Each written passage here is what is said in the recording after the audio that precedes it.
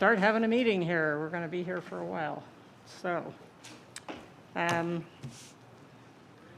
just taking minutes. Do we need to do a roll call, Mr. Clerk? No? No, I can see everyone who's here. Thank you. Sorry, say that again. I can see everyone who's here. Okay, great. Thank you. Okay, then welcome back to Mayor Kreisman, and kind of welcome back to Mayor Hibbard too when he gets here. And I think that's all we have for new people, right? So it's good to see everybody. It's been a while.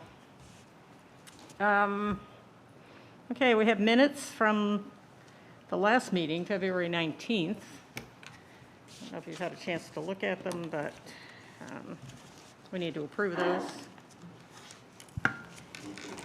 Second. Thank you. Okay, we have a motion and a second. All in favor say aye. Aye. I'm so used to raising my hand on the Zoom meetings. It's weird to have a face-to-face meeting. Everybody raise their hand. Okay, let's look at the financial report. Steve. Thank you, Madam Chair. In your handouts, in your packet at your table, you should have a 8.5 by 14 that goes through and gives our finances year to date. So you have our actual May actuals, October through May actuals, what our budget was, and then the remaining amount of the budget left. I think you will see in some cases we have expenses that are less because we did not have things happen. As an example, trade shows we did not go to, advertising that had been paused, a variety of different things. But again, normally we would have the Finance Committee review this, but knowing today's meeting was going to be an extremely long one, we did not have the Finance Committee. We will resume that back on our schedule. But we wanted to make sure each member of the Tourist Development Council had a copy of our financial statement. This is as of May 30th, 2020. Okay, so how do we have $26 of FEMA revenue? I'm sorry, where? $26 of FEMA revenue. I don't know on From that one. 4 years ago, right? Yeah. Okay. Questions about the financial statements? Okay.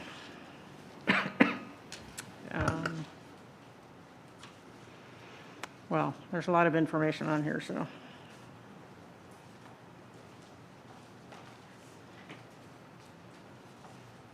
Okay. All right, well, we'll be talking a lot of finances later, so we need to approve this. Thank you. Thank you. A second. All in favor say aye. Aye. Aye. Aye. Opposed? Motion carries. Okay. All righty. Budget overview. Oh, I just skipped right over that, didn't I? I think I've had enough public comment for the month. Is it a 3-hour discussion this morning? No, better not be. I'm sorry, do we? If it is, I'm going home. Do we have any public would like to comment on just about anything other than masks in public? All right. No public comment? All right, thank you. Okay. Then let's dive into the budget.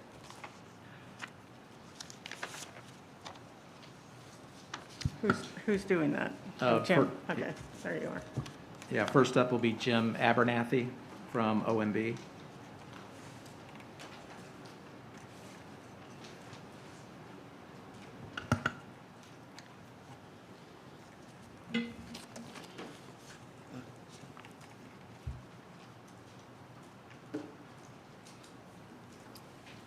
Good morning. My name is Jim Abernathy. I'm with the Office of Management and Budget.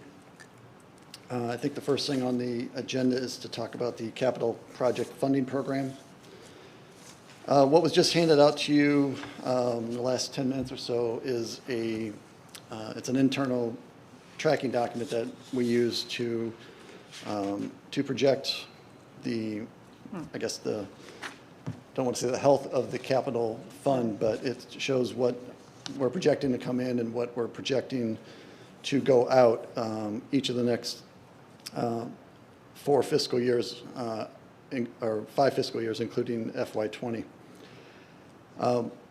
What you may notice is that from the previous version that you may have seen, the revenue, the 40% allocation, is drastically lower than it has been in previous versions of this. Right now, we are projecting about $15 million to come in, which is the 40% of the total tourist development tax revenue in FY20. That would go with the $21.4 million in fund balance to give us a pot of $36.4 million for capital programs funding. There are existing obligations that we are paying this year, including the final payment to the Dali Museum with our initial $2.5 million commitment of $500,000. The Phillies spring training facility, just about $600,000 that we will pay this year.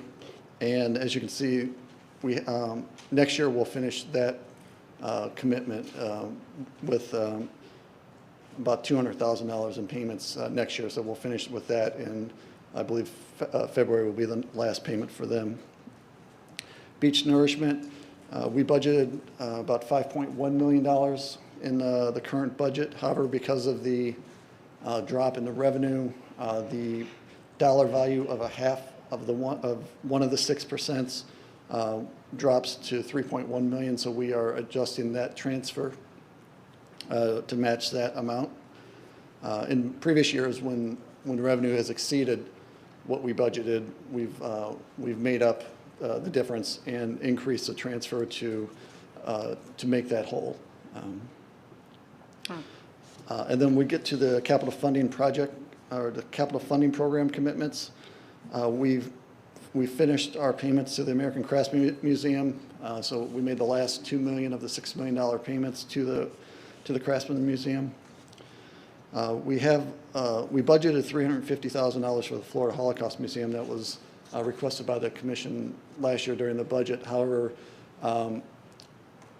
we most likely will not need to make that payment this year. They won't be in a position to ask for reimbursement for us this year. So we're moving that out to FY21. And if it gets pushed again, then we'll push it out to match their completion of the project. The City of Clearwater, we have a $950,000 item for one of 2 payments for the Countryside Sports Complex. They had the ribbon cutting, and they are going to be requesting the first of the 2 payments shortly, if they have not already submitted that.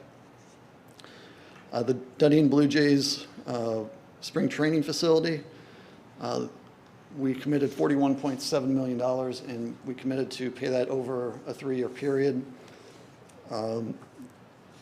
We budgeted $33.2 million. However, there was some additional reimbursement that were submitted towards the end of last year that raised the amount that we thought they were going to submit last year. So the amount that is remaining is $29.6 million. There is some question on whether they'll be able to get all of those reimbursements submitted to us this year. So some of those commitments might move out to next year. However, the total amount that we will pay does not change. It still will be at the $41.7 million. Tampa Bay Watch, we did not have that in the budget, but it was approved by the TDC and the BCC. And if they are able to get a reimbursement request to us, and they may have already submitted that, I don't recall, there is money in there because the Holocaust Museum payment was not made. So we'll just shift the funds from the Holocaust Museum to the Tampa Bay Watch if that need arises. So with all of those projects, with our previous commitments and the capital funding program commitments, we have about $32.9 million in capital projects that we'll be paying out this year.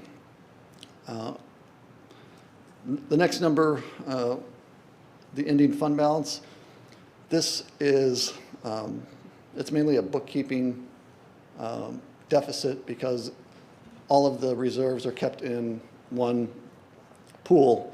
So there's not going to be a cash flow issue. It'll just be a slight dip in what we've identified as capital reserves until next year when we start collecting additional money.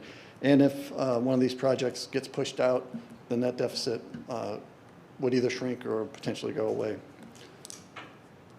So for FY21 request, as I said, we're starting with about $700,000 in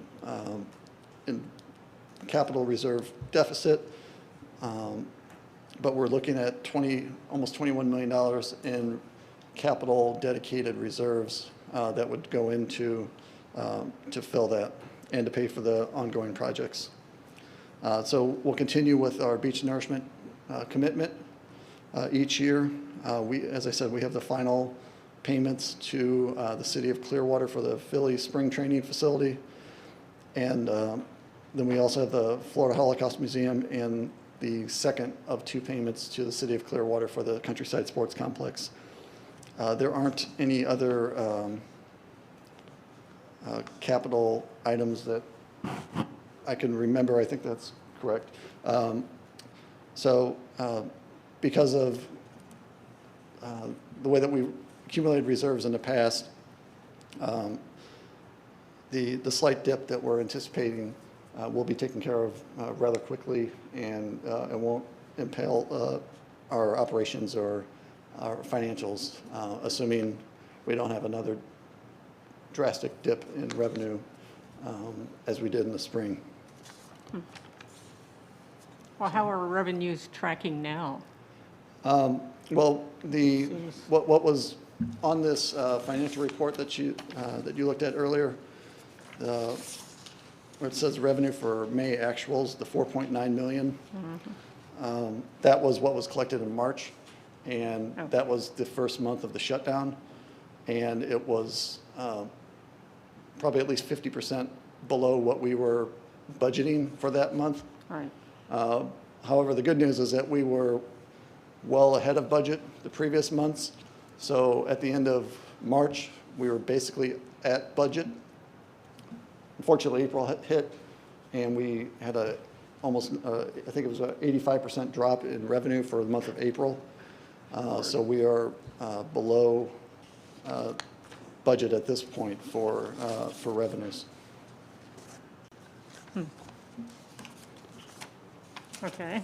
We can't see And how actually, it's trending yet. what we're projecting is, at this point, we're projecting FY20 total tourist development tax collection of $37.5 million compared to a budget of $61.4 million. So we are projecting a steep drop in those revenues. When we made those projections, it was very early in the pandemic and the closures. Steve and I talked about what we were looking at. March collections were pretty much exactly where we had projected them. April's did a little bit better. We were looking at a 95% reduction for the month of April. We came in at like 85. We collected less than $1 million for the month of April, but we were expecting less than $500,000. And so it was slightly better. We weren't anticipating reopening in the month of May, so there's probably going to be higher revenues in the month of May than we had projected.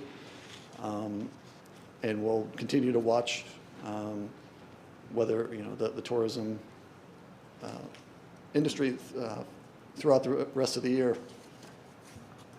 So what is occupancy looking like right now for those of you who watch those things on a daily basis?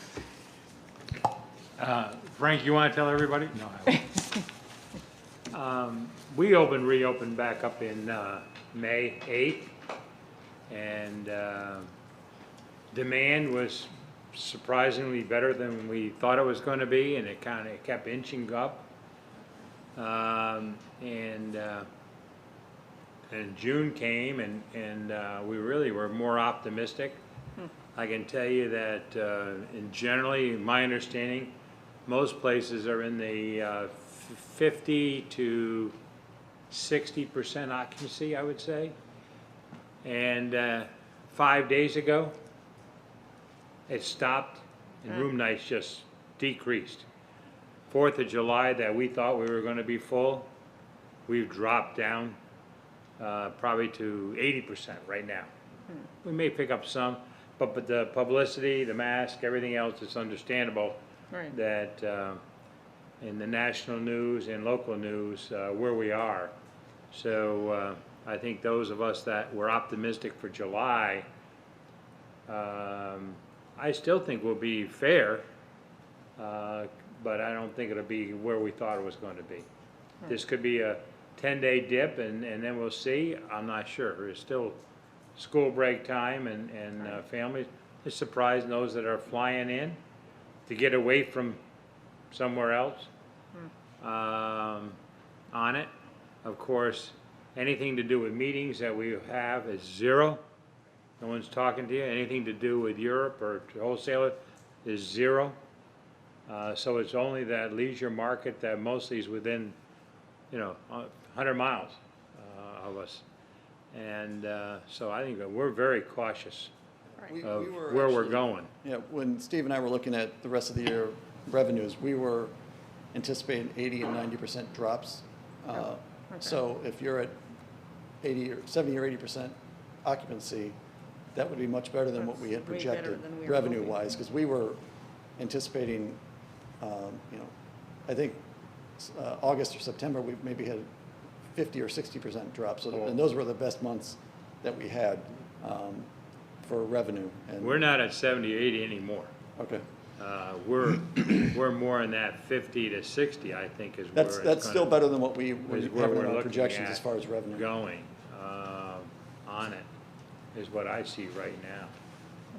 But this dip that we're gonna have to take care of and get through, we're cautious on where we are.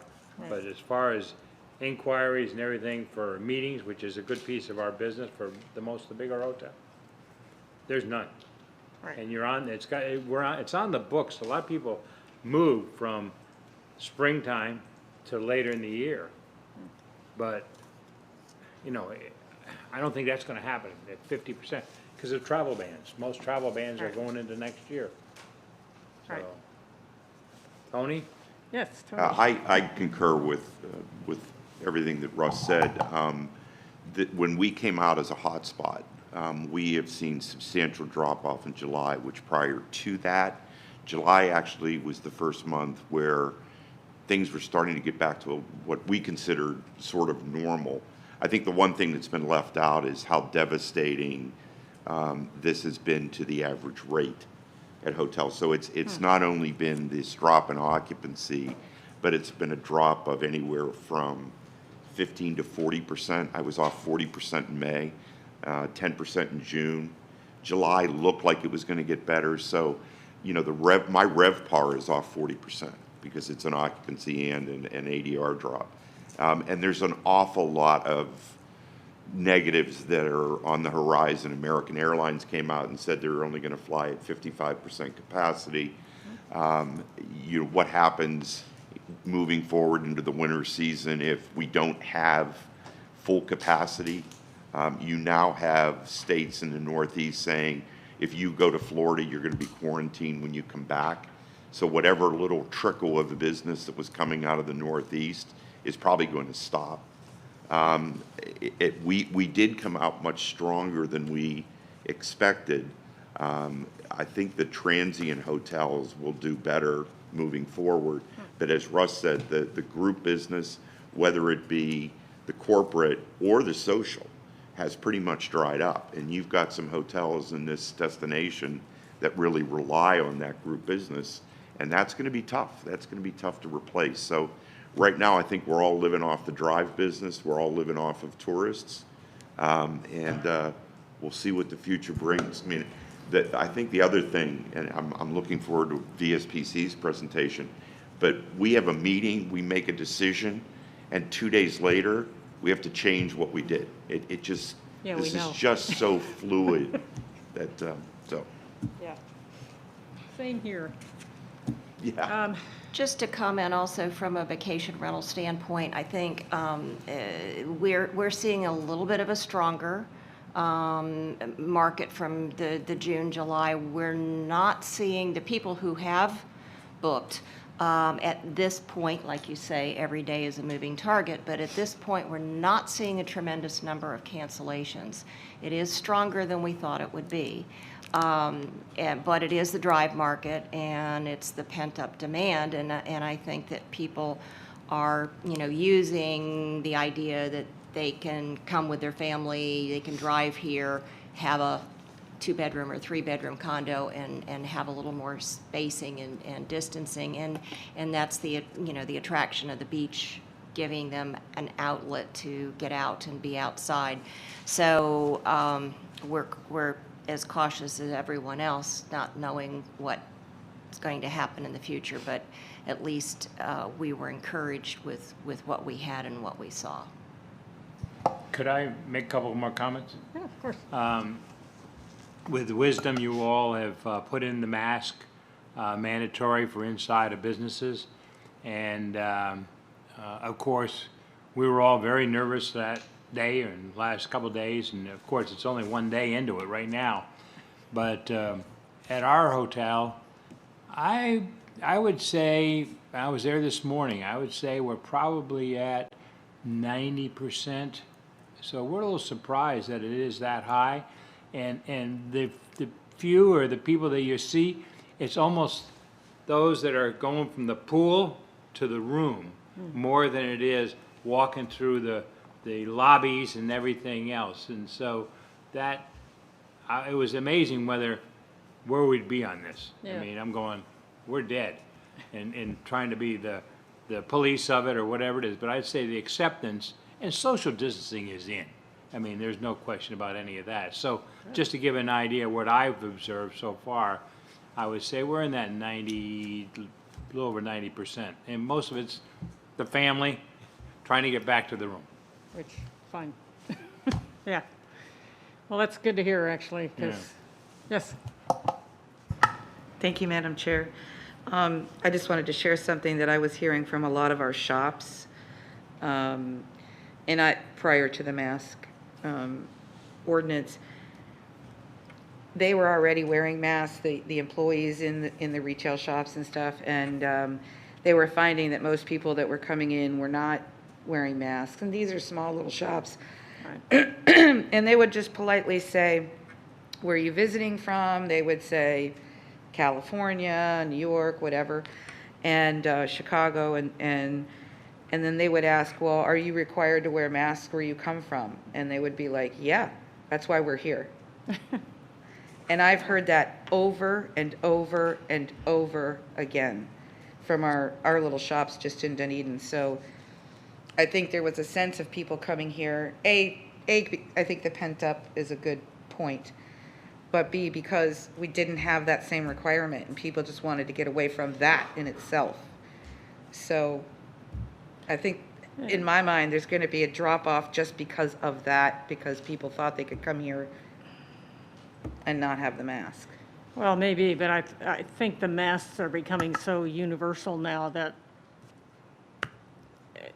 Oh, I agree. They'll sooner or get later, over it. people will get used to the idea Yeah, that they'll they get have to wear over a it. mask. I'm just saying what I was hearing from the Oh, yeah. businesses. But I know that I have people in my household that are ready to go take a vacation on the beach, even if it's 2 miles away, Me just too. to get out of the house. Yeah, me too. Yes. Madam Chair, at your place setting, we did hand out a sheet that we provide to the county every week that goes through and looks at occupancy ADR from the hotel side, and this is on a weekly basis. And then the other part is it looks at the TSA screenings at both PI as well as Tampa International. So, and then a little bit later, when we get into the budget presentation, I've got a couple of slides that graphically, I think, will show what's happening, especially when you look at where TDT revenues were up until March, and then where we are right now, but also the ADR and the occupancy. So I did want to point that out. And again, we interesting. keep this on our reporting portal so that we can, we and the industry can look at this on an everyday basis. Well, getting back to the budget, I think it is a good idea to continue to be conservative in our projections, because heaven knows what's going to happen next. Yes, A question for Jim. I'm sure you're still ahead of the curve on this, but did you factor in the lower daily rate when you were downsizing your something here too. occupancy? We didn't look at those individual pieces. We anticipated a drop in revenue, or a drop in. Just overall revenue Yeah, drop? just overall revenue, as, the drop in number of people coming, and that would mean lower rates to get people to come in. So we didn't factor those in specifically, but I can get into how we did these. That's all right. Like I said, I think you're still over projecting or under projecting. But I was just curious if that was a factor, but you just overall revenues. Yeah, it's the whole Bed picture. tax. Yeah, the whole picture Right. is what we looked at. Okay, go on. Are there any questions? Oh,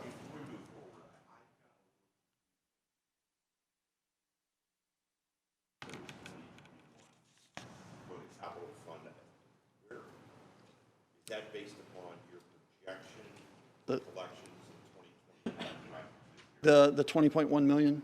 Yes. Yes, that, we have a projected $20.8 million in revenue for FY '21, and then you take out the $700,000 deficit, which bring us to 20.1 million. That would be available for capital. Yes. It's not money that we have on October 1st, it's money that we'll collect throughout the year. During the course of the year, Yes. but your projection then, by the end of that fiscal year, you will be at somewhere in the neighborhood of 21 million. I'll say that's where we're budgeting. Okay. Projecting, that's where we're going to be budgeting, yes. Thank you, Ben. okay. Any other questions on the capital part? If not, we can move to I think the next part is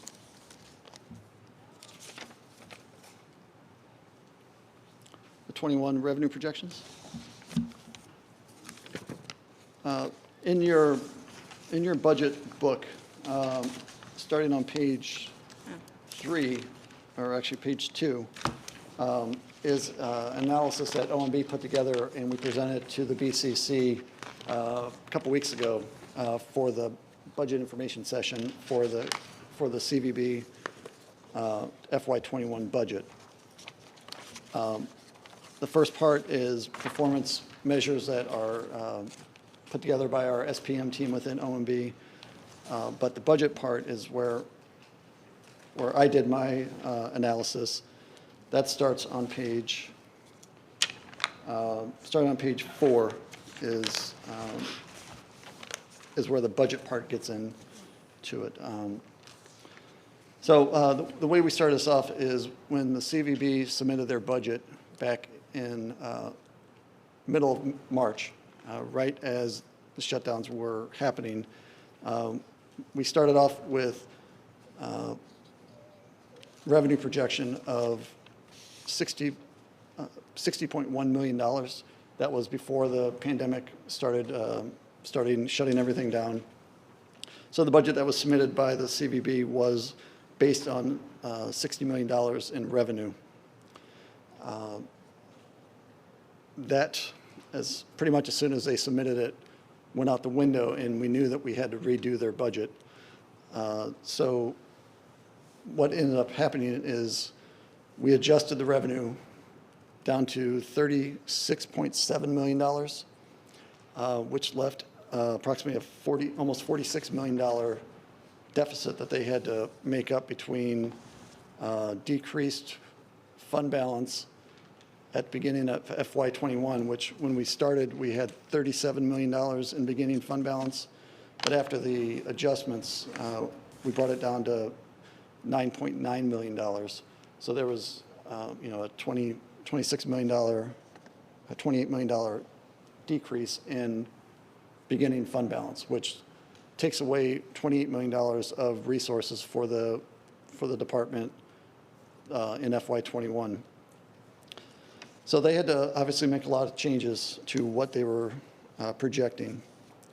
The first thing they did was they started looking at the estimates for FY '20, because anything that's not used in FY '20 gets collected into the beginning fund balance for FY '21. So a dollar saved in FY '20 is a dollar that can be used in FY '21. And Terry can correct me if I'm wrong, but in FY '20, after the initial budget was submitted, they went back in and scrubbed $8.8 million of expenditures that they would defer from FY '20 to either FY '21 or just not do it all. And as Steve said, with conferences that they didn't go to or sales trips that they couldn't take and other items, they were able to cut $8.8 million. So, and lots of different things were used. There are vacant positions that they knew that they weren't going to fill this year, so we were able to take that out of their estimate, and several contracts that they were reducing. So what ultimately happened is we were able to get the beginning fund balance up to $20.4 million to begin FY '21. And this is, as I said earlier, the revenue estimates went from $61.4 million in the budget to $37.5 million in the estimate. So that greatly reduced the resources that were available as well.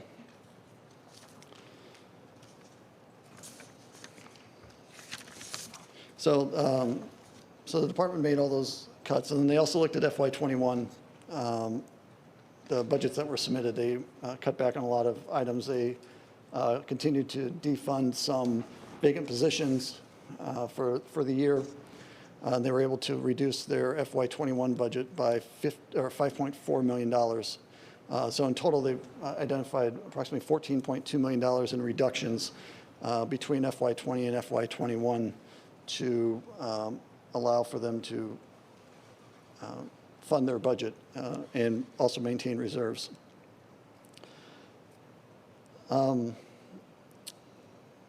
So as you can see, the revenues, we have what after the department made their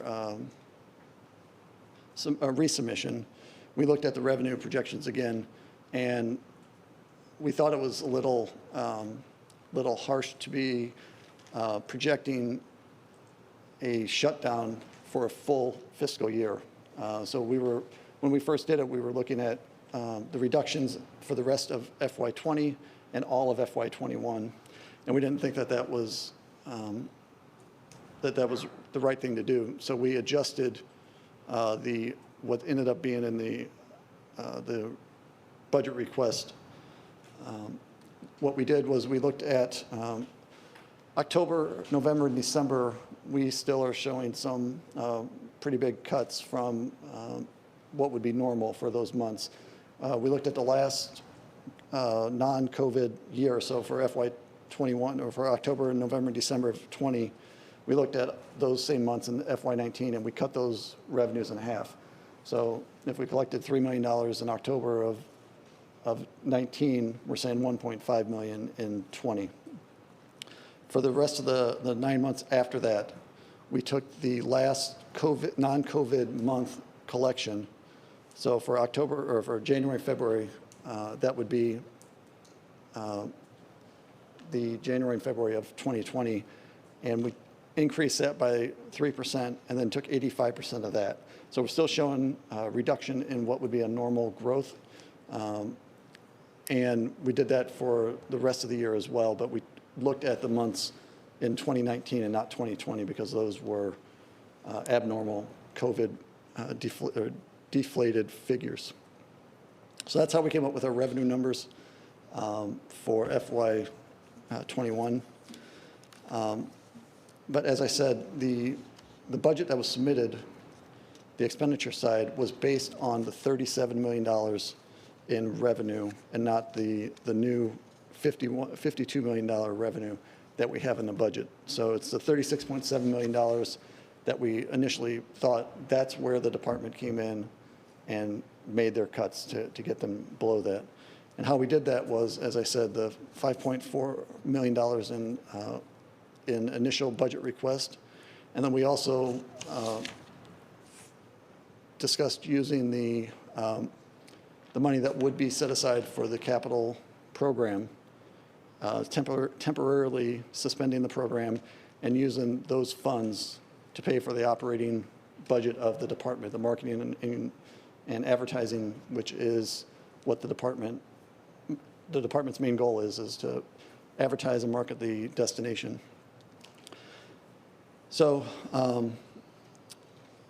that does not mean that we won't pay the commitments that we already have made, the ones that I've outlined before, but we will not be looking at the, and Steve will probably talk about this later, but I think we're suspending the application process for new capital funds in the next fiscal year. Is it? Okay. Well, yeah. We haven't actually decided that yet, but yes, that's our suggestion. Yes, Not including those things that we've already been talking about, Correct. i.e. the Phillies. And yeah, the Phillies, the Tampa Bay Watch, the Holocaust Museum, Beach, all of those things will still be funded. All right.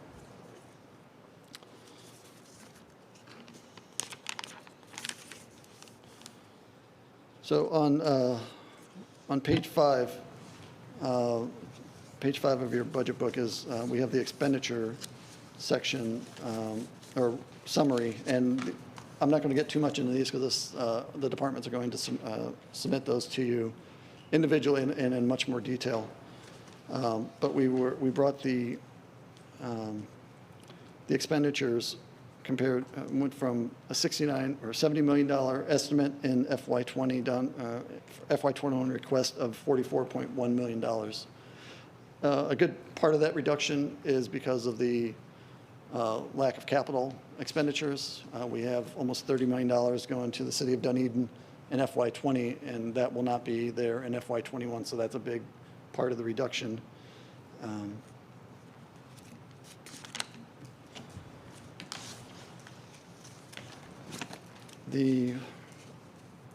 Let's see. I think the rest of the budget is going to be covered by the managers of each of the divisions. So I don't want to get into that because that's their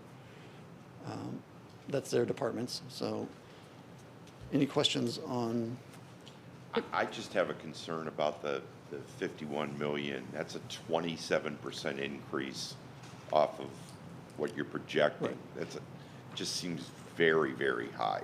Yes, and if we don't hit that, then we still have room because we're putting on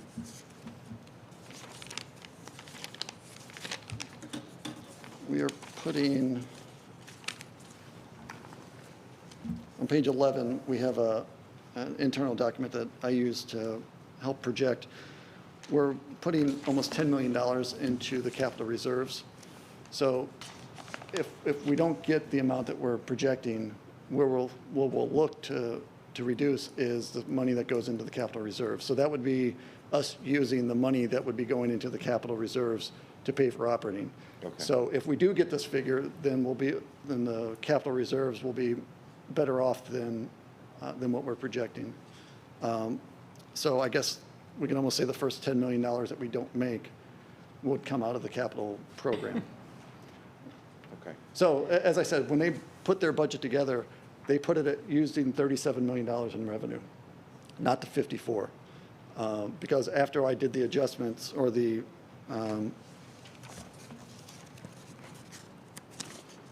52, they did not put their budget together with the $52 million in revenue. They put it together with $36.7 million in revenue. So if we come in above that, then we'll be better off than what we initially thought. So you have two cushions built in? Yes. Okay. They made cuts based on a much worse revenue projection than what we have in the budget. Okay. And if it comes in below that, then there's a whole other problem that we have to worry about, because it'll affect the general fund, it'll affect everything, it'll affect local governments, it'll affect everybody. So we built in a cushion by lowering their available pot of money for the budget compared to what we presented to the BCC. So, Okay. Thank you, Jim. So Jim, we're basically using half of our reserve well, is where we're looking at doing, right? We're using. no, actually, what we have reserves budgeted in FY '20 is 25.5 million.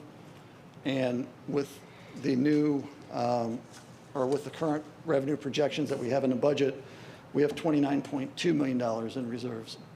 So reserves are actually going up overall.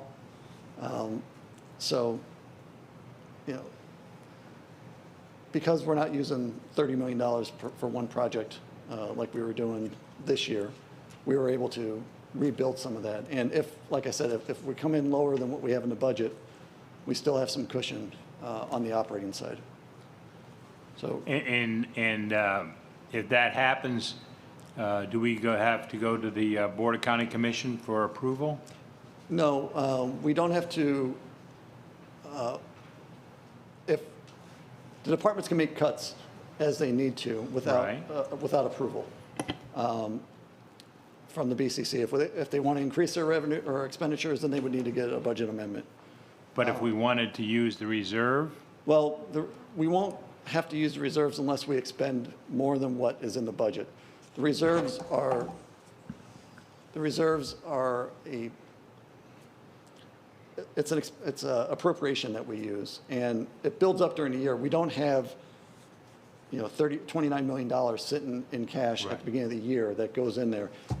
It just goes in, and cash flow wise, it's just where money sits for the next year. It's appropriated so that we balance the budget, because it's part of the expenditures. Because the reserves and operating expenditures must equal the beginning fund balance Right. and the projected revenues. So that's how we balance, is we have whatever they're going to spend and then the reserves in there. So we won't actually be using reserves in the way that you're thinking. It's more of a cash flow use. So obviously, regular operating expenses are the priority. So when we have room to borrow from the other, from the capital funding. Yeah, And Steve and I and talked. even if we decided we were going to do something, say the Phillies, we can stretch out that, it's easier to play with that budget sort of year to year than it is the operating. When Steve and I were first talking about this, they made all their cuts. That they made those those $5.4 million in cuts in FY '21 and $8.8 million in FY '20, and we were still $14 million or so shy, which is about the value of the contract for CVB or VBK or BVK. Forget the initials. There are too many initials around here. Right. And he basically stated that to make up that difference, he could cut 5 departments and still not have enough, because, you know, their total operating expenditures is, you know, not including personnel, is about $33 million in FY '21. And they have a $15 million contract for BVK and then another $4.5 to $5.5 million for miles. So you have two items that $20 million of their $32 million. So there weren't a whole lot of options short of, you know, cutting the advertising and marketing budget, which they may still do as far as what we actually spend, because it may not make sense to advertise if no one's traveling. That's a decision that they'll make, that you guys will make. But it allows us to have that available if things, you know, if there's a vaccine that comes out and cases start dropping and people start traveling, that we have the available resources and appropriations to continue those contracts.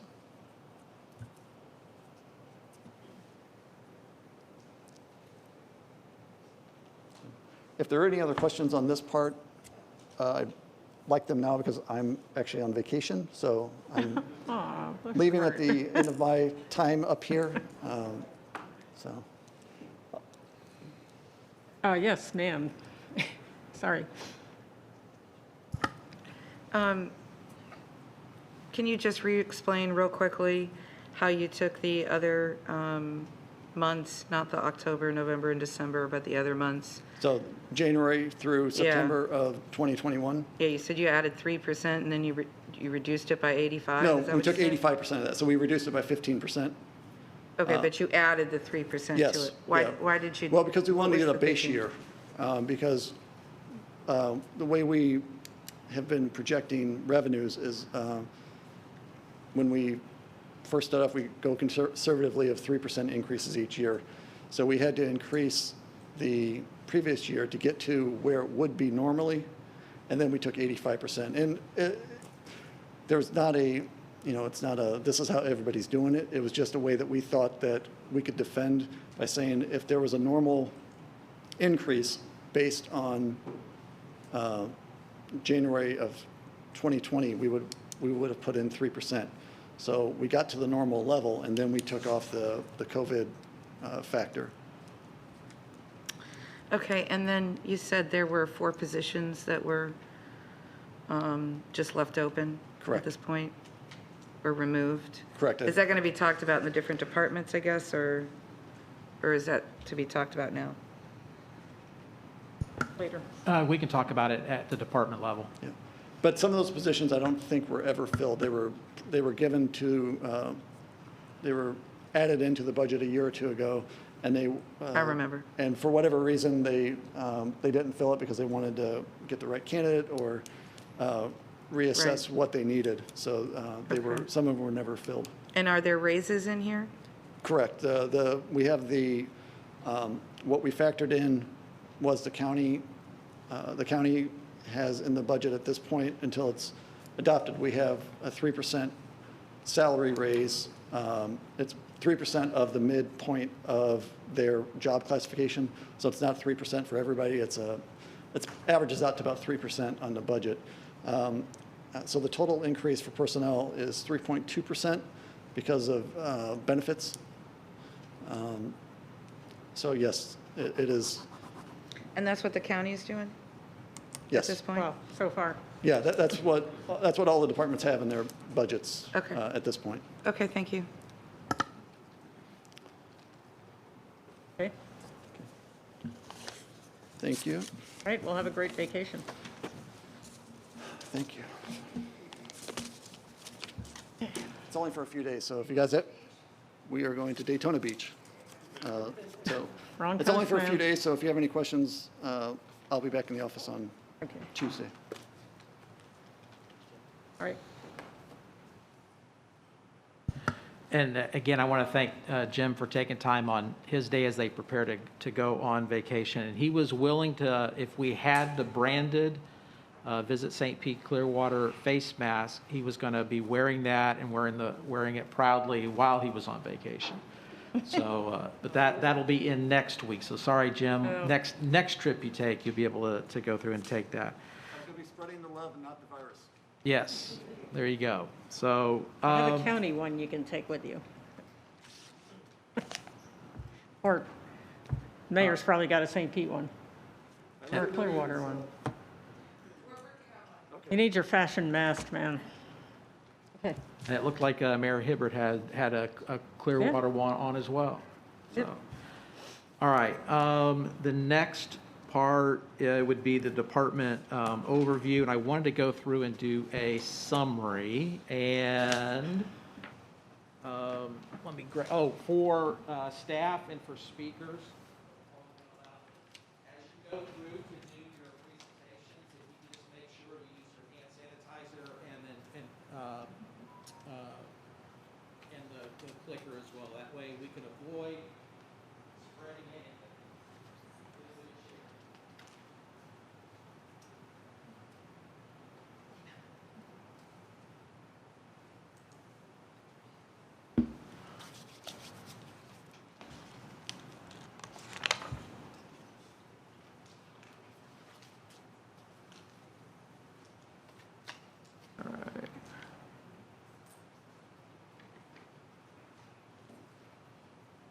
Let's hope this thing works.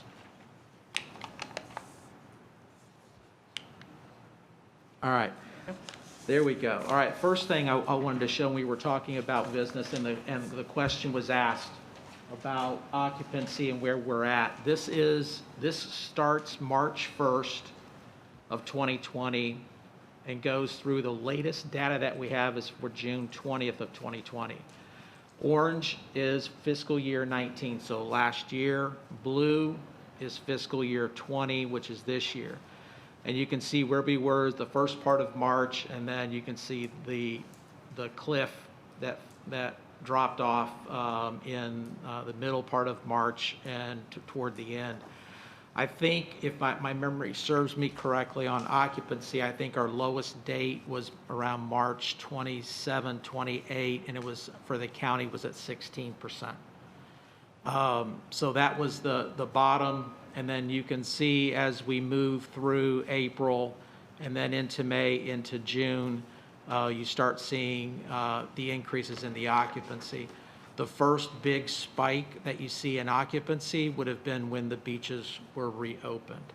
And then the biggest spike that you have there then would be when Memorial Day happened. So you can see we're slowly inching up.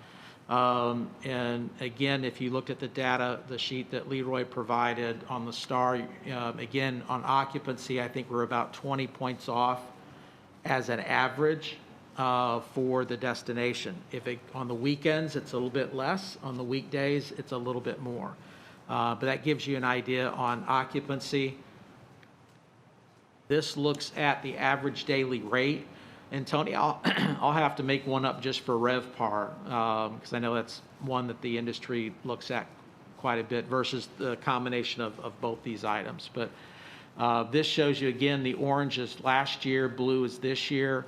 And then you can see, again, the cliff falling off, and then you can see we're slowly inching back up in terms of the rate.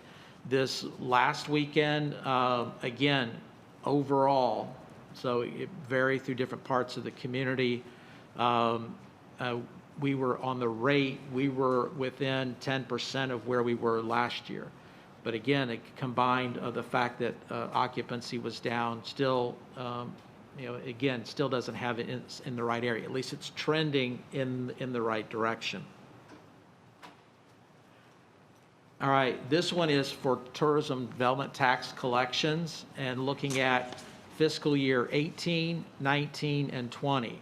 I don't need to tell you which one's 20 because you can really see that one there. But as you can see, the first part, when you look at October, November, December, all the way through February, we were ahead of where we were the previous year. And based on folks that I talked to, the folks that the staff talked to, this was probably going to be another banner year. And then you can see in March, when normally you would have a huge number, we were coming down, and that's basically the being off 48%, and then you see the drop in April. We do not have the May numbers yet, but I think we will start to see an inchward. We will start to see that climb back up. What I might add is, and again, I think Jim did a fabulous job of taking into consideration all the things that are happening to come up with projections on the revenue. I almost wanted to have a pool in the, for those that wanted to participate to see how close we actually come to projections. Because I think Jim said I was more pessimistic than anybody.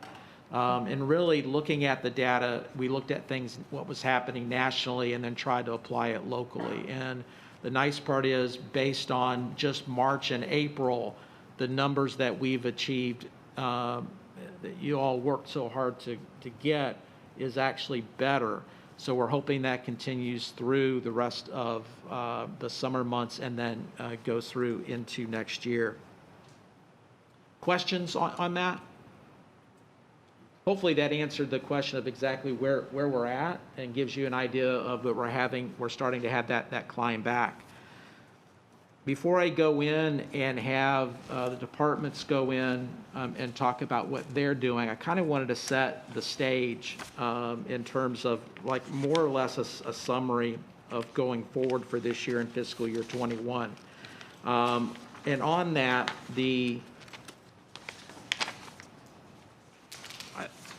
I think for us as an organization as well as an industry, I think there are some key things here. One is, as we go through this next fiscal year, is having the staff look at a focus on essential programs that have a high ROI and a high value. And what I mean by that is where we're seeing increased visitor spending, we're seeing increased tourist development tax generation, room nights, and then stakeholder value and or participation. And what I mean by that is that gets our industry involved with what we're doing to where they want to go through and participate, or they see the value in what we're doing because they're seeing additional business. So again, you know, as we looked at some of our direct sales efforts, looked at our advertising efforts, it doesn't matter which department, really taking those things into consideration. Another item is using data to drive our business decisions. If there's one thing that I thoroughly enjoyed when I started my job here was the fact that this organization has utilized and researched the last couple of years to look at what we're doing. And we're going to delve into that even more so this year. You'll hear a little bit later how we went through and we talked to the potential traveler to find out their thoughts and feelings about traveling here, and then using that information to help drive messaging and what we need to be going through and do. And I think that's extremely important given the scenario that we're in today. Second is to be able to be nimble to react to changes in the marketplace based on the research. And I was on a call yesterday with peers in other markets, and somebody said it's like their marketing plan changes on a weekly basis. I bear to say it changes on an every other day basis because there's something that will impact the decision of somebody to travel. And it could be something very simplistic, it could be something very complicated, but we need to react accordingly versus taking a longer time to go through to make those changes. So, I mean, between the data research, between the research and being nimble, I think that's going to be critical going forward next year. I mentioned this to this body previously, but the development of a strategic plan with key success metrics. We will be starting that process this fall. In that, I'm excited about it because it gives us direction, a 5-year direction of what we need to do, where we need to go. And that's looking at all aspects of tourism. And not only does that cover, you know, what we're doing to drive leisure travel, but meetings and conferences, whether it's on the film side, the sports side, and it also includes, and we're going to be working closely with Creative Pinellas to bring them into this as well. Because at the end of the day, it's a tourism element that's here, and we need to have a strategy in mapping that forward and say, how do we know that we were successful? So in the coming months, be expecting to hear more on that and how, as members of our TDC, to be intimately involved with that process. Drive more value for our industry and community partners. As you know, as a department of the county, as a tourism organization, we want to make sure whether you are a lodging partner, whether you are in transportation, whether you're an attraction, a restaurant, you're in this business, that we're able to provide value in what we're doing so that it helps the businesses. Because bottom line is, this industry is critically important to this county in so many different ways. And so how do we go through and do more of that? Next would be being the storyteller both internally and externally. We tell some great stories. We tell about the great product that we have here and how it changes. You know, whether we've got new museums that are opening up, new attractions that are opening up. You know, I mean, there's just so many wonderful things that are happening. That's that external part. The internal part is telling that story internally. And internally, what I mean is to the residents, to the stakeholders of things that tourism does to benefit the community in a very positive way. And then last on that is really a focus on service to increase business. And I think one of the critical things there is I am all for sales. And it's critical to go out and get that business. But if you treat your customer right, they will come back. If you treat your customer even better, they will tell people. And so how do we as an organization focus on that service aspect to go through and help our customers? If I'm coming here for a conference and all of a sudden the meeting planner looks like a rock star, the lodging property looks like a rock star because we're helping them, then that helps us get more business down the road. It could be the same for sports. It could be the same for leisure travel. Again, that focus on service. So again, I think it kind of sets the stage of where we're going with the different departments.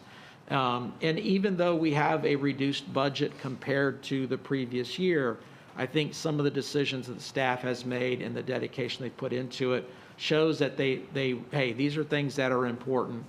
With today's meeting, what I know that, again, these are initial conversations. I hope that you will see this and then say, hey, have you thought about this? Give us feedback. Again, that we could take back and refine before we go to kick off everything October 1st. So with that, I will turn this over to Tony Armour. Tony is for the Film Commission, and I think he'll go run through his presentation, and then he as well is going on vacation, except I think he's flying, so. Yeah, that is some personal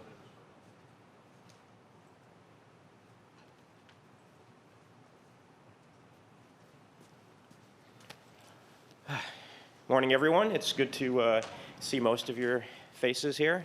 I like the Knights of the Round Table thing that we've got going on here with the new thing. And thank you all for allowing me to put on some big boy clothes today and get out of the house.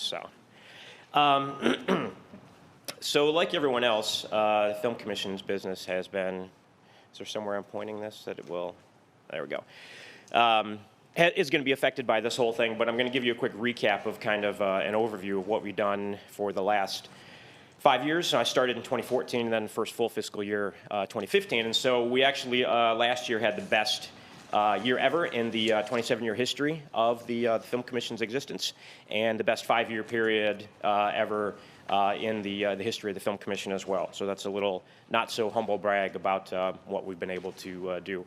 I'm going to keep the charts simple and moving quick for you today because I know you got a lot of slides to look at. But as you can see, for sort of a breakdown of where the spending comes in the area, the top two are the commercial industry and then the feature films that come and shoot in the area. And when you kind of take a look at the breakdown, you can see we had a big jump in fiscal year 19 in our feature films, and a lot of that is the culmination of the work that we've done over the past 5 years to raise the profile of the area, and then resulting in the couple of Hallmark films and the other films that we had in the area. The commercial industry has stayed extremely consistent over the years, and I guess if we compare it sort of to to ADR for a hotel term, the amount of money that gets spent on, say, that $7.8 million from 7 feature films, as opposed to the $3 million or so for 70 commercials. So you get a lot more bang for your buck for the feature films, which is why we've put an emphasis on increasing segment of the business over the years. Kind of taking a look at where everything else comes in, our television, reality TV.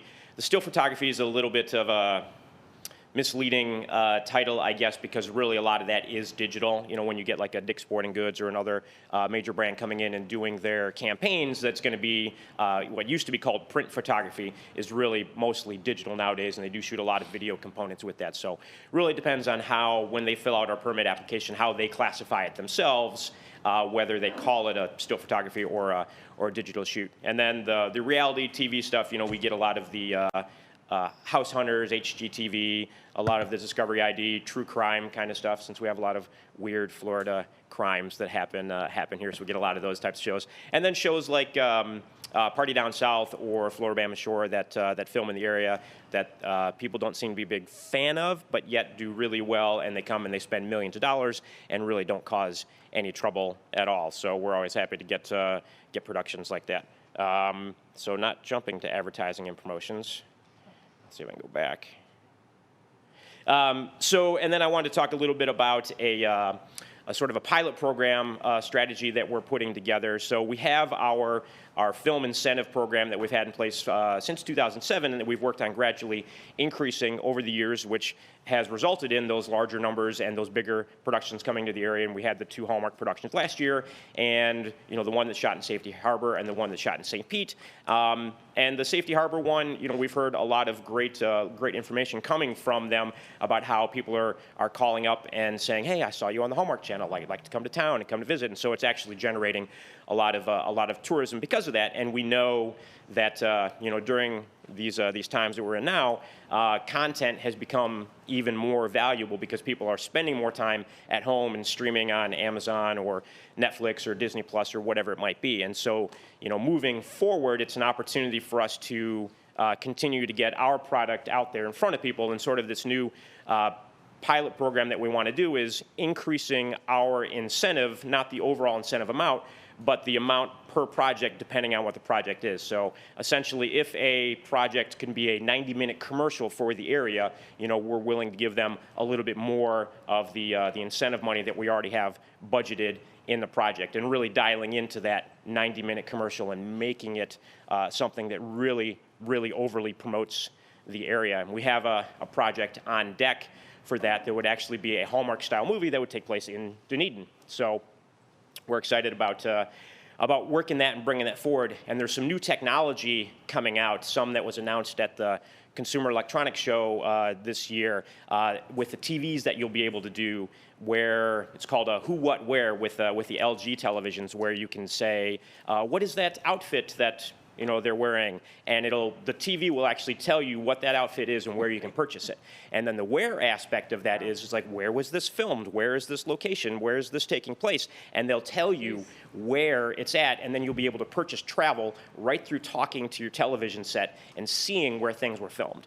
And so with that technology, as it increases and as we move forward, I think the ability to get our product visually out there is going to be even more important. We'll be able to make even more of an impact through what we do with the Film Commission.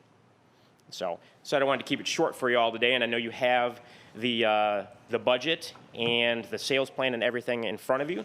So if you have any questions. Oh, sorry, Tony.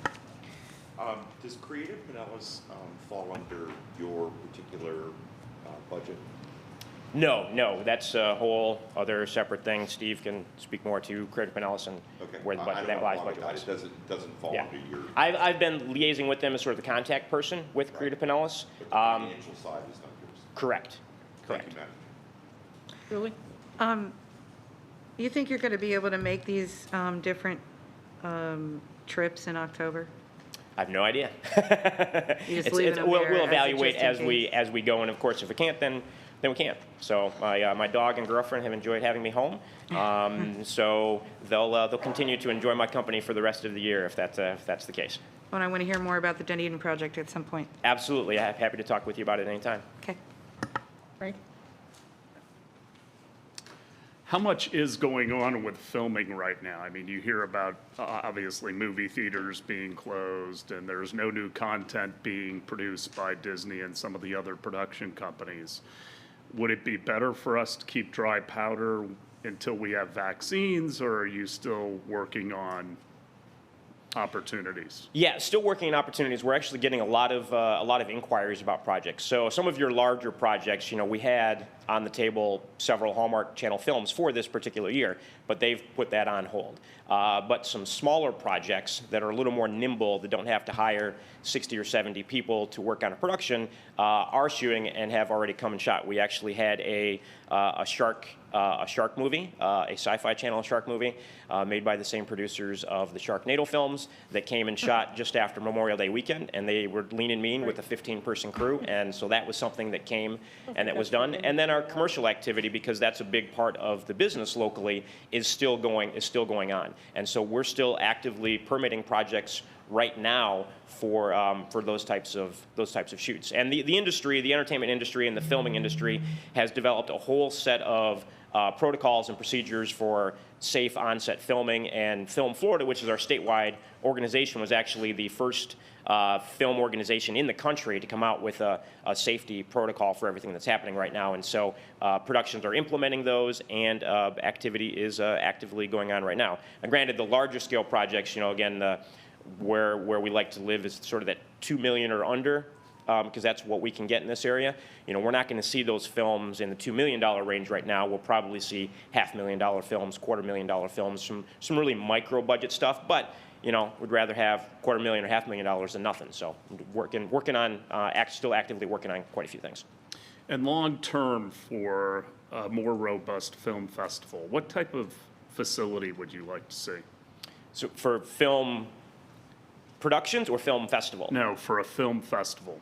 Yeah, so Mayor Kreisman is aware, and I think a lot of the council is as well, of the Sunscreen Film Festival in St. Pete, which is going into its 15th year. It was supposed to take place April 30th to May 3rd, and has been now pushed to September 24th to the 27th.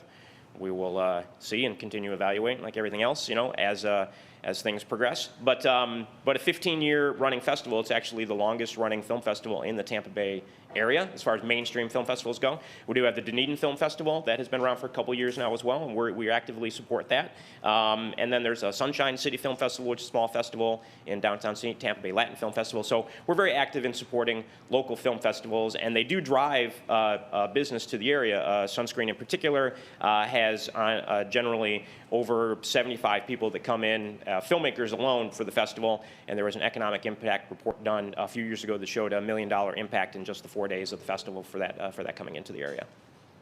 Thank you. Steve? Oh, go ahead. I think I did this the last 2 years, and I'm going to bring it up again this year, that the director look at some of the trade shows and the locations. We've read in the newspaper in the past history about the one in Europe, and I'm not sure about the second one. And I'm not sure during this economic time and everything that we can afford to do some of those in Europe and everything in the wisdom that I'd hate to embarrass the Board of County Commission or anybody else. That's really the reason why. I'm not judging the show, but I'm just judging the past history of where we've been. That I think we need to use some wisdom on that.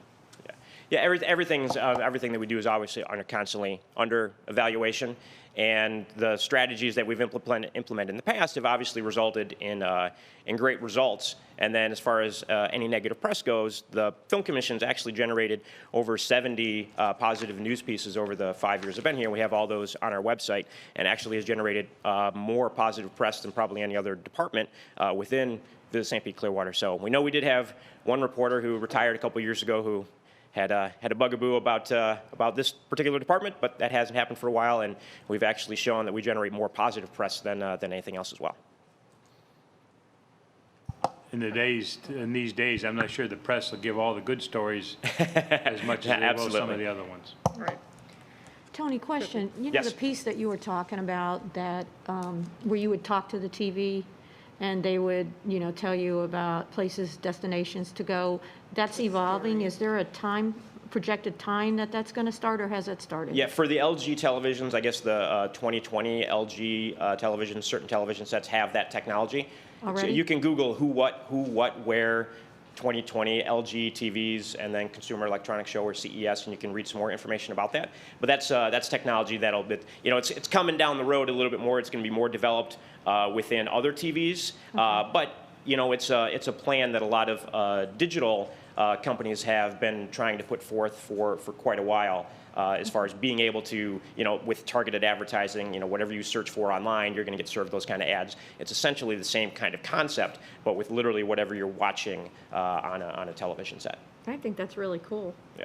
Okay, thank Well, you. except for the Sharknado thing, I'm not sure we want to be Well, that's associated with that. Okay. Anyway. Oh, I'm sorry. Go ahead. Well, and I was just going to say two things. One, along the lines of Mayor Julie and what you asked about the travel, I think there's a lot in our budget overall where we have no idea if that's going to happen. We're hearing about, hey, we're going to push it off another month, or it's not happening, or it's going virtual. And so we've got it built in if we need to do it. And if it doesn't happen, then it goes into an area that we can reassign those dollars. And I think the other thing, to Tony's point or to the mayor's point, about, the content, I think the film industry found out that maybe there's, that next Netflix, Hulu, and Prime Video are probably a better audience because, it just seems like there's more popping up on there. And, as a family, we've actually had our Netflix nights, where we're going through and watching a show together, even though it's there and it never made it to theater. So I think the pandemic has certainly changed how we all are doing different things. And I'm glad that we're not I'm glad we can get our multi-million-dollar projects, but if the small ones can help give us visibility and it still have an impact, then great. Yeah, the theatrical film model has changed quite a bit. We actually did a webinar yesterday talking about that, and yeah, it's going to be quite different moving forward. The way theaters are going to do, you're going to see more of just the big blockbuster tentpoles and less smaller independent films because it just doesn't make any financial sense for the theaters to have those sort of films playing.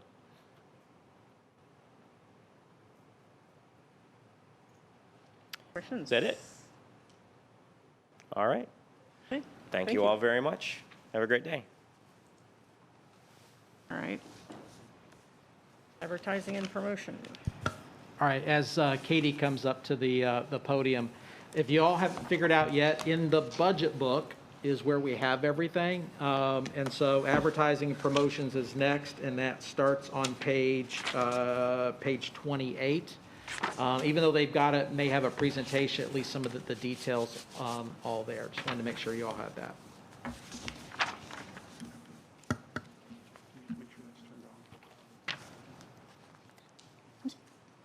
Hello? Okay. Good morning, everyone. Let me make sure. Do I go up or down? Okay, there we go. Good morning. I was going to give a couple of highlights of our FY20 plan before COVID, pre-COVID. So a couple highlights this fall.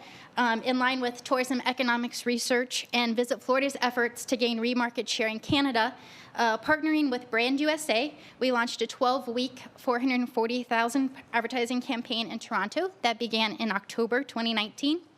The goal was to influence visitation between January to June. We will evaluate our efforts upon the release of our tourism economics next annual release, as well as administering a follow-up survey to our Attitudes, Awareness, and Usage brand tracking study, originally completed in December 2019. So you'll see here different initiatives that we did with our campaign. And again, I mentioned we partnered with Brand USA. And so just by including the Brand USA logo on our advertising here, they provide a 15% credit for us. And so here are some of the assets that we ran with our advertising campaign in Canada. We also did initiatives with Sunwing, which was one of our airline partners that flies into St. Pete Clearwater International Airport around the same time that we were running our campaign, working with them to help influence passenger traffic on their flights.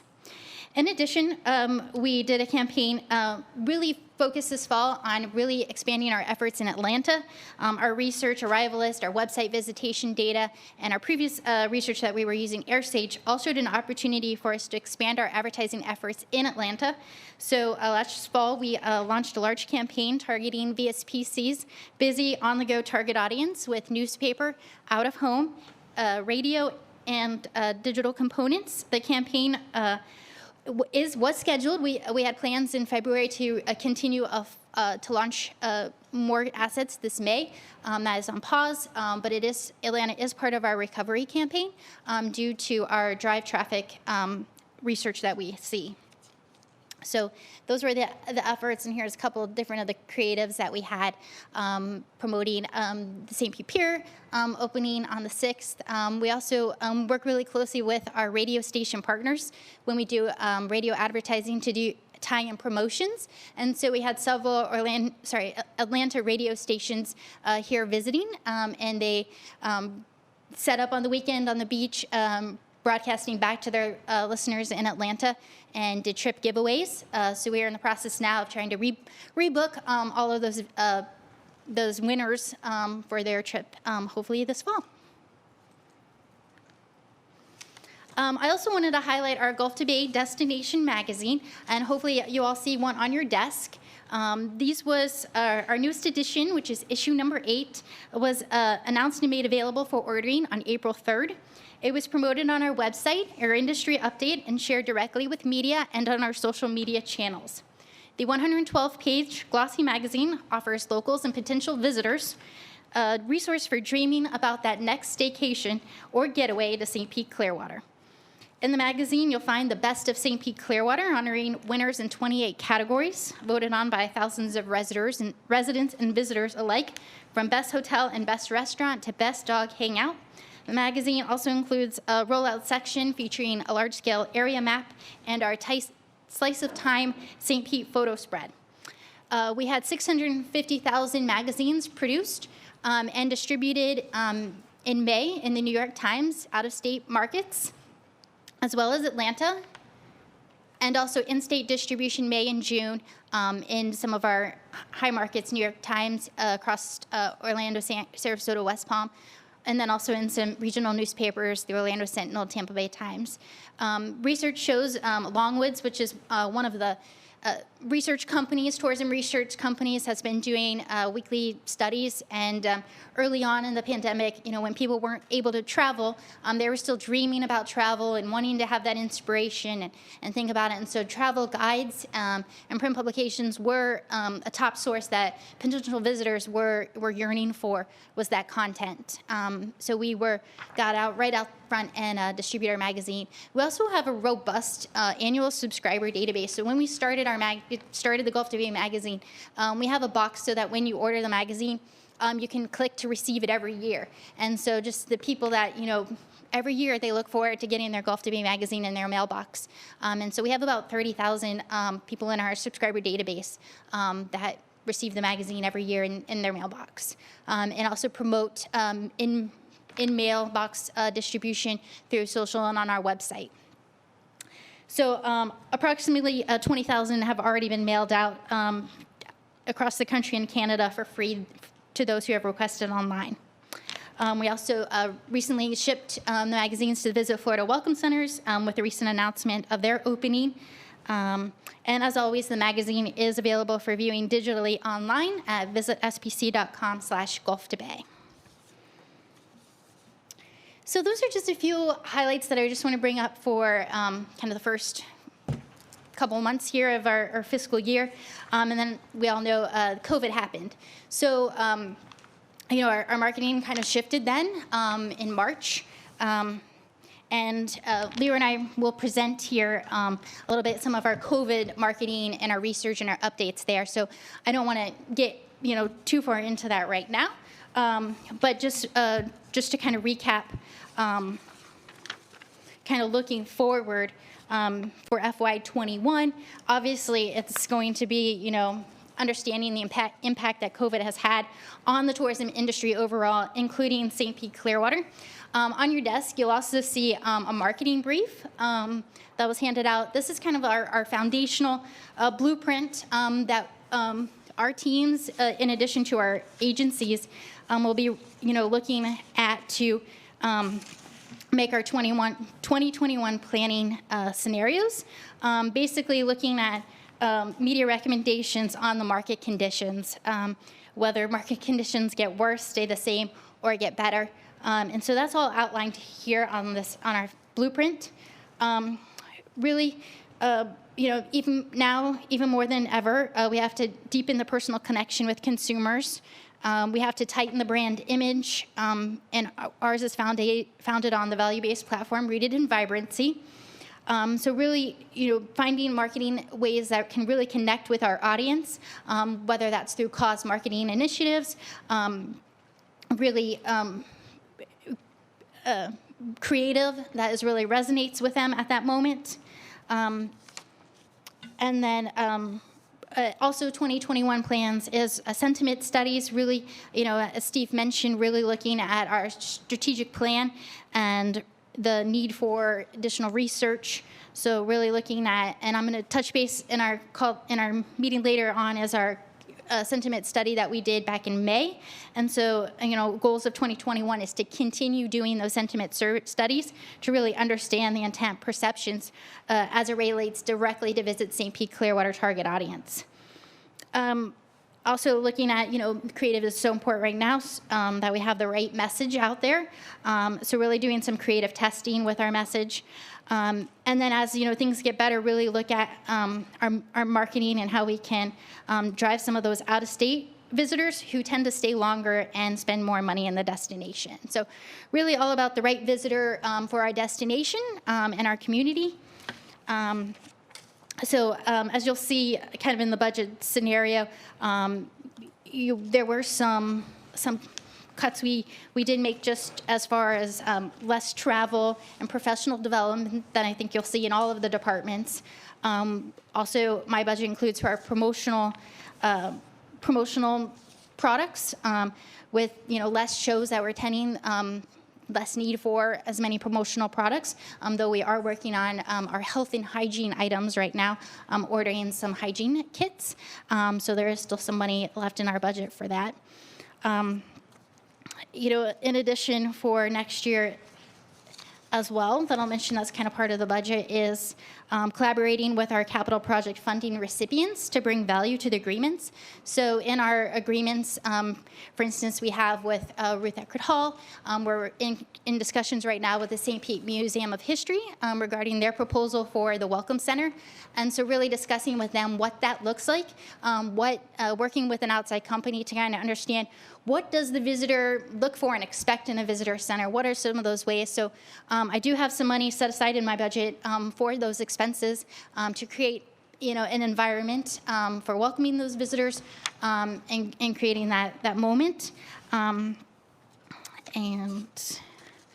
And one thing with the promotional products is really looking towards those that have sustainable green initiatives. So this just recently before the shutdown, we received some cloth trade show bags. So we give out a lot of trade show bags at all of our shows, and my marketing assistant, she sourced a cloth trade show bag that is reusable and sustainable. And so continuing to find those initiatives that work. So with all of the stuff that we do, we're thinking about our environment and the impact that we have. So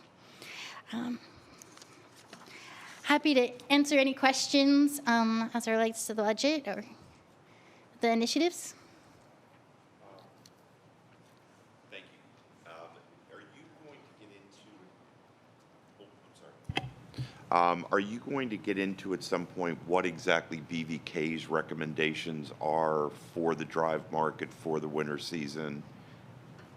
Yes, so right now we are kind of in a holding pattern, but yes, that's the goal of this document that we've been working on with them, is kind of understand then kind of that platform for them to put together those recommendations for our media plan for launch. So we haven't done that yet? Correct, yes. Okay, We have when not. is, what's the date on that? Generally, right now, we kind of is when we're kind of understanding the future and mapping out our goals, and so then planning for the next couple months with media partners to come back in usually late August with the proposals. But obviously, with the COVID situation now, we're kind of like Steve mentioned, day by day with our planning. So really, just it's continuing to have weekly conversations about what is our campaign and what are the steps that we need to take. So, we're meeting with them weekly, but the goal would be, by August that we could have a foundation for a winter campaign.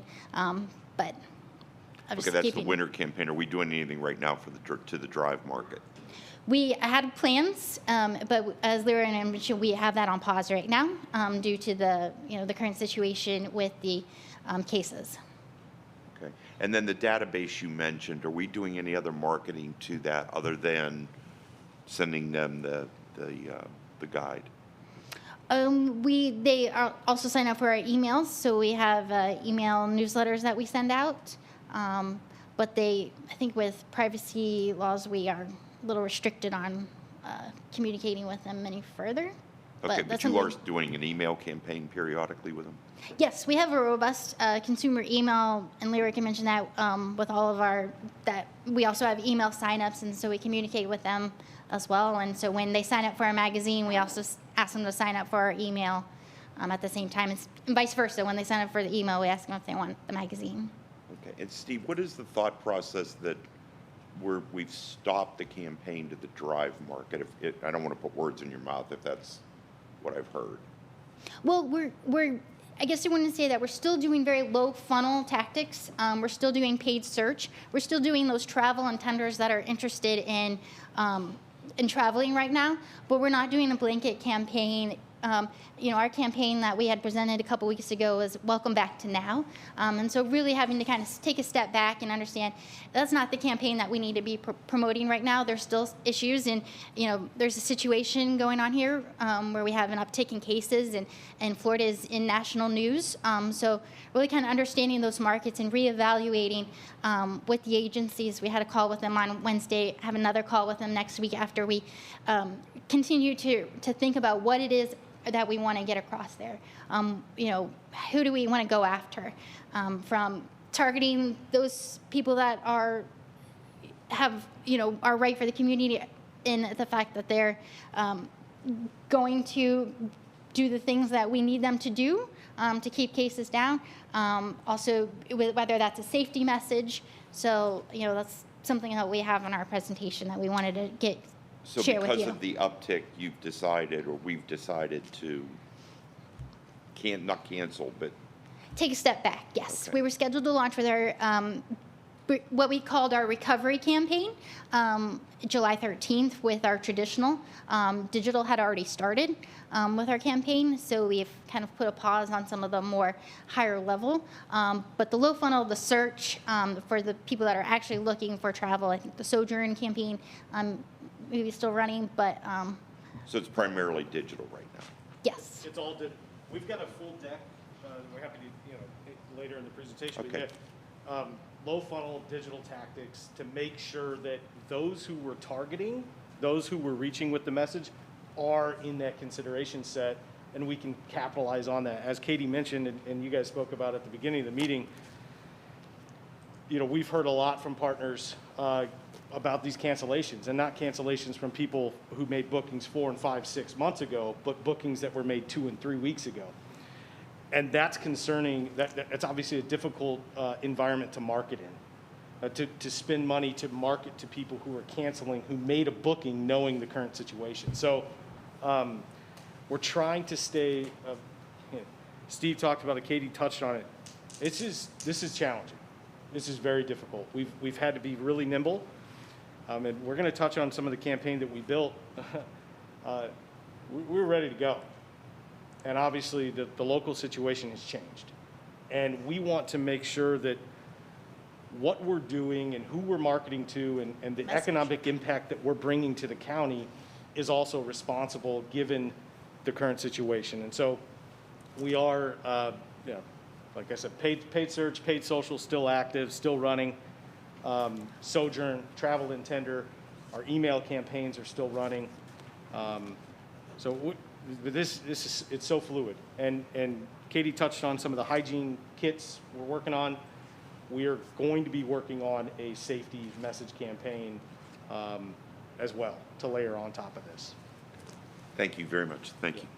And we do go into much, much more detail. It's a larger bit after all the budget pieces. So we can continue that. Yeah, because definitely want to share with you the work that we've been doing with the COVID situation. During COVID, we launched our campaign called Brighter Days Ahead. So I look forward to sharing that with you later in the meeting. Julie? Thank you, and maybe this will apply to that part of the presentation.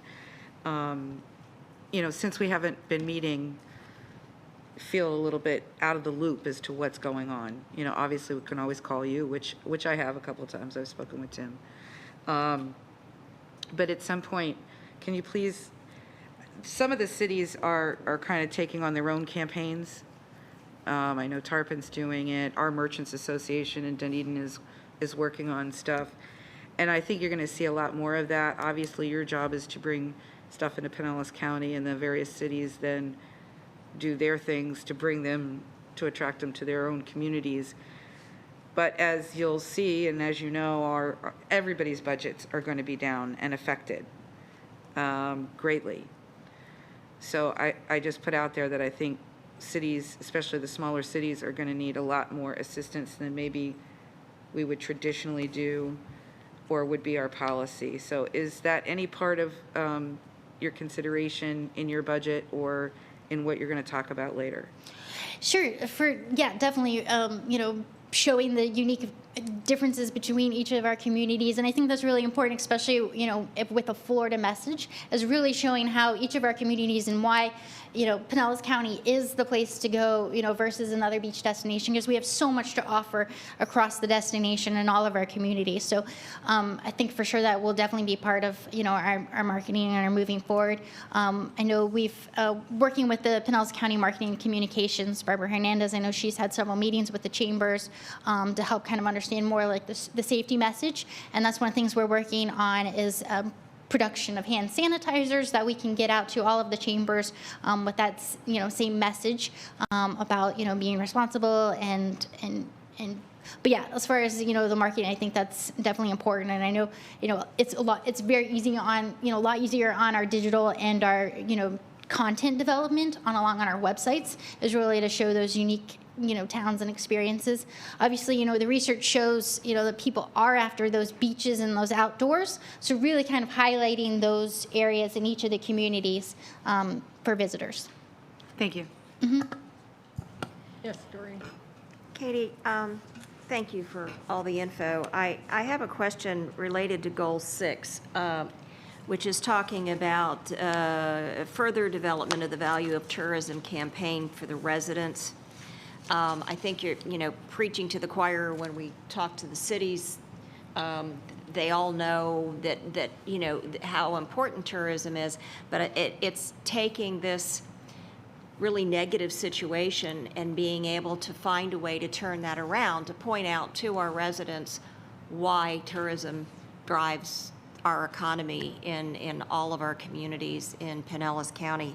And that's something that is a constant, ongoing, it is an extremely important message because, we've all seen the negative impact of people saying, well, why are all those people out there on the beach? Well, if they weren't here spending money, we would all be in a different demographic. So I just want to emphasize that this is an opportunity to maybe, put that spin on it, to go to the residents, to keep that message carrying forward and work with our chambers and make that happen. So, and I know Creative Pinellas has been involved in that effort in the past as well. So incorporating all of that in that education process is huge. Great. Thank you for that feedback. Thank you. Yes. Yeah, Katie, how do you determine, this is based on cases right now, this second stop, say, and how do you determine where that case load is or where it's gonna go when you pull the plug to do a market. Is it the cases here? Is it the cases where the customer comes from in Hillsborough County or Polk or whatever it is, or southeast? Because that's really where the customers are. And how do you figure that out? How does BBK figure out, yes, should be advertising in Tampa, even though it's rising in Pinellas or in some other area on it. Disney's opening. How do we jump on that or not? I don't have the answer.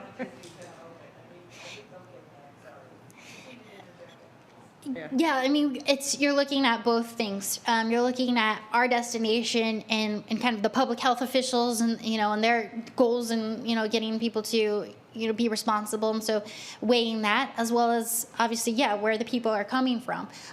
So, when New York was at its high, really looking at our efforts and making sure that, okay, we need to pull all that stuff down that we had running in March because this just wasn't the right time. So yeah, you have to look at it both ways, for sure. Did you have something to add, Steve? Okay.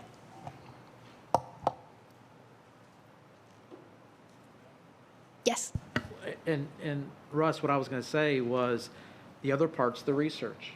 So BVK, and correct me if I'm wrong, but BVK still is doing surveys nationally with travelers and questions. They ask a variety of questions, but part of that is the willingness to travel and the feeling safe. You're basically having COVID in the destination.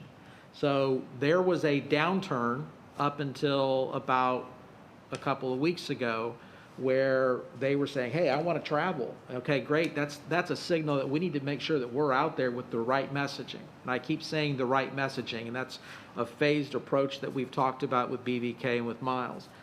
Now all of a sudden, we're seeing it not only through BVK's research, but destination analyst research, where the consumer is not willing to travel. It's like going back up. And again, it comes back to we're in the news. Now, it may not be St. Pete Clearwater, but Florida's in the news. And then all of a sudden now you get people that are saying, well, maybe I don't need to go today. Maybe I want to wait. And so you've got to weigh that with all of the conversation. I don't think we've gone and looked at it and said, hey, let's not advertise in this market unless there has been some specific reason, like the tri-state area because of an executive order from the governor. But no other market has, other than Louisiana, and that's been taken off the list. So it's a delicate dance that we've got to go through and do. And that's what I was asking. It's a tough situation because if we see that there's still a demand to travel to our beaches from Lakeland or that area, is digital sufficient by itself and all versus this national survey of willingness of where we are. And if we don't do it by the first week of August, it's over with. Schools are going to happen somewhere in that period of time. So, and I'm not sure the answer. I'm not saying we need to advertise, but it's a tough situation you're in. And does it take 2 weeks of a downturn before you make that decision, or how? It's interesting what BVK says. Mm-hmm. Yeah, I think, everyone has their own opinion on our calls. I'm the optimistic one, and we got some people saying it's going to be a while. So When somebody stands up, it's okay, here comes another word. Yeah, Good. I'm the pessimistic one. Something that we're going to cover later, it's not 1, 2, 3, it's dozens of research and data points. It's website traffic. It's the DA studies Steve talked about. It's Adara data. It's Arrivalist data. We have a ton of research partners who are showing us what the consumer is doing and what they're feeling. And so it's not just cases. Cases are certainly a part of it locally, about our current situation locally. But beyond our area, it's all about what the consumer is doing and wanting. And like we talked about with the cancellations, I mean, we could market till till we're blue in the face, but if the consumer isn't at a place to be marketed to, good luck. And so you guys know me, I'm bullish about digital. So to kind of answer your question about Lakeland, yeah, digital's more than sufficient to reach those who were in the right place at the right time. Our larger scale efforts, it's so hard. It's really a much more, we've got to kind of take that surgical approach. But the upside of that is that digital is so much more nimble, as you were talking about before. You can change things pretty quick in digital where you can't. It's hard to take a billboard down, although a lot of them are digital nowadays. But Well, right. yeah, your point, a wrapped bus, for instance. Yeah.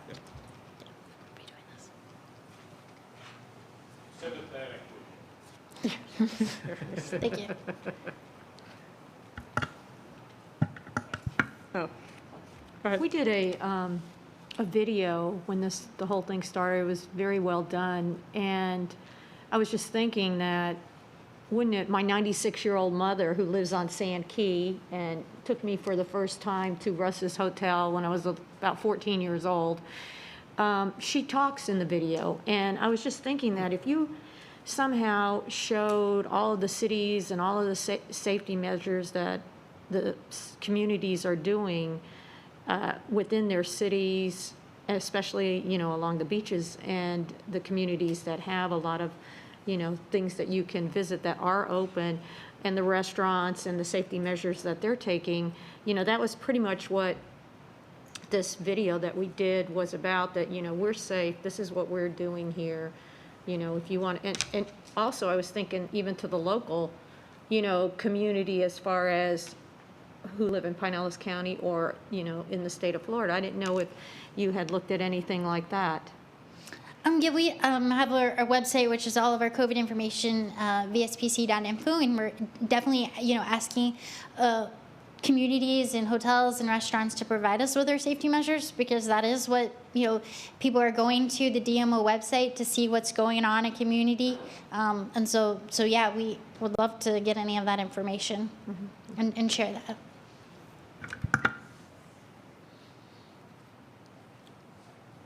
Sorry, go ahead.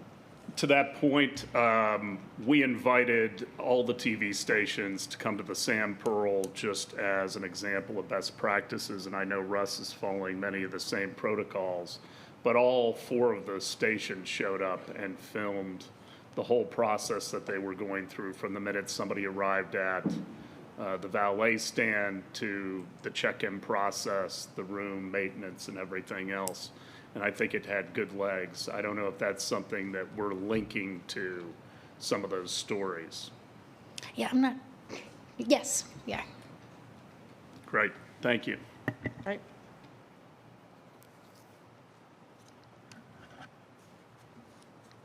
Thank you. All right, thank you. Okay, what's next? Digital? Leroy?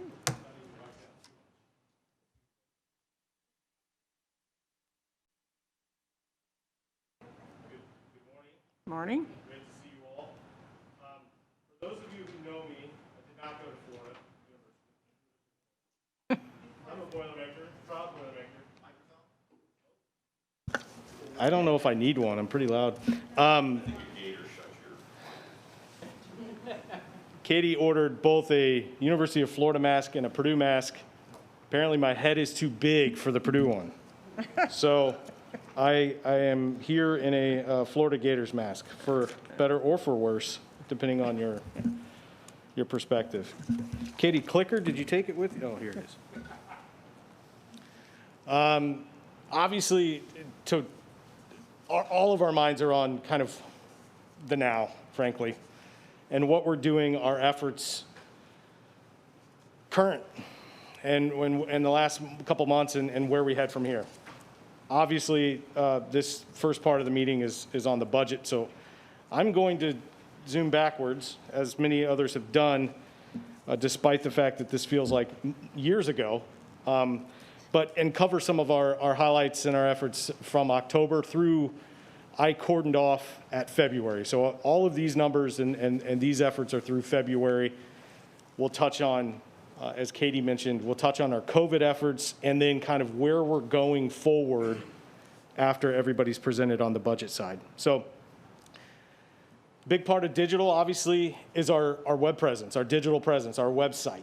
And you can see some of the performance there. Many of these items I'm going to touch on are in the budget book, but maybe not at the granular level of some of these website performance numbers listed here. It was a big year for the website, and we continue to study not just the web traffic and some of the success you see there with content and magazine orders, but we do an ongoing economic impact study. So anybody who comes to our website within a couple pages, or if they're scrolling on a page and they haven't, they've been there more than a minute, they will be served a survey. We don't bombard somebody right away as they enter the site, but it's after a little bit of time. And we constantly survey our web audience. It's important to understand what role this website, which we invest a lot of money into, is playing in that customer journey to visiting the destination. Our latest survey, economic impact study for the website, which was completed late fall, so in this time frame of review, it's constantly running, but we do put an end cap on it so we can get kind of a yearly look. For every new website visitor we drive to visit stpeteclearwater.com, we drive $47.69 of economic impact to the destination. It may not sound like a lot in and of itself, but multiplied by all of the unique visitors you see there at the top, you can get a very, very robust, large economic impact for the website as a whole. So that is one of the goals that's outlined in the book about increasing every year, making sure that we're increasing that return on investment for each website visitor. So, and it did increase from the last study.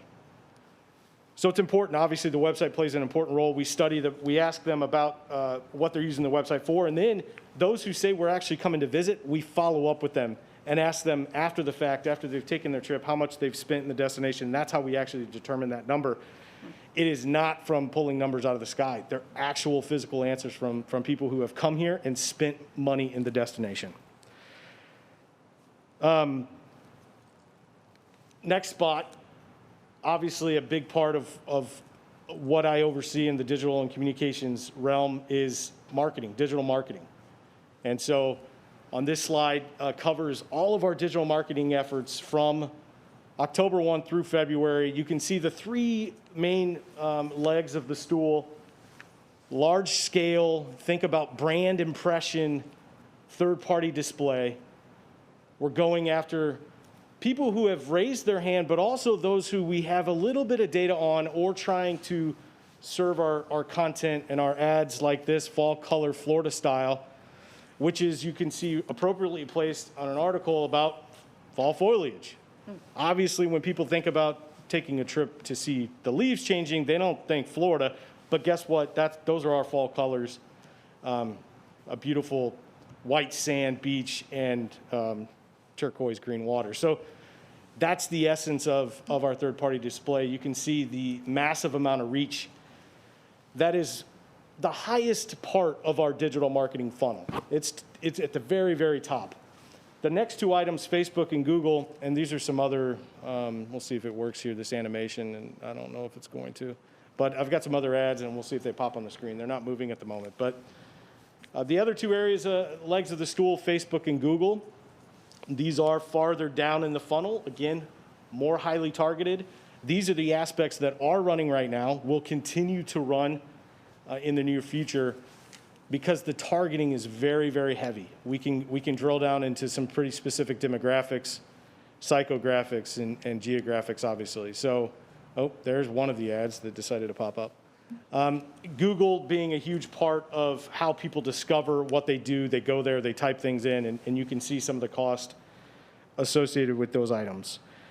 We track all of these efforts. Everything that we buy, we put a pixel on. So that ad, St. Pete's Coolest Street, which goes to experiencecentralavenue.com, has a pixel on it. It then, or a cookie, it follows you around, even if you don't click on it. It's going to follow you around. And if you make a booking into St. Pete Clearwater, we're able to track that. So we're not taking complete credit for it, but we know that our ads are being served in places that are influencing and/or are part of the customer journey. So if we place an ad with, let's say, the Smarter Travel, that first one, the fall foliage, and we don't see any bookings from it, we know that we need to shift.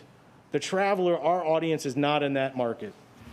In our efforts through February, more than 10,000 flight bookings confirmed and 3,100 hotel bookings confirmed. Again, that's just through February. Unfortunately, a large piece of our plan rolls out in March and beyond, as summer is a big-time in-state travel marketing month for us on the digital front. And so those numbers are good, but they're not as what they could be because we stopped marketing. Here's a New York Times ad, a unit that rolled out. So that's on the marketing front. Also, a part of our digital efforts, content is a huge, huge thing that we do, and video is a big part of that. We're all consuming video more than ever on our phones, on Netflix, on social media, all over the place. And so when we launched this, when we went into this year, we really wanted to make a more concerted effort to build a video content series that was very specifically tailored for social media and that didn't focus on our beaches. And it was a strategic decision because I can tell you that we can go out with a cell phone to any of our beaches and Facebook Live a sunset, and it crushes. People love it. It's pretty easy to do. We just go out there, got to have a staff, hold the phone, don't shake it, put a little holder, gimbal up. It's more difficult to create quality content around culinary events and things like our second Saturday Art Walk in St. Pete on the fly. It's easy to show the sun, the sand, the dolphins, and people go crazy. It's more difficult to do those other unique selling propositions really well to get good response. So we dedicated this video social series to non-beach entities of the destination.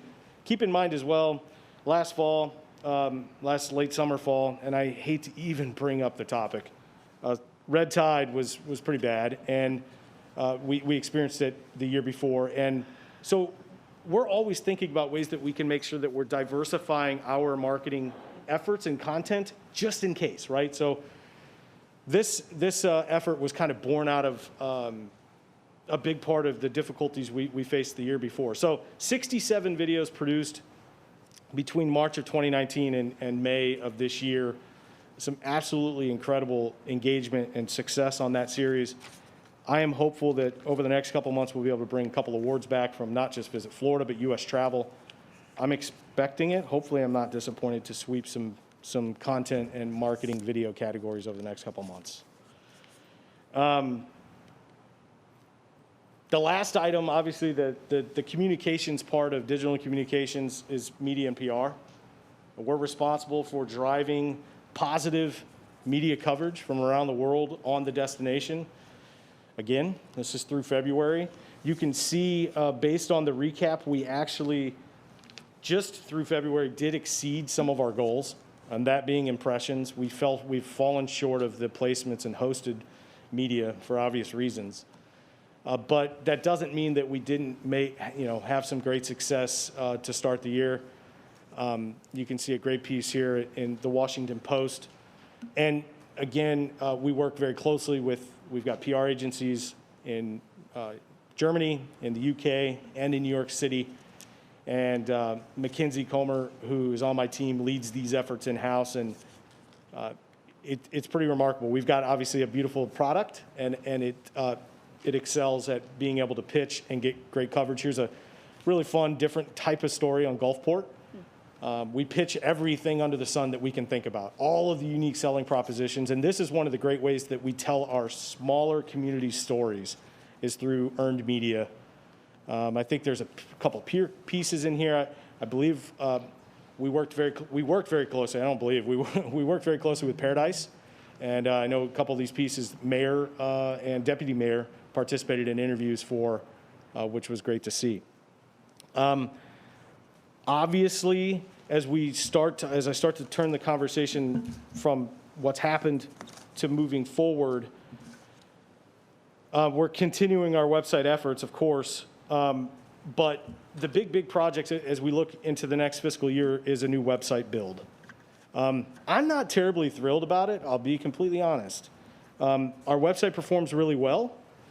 Website builds can be they are a lot of work, it costs money, but we've been on this platform for 6 years, and unfortunately, the platform is being phased out. Drupal.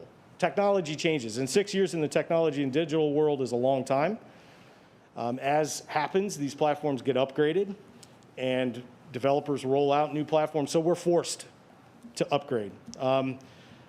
That project has already started from a discovery phase and will be continuing through the rest of the fiscal year. Hopeful to have launched sometime late summer next year. So stay tuned with that project. As you would imagine, all of these other elements are very much up in the air. We're not hosting PR, media at the moment. We don't have a timetable on when we're going to reboot that. I will tell you there are some destinations in the state doing so. We don't feel comfortable at the moment. We don't want that media experience to be something that turns into a bad story. And I think in these moments that could very well happen. Practices they're seeing and or not seeing. So we're on a pause from a media hosting standpoint. That doesn't mean that we're not continuing to pitch. And we've earned a lot of great coverage. Condé Nast and some of the best publications digitally during COVID, we've earned a lot of great coverage. So our efforts on the PR side haven't stopped. We're just not hosting media like we would normally. On the research front, and we're going to, Katie and I will go into more on the research front and the marketing bit, but obviously, given our current situation, we're continuing to try and evaluate new and relevant research tools daily to make sure that we have the best and relevant information. We have a new data partner that we're going to be bringing on board, hopefully in the next month or so, called TravelClick. That's going to, and Steve knew them previously and introduced us here. It's going to give us kind of STR capability, which is backward looking, but we're actually going to have that information forward looking. So we're going to actually be able to tell pace at a level that we've never been able to tell before, which is really exciting. So some items that we're certainly working toward and excited about, but no doubt that some of our efforts are very much up in the air. You'll notice in the budget breakdown, I've completely gutted professional development. It's a huge part of our team, being on the digital side. It's not the sundae, it's the cherry on the sundae. So we're going to continue to do our best efforts. There are a couple media missions in there. I'm not optimistic about the one in October, but as I said earlier, I'm kind of a pessimist in this situation. So with that, I think it's it. I do want to give a shout out to my team. My team is, I wouldn't be able to talk about all the great work we've accomplished this year and some of the items we're going to touch on later. Obviously, not able to be here, but Tracy Nix, Ray Presley, Jeffrey Fowler, Mackenzie Comer, Jimmy Fashner, and missing somebody. Of course, you forget about somebody. Jacob Pierce. Thank you to the team for being able to share this great work. Any questions? Any questions? Yeah. Yes, sir. Just a question on reallocating research line to department, Yeah. which is the reason for the variance. How much was that the 972? That's correct. Yeah, so in years past, we've had, and Terry could probably speak to the specifics of where research lived technically, but it was kind of in disparate places. We would have some of it contracted direct through Miles. We would have some of it contract in other places of the budget. We have a research RFP actually being advertised right now. So we have taken kind of all of these different pieces, put it all back together for the first time ever, and are advertising that research RFP It is active right now, and Jeffrey Fowler, who is our in-house research lead, myself and Steve will be overseeing that research contract, which is that, you're exactly right, responsible for that increase. So the 972 was spread out among the budget. It's now under this particular category. That's correct, and it's going to represent, the whole RFP is not 972. We contract direct for a number of our research vendors, STR, for instance, AirDNA, Arrivalist, Adara, and there's a reason we want control. We want the access, direct access to that data, really. In years past, you'll recall, we had a firm that actually contracted directly with those agencies, and we didn't really have the access to the data that we needed. Over the past couple of years, we've shifted that. We're now going to go back out, hire an agency, research firm through RFP, and I believe that contract amount, it's going to be around $550,000 of that. The rest makes up the direct contracts like STR, AirDNA, some of those I mentioned. Very happy to hear you using TravelClick. Awesome. Yeah, I told him, I said, where have you been? I'm like, you guys need to get on the circuit a little bit more, because I asked a lot of people in my circles, nobody had heard of them, thanks to Steve. And I've been using them for 5 years. They're stoked to be able to bring that to the table. And it's the one giant weakness we've had is the ability to forecast. We're going to be able, we're changing that, which I'm excited about.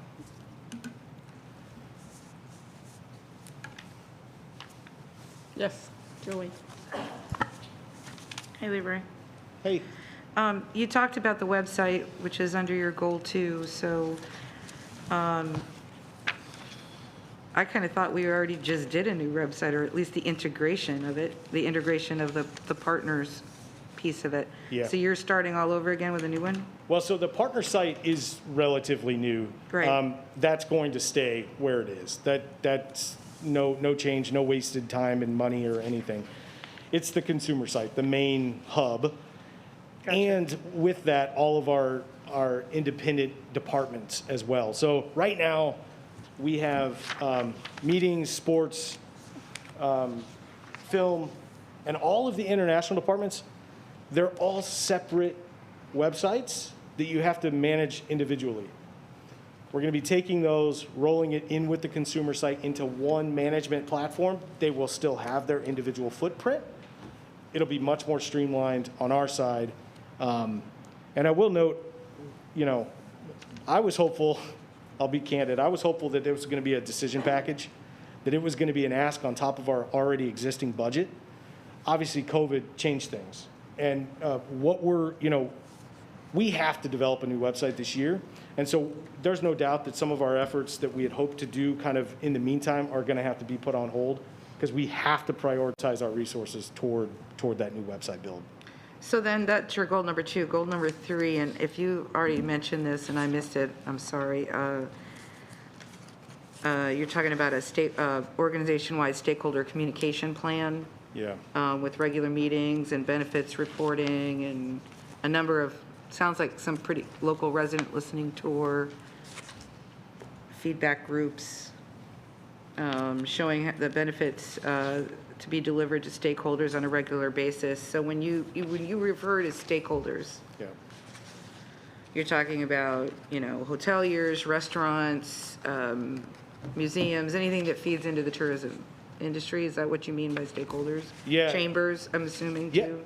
yeah, certainly. So I've been drinking Steve's Kool-Aid that he brought with him since December. And, one of the big things, one of his things, that I've heard loud and clear, since December is stakeholders versus partners. Stakeholders, because a lot of people think partners as maybe an Expedia or a travel agent or something like that, but our stakeholders being the local community. And again, early on, Steve has made an impression on me about really, and it's been something I have passion for. We haven't done it well in the past, but is closing the feedback loop with our organization and our local stakeholders and the local community. And obviously, Katie touched on that a little bit with her goal about the value of tourism that was mentioned. And I think I know where we've already seen a little bit internally and where I'm forecasting a little bit where the strategic planning is going to be headed.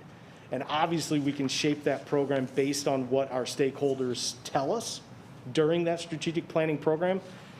But I'm hopeful that despite the fact we're not a membership organization, we can improve 1,000% of what we're delivering to our stakeholders on a regular basis. We don't have that kind of framework and structure right now. And as kind of digital communications and research, a lot of what we do plugs right into benefits for the stakeholder. We're going to have to be integral in that process of whatever is kind of born out of the strategic plan. Gotcha. Thank you. And obviously, it goes without saying, there's going to be a ton of collaboration internally with other departments on those deliverables and on what that program looks like, but I'm happy to take the lead there. Any more questions? Okay, thank you, sir. All right. Well, thank you all. You're not done with me. We'll be back. And obviously, a very important conversation with kind of the current situation, marketing, and kind of where we go from here. So thank you. Thank you, Leroy. Thanks. All right, meetings and conventions.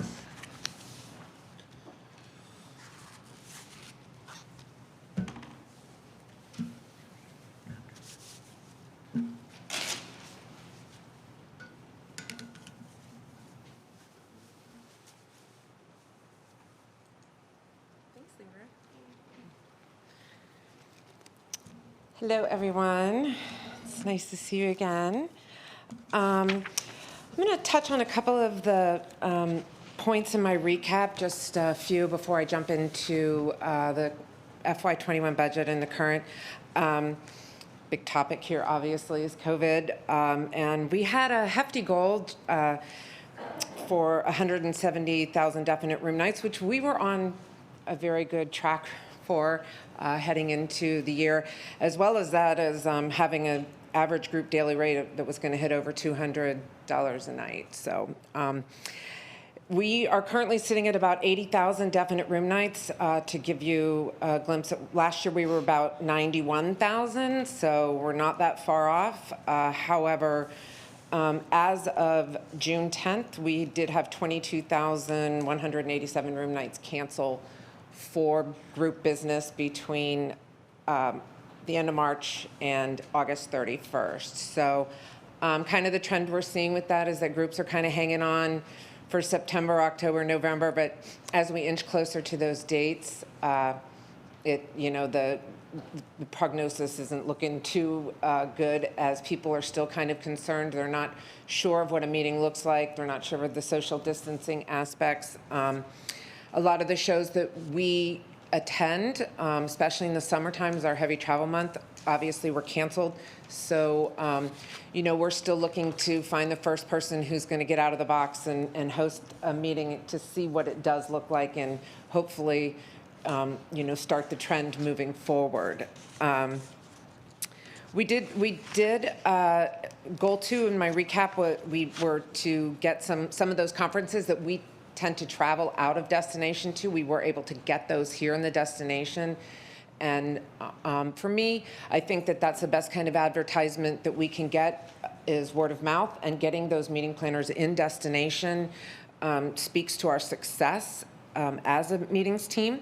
So we did host 3 of those groups. We had Connect Florida was at the Vinoy, and then we had Meetings Today Live was at the Wyndham, and then we had the Independent Planners Educational Conference at the Don at the end of January. So all in total, we collected over 20 RFPs between those shows, and projected room nights of over 30,000.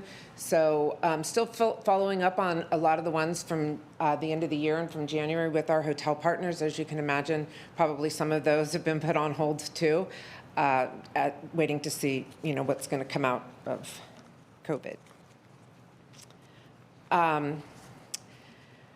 Moving on to FY21, you will see that my budget reduced over last year by 28%. That, as Leroy mentioned in his, we did take out all of professional development. I also am putting a focus on client-facing events as opposed to any type of conferences that don't offer that one-on-one time with a buyer or an appointment-type trade show, because we feel like going forward, the communicating with the meeting planners directly, finding out what their thoughts are, and getting that feedback is going to be critical to our success over the next few years. So despite some of the benefits of video conferencing, studies show that there is no substitute for the effective experience of face-to-face meetings. And research has shown that face-to-face interactions are 34 times more successful than emails or other type of video conferencing. Face-to-face meetings will be important and valuable, but they're going to be different. Planners, all the research we're seeing, planners are focusing on responsible spending, simplicity, and budget. CVBs will be valued for our destination knowledge, knowing what our hotels are doing for safety and wellness measures, knowing about updates on hotels and attractions. So more than ever, it will be critical that we're in constant contact with our stakeholders and partners in the destination. So for goal 1, I put a range for our room nights of 85,000 to 120,000 definite room nights, which is going to seem definitely a lot less than the 170 I had projected for this year. But we don't know when the engine is going to start and the car is going to start moving forward. So as we've been hearing, the drive market is going to be the #1 market for us. So for us, a greater emphasis will be placed on that Florida market, which has historically been our #1 market. More specifically, the Tampa Bay area has always been our top feeder market. So we're going to focus on holding in-market events, quarterly events, client lunch and learns, going into these offices, re-educating planners on what we can do as a CVB and a destination overall to help them with their meetings and conventions. We will also kind of go back to what we like to call old school in the meetings and conventions, which is getting FAMs going again. They're big in the leisure world. Sometimes on the meeting side, it's a little difficult for us, being such a vast destination, to get people through here in 2.5 days to see everything we have to offer. But we are going to focus on bringing in FAMs from the Tallahassee market, as well as Orlando, Jacksonville, and up into the Southeast region, as we feel like those drive markets are really what's going to come back first from a meetings and conventions standpoint. We're also going to be looking to collaborate with digital and communications so that we can extrapolate some information on where our visitors are coming from, and tying that into the meetings and conventions component to see if that is also holding true for them. We're going to continue the push on bringing some of those conferences that we would normally attend. I've talked the last couple of years about SITE, Society for Incentive Travel Excellence, and our destination with the new product that we've been adding over the years has been moving towards an incentive destination, and we have been driving group rate. We have been getting those higher end meetings like in the insurance world and financial markets. We were shortlisted to actually host their premier show, which is Site Classic. They were supposed to be here May 1st for a site inspection, but that didn't happen, and Site Classic has since been canceled, and because who was going to host it this year got pushed to the next year, and the next year got pushed to the next year. We're now pushed to looking at hosting this in 2023, which is not a bad thing, but we are going to still consider, pushing forward with that. I think incentive travel, from everything I'm reading, it will come back, and it will be stronger than ever. We did just recently get a request for proposal for a small site conference called Site Recon they're looking to host here in November, and I did have 5 hotels jump on board to bid on it, which is kind of surprising in this market, but it speaks to the optimism in the meetings and conventions world, and how face-to-face meetings are so critical for our success. There's a couple other, smaller shows. Smart Meetings has a 3-day show that we might look at hosting. We just basically, getting these shows here and getting that word of mouth out there on what our destination is doing. I did recently put together, in collaboration with the film department, a virtual site tour of Clearwater. It just came out last Friday, and we're working on the one for St. Petersburg, so we're very excited about that, so that we have an option to send to meeting planners now. that they can't get down here to see us in person, we have something very in-depth for them to look at. It showcases all of the hotels, the attractions, places to eat, the new pier for St. Pete, the new addition to the Clearwater Marine Aquarium. So it's very exciting, and I look forward to you all seeing those. Steve touched on service earlier, and service is something that we've always been known for on the meetings and conventions team. The better the experience, the better chance for repeat business. And exemplary service is something we've always heard from meeting planners that we display. And we feel that a greater emphasis needs to be put on communicating with our hotel partners and stakeholders about the services that we offer. Not just groups that come through us for requests for proposals, but groups that come from the hotels that go directly.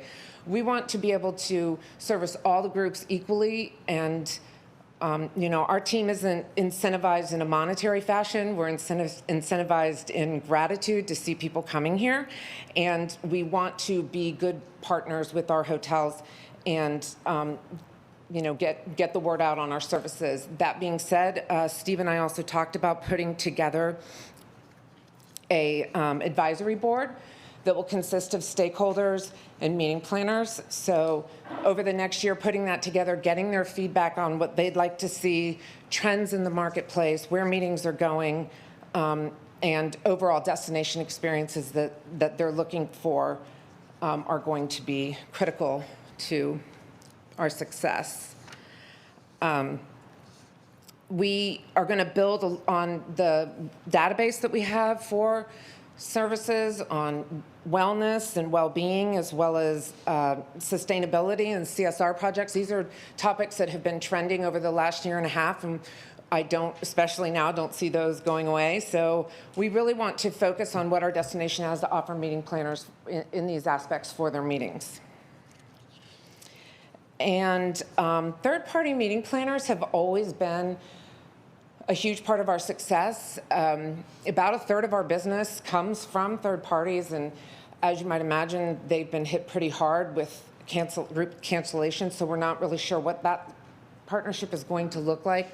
But we still know the value it brings to us and how critical our relationship will be with them, so we definitely are going to continue our partnership with them, pushing our new and now letters that Mackenzie comes up with on Leroy's team and pushing them out on their portals, as well as distributing our virtual site inspections through them, and collaborating with them to find out what's going on out in the marketplace and what they'd like to see from us as a destination. And that's the 30,000-foot view. Questions? If I could ask a question. There's a fair amount of groups that push forward later, some of them next year, some of them in the fall. And of course, they're all in big question right now and what's going to happen. Do we have any programs? Are you staying close with that with the hotels to help, are we? I mean, because it may even be they cancel the fall, but it could be the next year. There's a market there. And a lot of those are ones that you've been involved in the past or whatever it is. And I think that's an area that's so dangerous right now that we need to stay close with, all of us do. So we've been communicating. I mean, I think the DOSs are probably sick of hearing from me because I talk to them every week.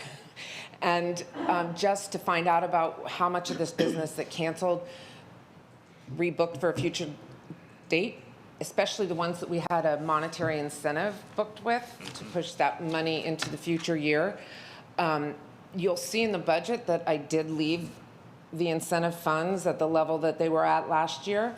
I feel like, given the fact that meetings are going to be smaller, that our competition pool is getting larger because those destinations that have convention centers are going to be going after smaller pieces of business, and those are usually what we seek to get. So I think we're going to need that competitive edge as it comes for convention services and incentive money. And I think that is going to be paramount in our relationship with our stakeholders and partners, getting that word out there that we have that, and what makes sense and what do we need to really try to push from this year into next year before they cancel. The other comment is, you said you're pushing for hosting meeting planner groups, sites, and meetings like you had at the Vinoy and at the Don, and we had one at the Wyndham, I think it was also. Yes. Those are so important. We're still getting requests. Yeah, we had a RFP party at through your this thing. hotel. We're still getting requests now from that one at the Wyndham and all. So you're right on by trying to do whatever you can to get those.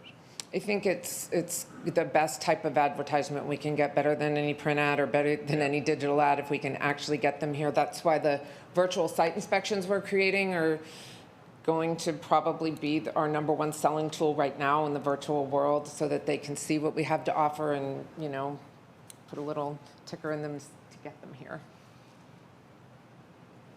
All right. Any other questions?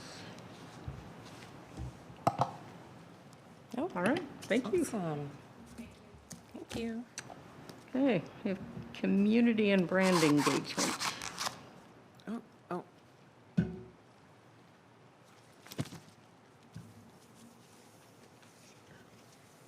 I didn't use the clicker.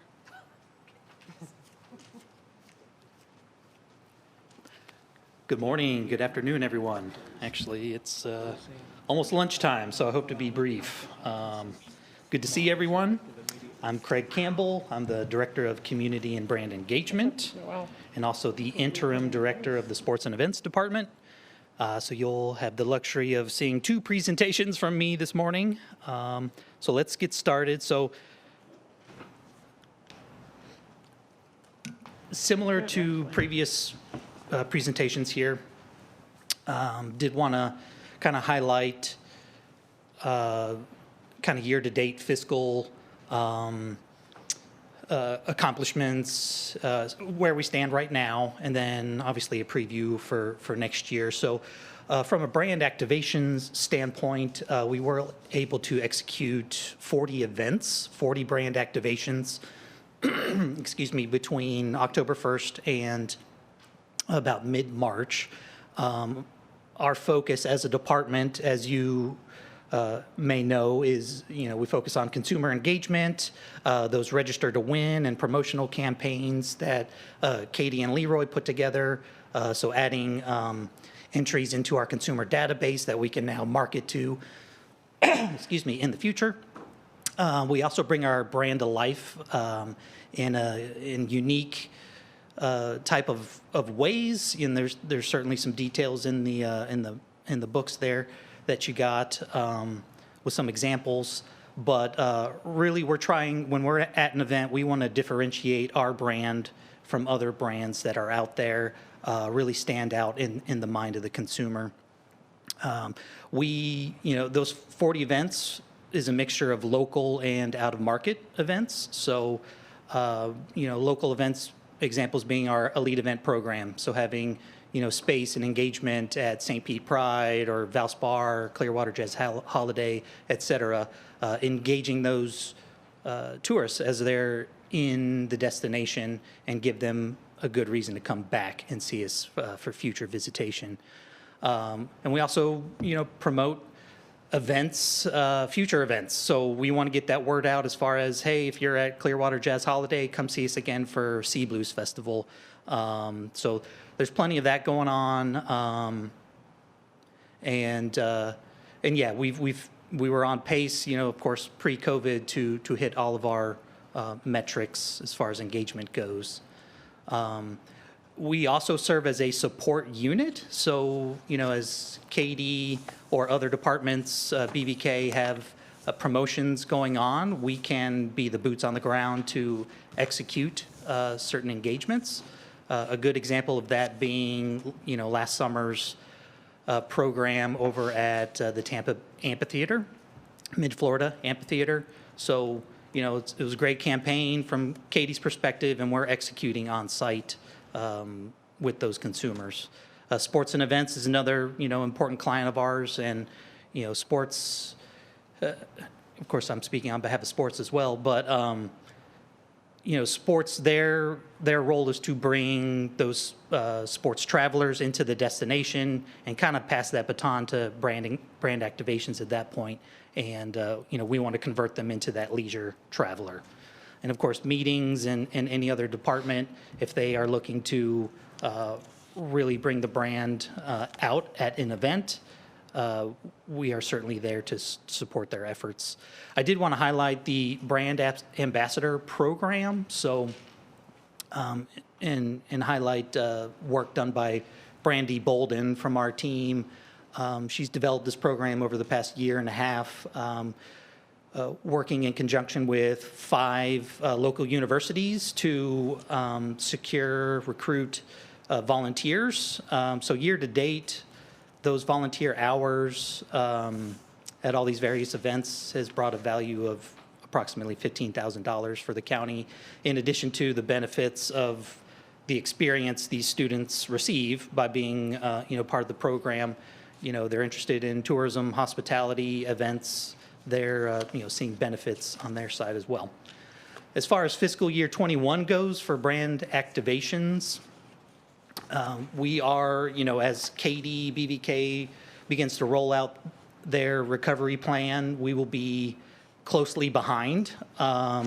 So, certainly it's a local kind of regional effort initially, it sounds like. So we will be, safety and taking all the proper precautions and whatnot at events, but we will be there to support Katy and BVK's efforts. If any target markets, any specific audiences, we can craft our messaging and our footprints to really engage at an optimal level. From a community relations standpoint, I did just want to highlight last year's discussion. So there's a lot of discussion and approval from you all to increase funding to $500,000 for the program. Last year, just wanted to make it known that that has been kept flat. There's not been a reduction of funding to any of the chambers this year. We know that was well received and very timely for sure, as far as that increase goes for this year. So that's remaining flat. And Kristen Corin is our community relations manager. Definitely want to highlight her work in managing that program.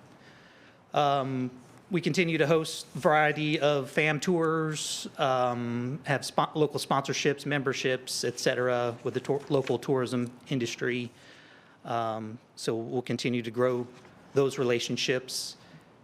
From a campaign standpoint, so, in addition to things like National Travel and Tourism Week, the Gulf Coast, which promotes our craft brewery scene here in the destination, a number of other campaigns that we execute on a year-round basis, and one new one wanted to highlight here as well. We are exploring sort of a green initiative. Katy touched on it earlier. We would like to find some sort of sustainability partner, and makes all the sense in the world to be out there cleaning beaches and being a part of that sustainability movement. So we'll be exploring that moving into next year.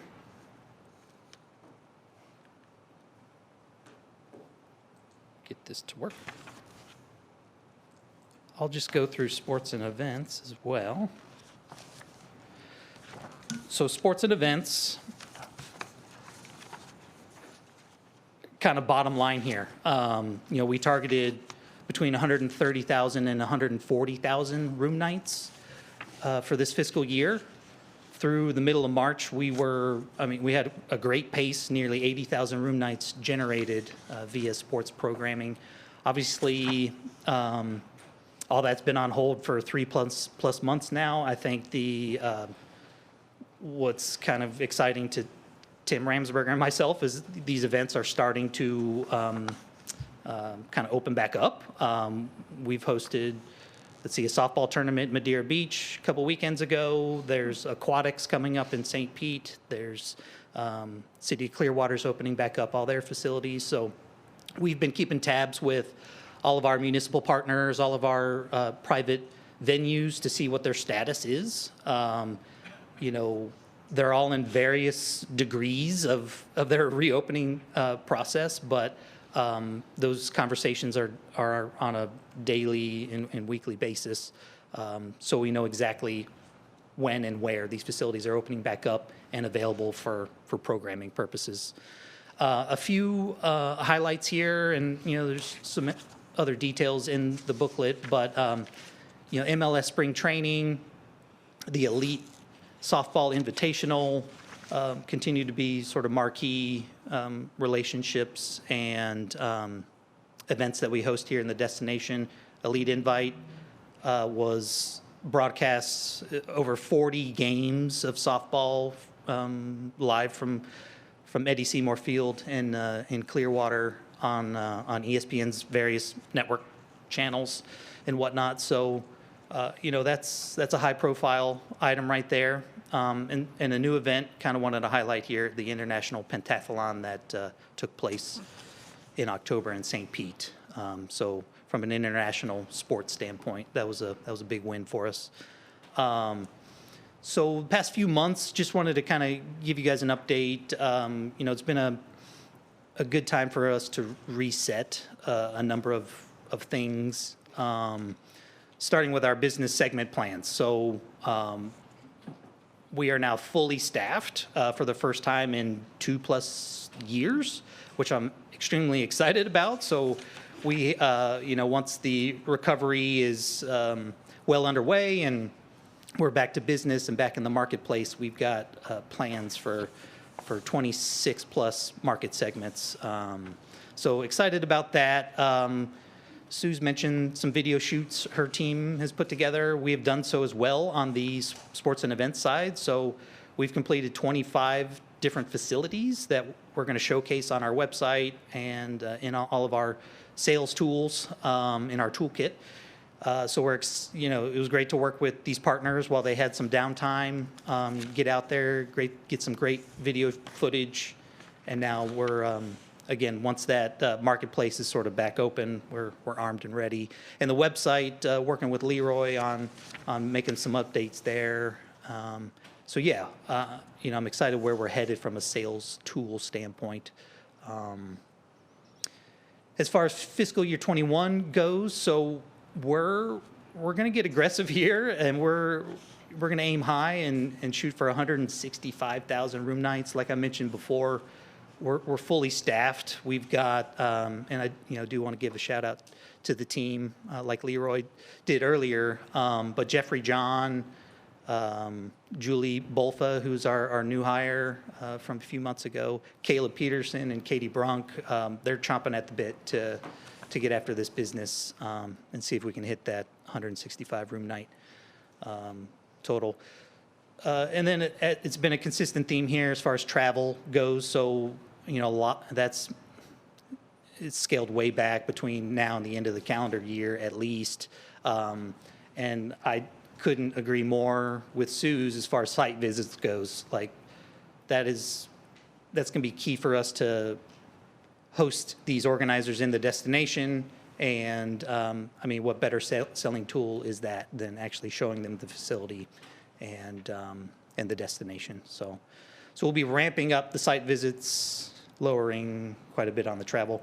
I forgot to put in here, but I definitely want to highlight as far as incentive funds go. So we have retained, or we're requesting to retain a healthy incentive fund. I think it was at $800,000, so that's the bulk of our budget request. And really, that's going to be the biggest piece to this recovery puzzle, is having those funds available. Where we've had conversations with some of our regional sports commission partners, and you know, their budgets are hit heavily. So us having those incentive funds available will be a real competitive advantage, we think. So that's it for community brand engagement and sports and events. Any question? Yes, Commissioner Mayor Kreisel. Thank you. We have host 2 events in St. Petersburg, both of which are nationally televised, and both of which have no CVB presence whatsoever. So I hope that that's something that we're going to be taking a look at this year to change, one of which is the Grand Prix, the Firestone Grand Prix of St. Petersburg, which we're actually going to be hosting, we hope, in October of this year and then again in March. October will be broadcast live on NBC. March most likely will be on NBC Sports Network. And then typically in January, we host the Shriners Bowl, which is broadcast live on ESPN. Years ago, both those events CVB had involvement with and does not now. So I would hope we would take a look. I think it's a real opportunity missed to have national television audience see that branding. Certainly, in the Grand Prix, and thank you for those comments. So the Grand Prix historically, like 3-4 years ago, had been a part of the elite event funding program, and we're going to touch on that here in a little bit. But they have declined to pursue that. So I'm not sure the reasoning behind that, but that was kind of a choice made on their end to not want to engage in that program any further. I think there's opportunities for that relationship to be restored, but Certainly. Okay. That's great. And then, the East-West Shrine Bowl, is that the second one? Yeah, and we have had discussions with them. We did some like value in kind type of stuff this year, and that's another event that was in the program before. And so, I think you're right. Rebuilding those relationships, key. Thank you. Julie? I hate to interrupt your presentation, but I'm basically speaking to Rick and Frank. DPPR just shut down the bars. They have suspended all on-site consumption. I just got a call from the sheriff, and it's already out on the internet. That includes breweries with food trucks, and it starts immediately, like right now. Sheriff doesn't even have the order yet, but he's spoken to DPPR, and so they can still, sell their to-go packages and all of that, but unless they have a restaurant license, no on-site consumption anymore. So I'm sure you're going to be getting tagged for the rest of the afternoon. I'm sure, I just want to let you know. I'm just glad that they did it and didn't force us to do it. I'm Yeah, tired of my people are cussing about at to me. lose their mind, because here they are getting ready statewide? to deal with the mask, which at least kept them open, which was what I was telling them, hey, go along with the mask, because at least you can keep jobs, and that just went right out the door. Well, they did it So themselves. was that statewide? Yeah, statewide. About that is for those Wait a minute. people that have that have the materials and they've stocked up for the weekend or whatever. It's like what happened before. They've got this inventory, and what do they do with the food? What do they do with the materials they purchased? It puts a huge burden on those industries to make it instantaneous. I realize the reasons, but economically, it's anyway. Yeah. They could have avoided it. They were Yeah, not behaving. behavior. Things change by the hour. I'm interested to hear what you're hearing from colleges, high schools, that we've been very effective with both of those. I know Clearwater has benefited from some of the softball fields that we've upgraded and things like that. With college football, they're still up in the air. What are you hearing? Are they going to start to play again, have tournaments again? I mean, that's the million-dollar question. So most of the funding for programs, like smaller level programs for on the collegiate level, are dependent on college football and March Madness. And March Madness didn't happen this year, and college football's TBD right now. So all of those things are up in the air right now. I wish we had sort of better insight and like intel what that would look like, but at the moment. I didn't even think about that. You're right. The football programs and the basketball programs. That's the fund seed the money. other I didn't even think of that, so. Right. So you're not hearing anything one way or the other, it's, It's tough to answer. Okay. Yeah, sorry, I think Tim might have some more intel. He's obviously in that space as well. that's just a good sized market, another market that. Absolutely. we potentially have lost or losing. Right. Good morning, Tim Ransberger. You step 6 feet, please. We held our second of 2 sports tourism webinars yesterday, and we had experts from around the country, people that are in this space. It's compounded at the collegiate level by the fact that these NGBs, these national governing bodies for these sports, are being crippled by the fact that we didn't have an Olympic Games cycle this summer. They rely entirely on Olympic Games funding for these sports, fencing, wrestling, those types of sports that are very critical for colleges and student athletes and those scholarships. So not only is it a ripple effect from March Madness basketball, the lack of funding there, and football potentially, but also on the Olympic movement side, these sports are folding. USA Wrestling has already filed bankruptcy. They're on very thin budgets. They rely so much on these Olympic Games, and now Tokyo 21 is being called into question. There's doubt seriously even now that Tokyo was going to hold the games in 21. So you'll see, I think, a massive, and we talked about this on our webinar yesterday if you go online, there's going to be a massive consolidation of sports. You know, the affordability to conduct fencing or wrestling or gymnastics and all those sports that are not only at the collegiate level, but obviously it trickles down into sport for recreational purposes for kids that are coming up that maybe aspire to get that scholarship at a small college. We're even seeing that colleges are closing because of this. They just can't afford they don't even know if they're going to have students back on campus, let alone sports programs. So this is very serious. It's very deep. The damage, I think, is still being sort of felt at high levels, and it's going to continue to trickle down to low levels. I hope that answers your question. Thank you. Frank. All right. I don't know if this is a question for Craig or Steve, but, in several of the budget items, we have earmarked money for the Super Bowl. Do we know if NFL football does not go forward, did they push the location for the Super Bowl out 1 year for every city, or do we just skip Tampa and move on to the 2022 location?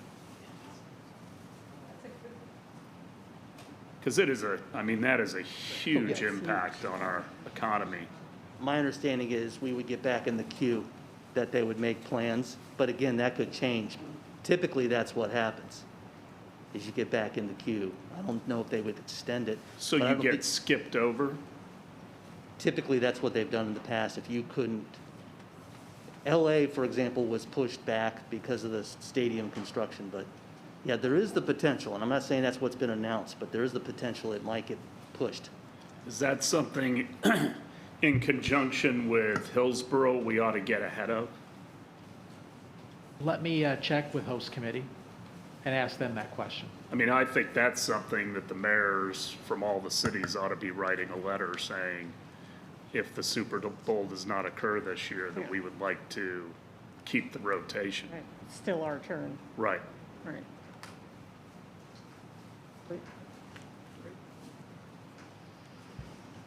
Okay, yes. There's one other area to put on your radar if we haven't been looking at is esports. Okay. It is exploding, and there's huge opportunities, and there's not many areas around the country that are really grabbing it. And those that have been active are doing really well. Absolutely, yeah. Totally agree. That is a market opportunity right there. We have had conversations with Rays officials, Tropicana Field as a possible host location. They do need considerable space for those types of events, so the Trop's the most logical location for that, and they're very interested. So definitely on the radar. So esports is what? Electronic sports. Okay. There's a young man on Indian Rocks Beach that just Right. got a contract larger than Tom Brady's Good grief. because he is the best Fortnite player in the entire country. Fortnite. It's a game. Right. You're showing your You're age, me, Tony, man. just Yeah. as I am. There's huge money in Yeah, this. yeah. So does Fortnite have something to do with eating at a restaurant? I mean, Not Fortnite. It's a video game. Wow. Yeah. Well, because they have to have a lot People of will come and watch computers, on right? these screens. Yeah, it's a big Thousands of people. spectator event. They need a lot of space for all the tech and, Yeah, go figure, right? You've got to have not only the space, but then you got to have the technology to stream, you know, because you're Yeah. streaming everything. But it is kind of wild, because I actually was talking with somebody, and they said they were in this rowing competition on a river in England. And I'm like, when were you in England? Oh, we were at this convention center, and we had all these things set up, and it was a rowing competition. It was all, yeah, it was, I was like, seriously? So, yeah. Wow, the times they are changing, huh? mm-hmm. Jeez. All right, any All other right. questions? Thanks, everyone. Thanks. Be safe. Yes, you too. We're going to keep going with Latin America? Yes. Okay. Andrea.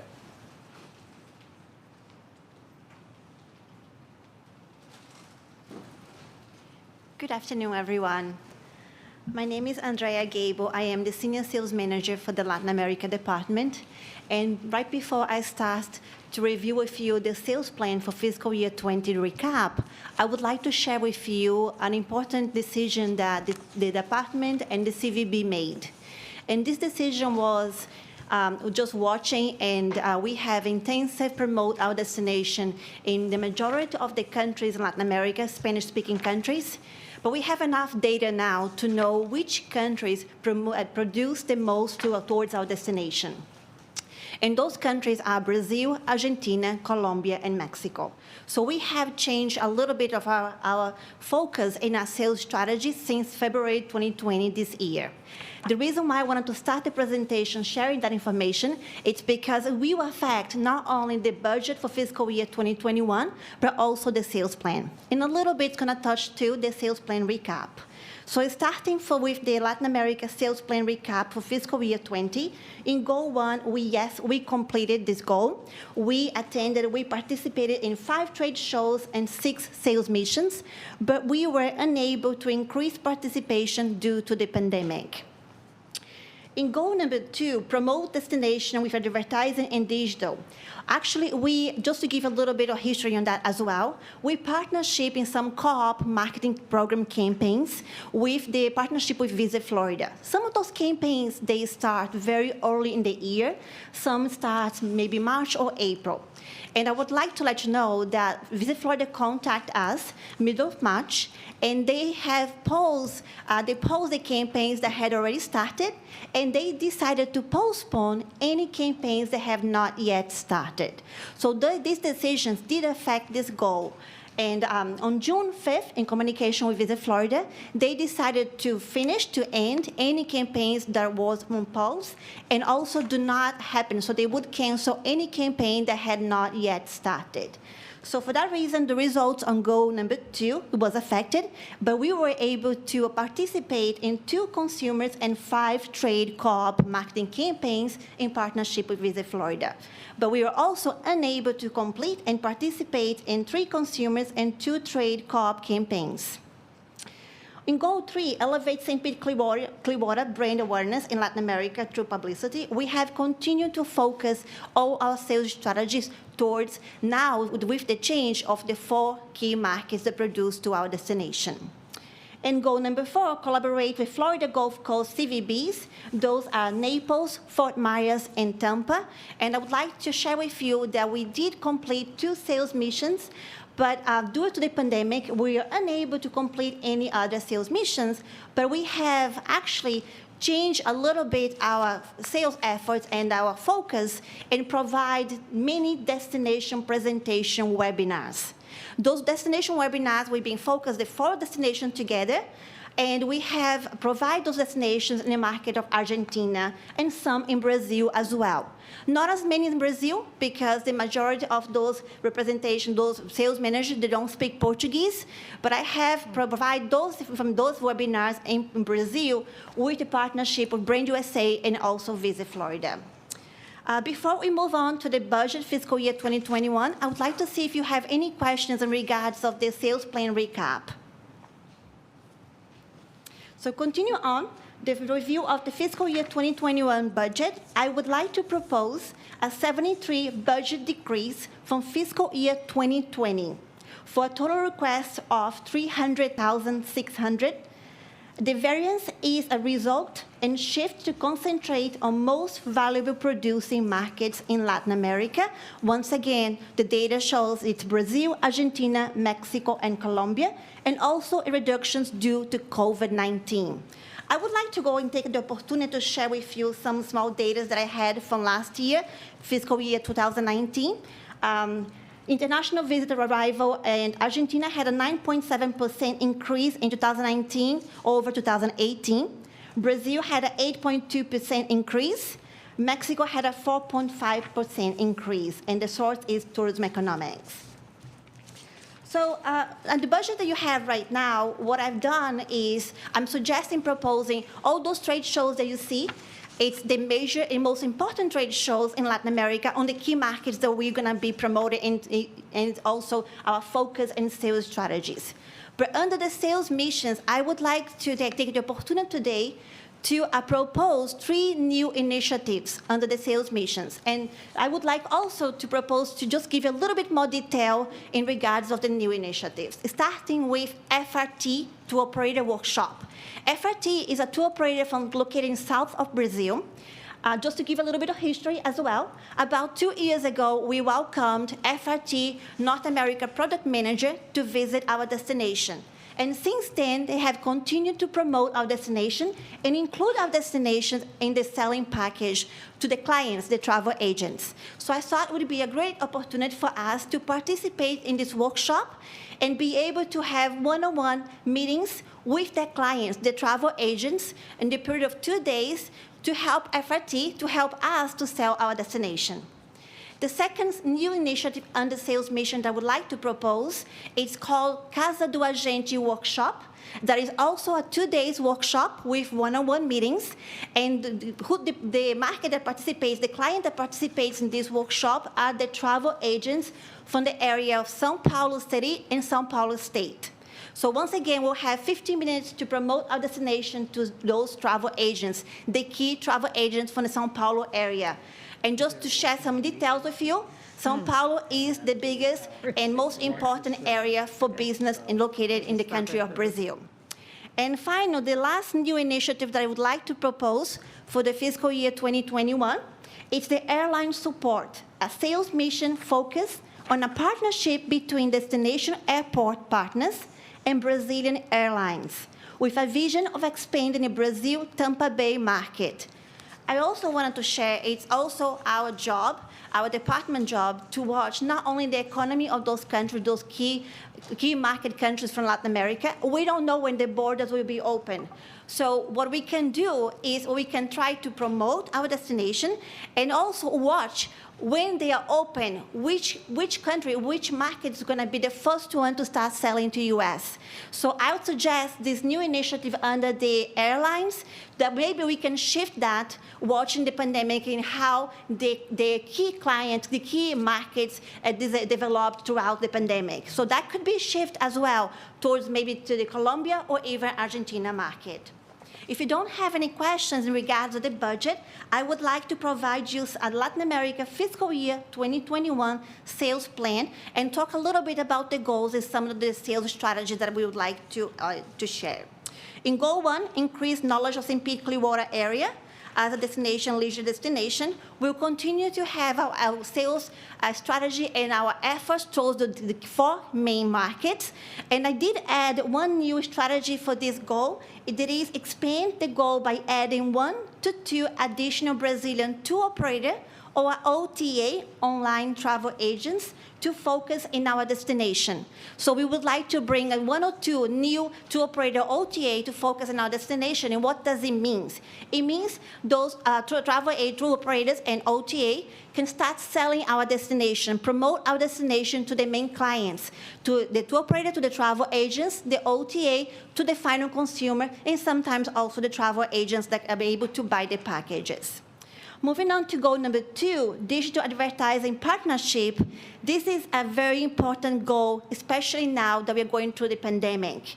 We don't know when the borders will be open with Latin America, with our 4 key markets. But what we do know is that maintaining a year-round media advertising presence is key in Latin America markets. We need to continue to be in the mind so they can continue to include our sales package, our destination, and continue to sell for the next year, the next selling season, and so on.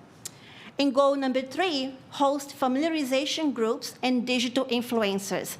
Once again, due to the pandemic, the borders are not open. We don't know when we're going to be able to welcome them. So I would like to suggest a few sales strategies, what we can do to continue to promote our destination. First of all, we can continue to be in contact with all the past familiarization groups that we have hosted. The past of any tour operator VIP that visit our destination. With the digital influencers, it continue to update them with any updates of the destination that we have to offer to keep ourselves in the mind. And another second sales strategy that I would like to apply to this goal number 3 in order to succeed, it is to use as, thank you so much for the film department for creating and start creating some Portuguese and Spanish virtual fans that we can share with our clients, our tour operators, our receptive tour operators. And my last sales strategy for this, to achieve this goal, is I know we cannot bring them from the key markets in Latin America, but we are able to contact our neighbors in Orlando. We are able to contact our receptive operators and also the wholesalers right next door to us and welcome them. Take the opportunity, since we can't bring our main clients from Latin American countries, and bring them to see what we have new to share. I have been in contact with the receptive operators that they focus in the key Latin American markets, and I heard some of them that for the last 10, 12 years, they have not been to our destination.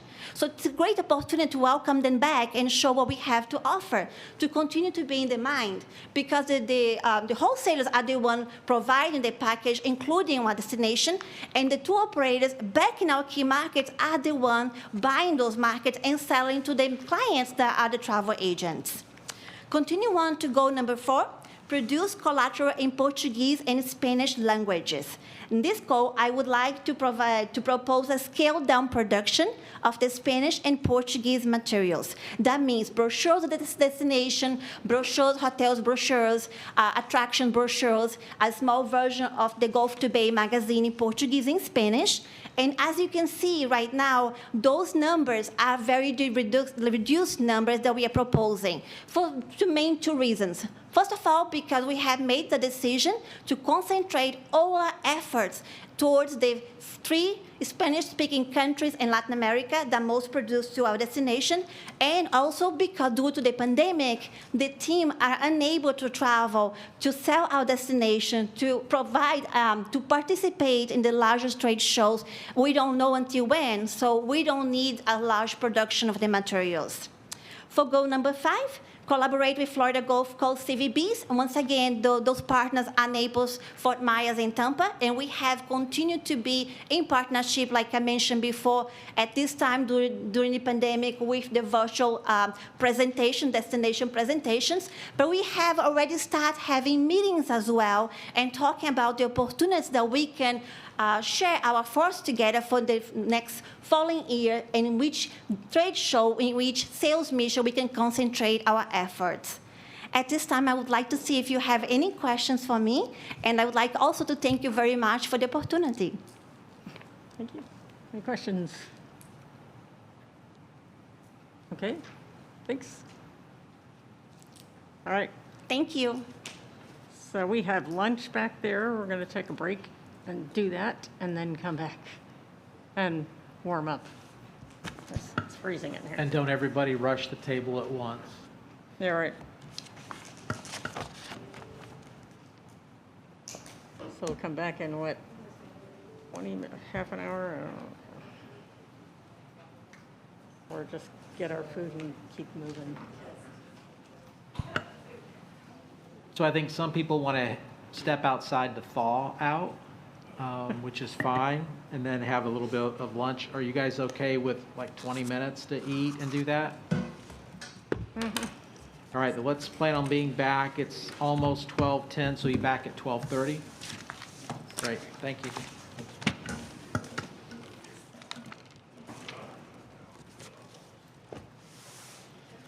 All right, I'm going. We're gonna do a Zoom call with our businesses. We've been doing that since all these things have been changing.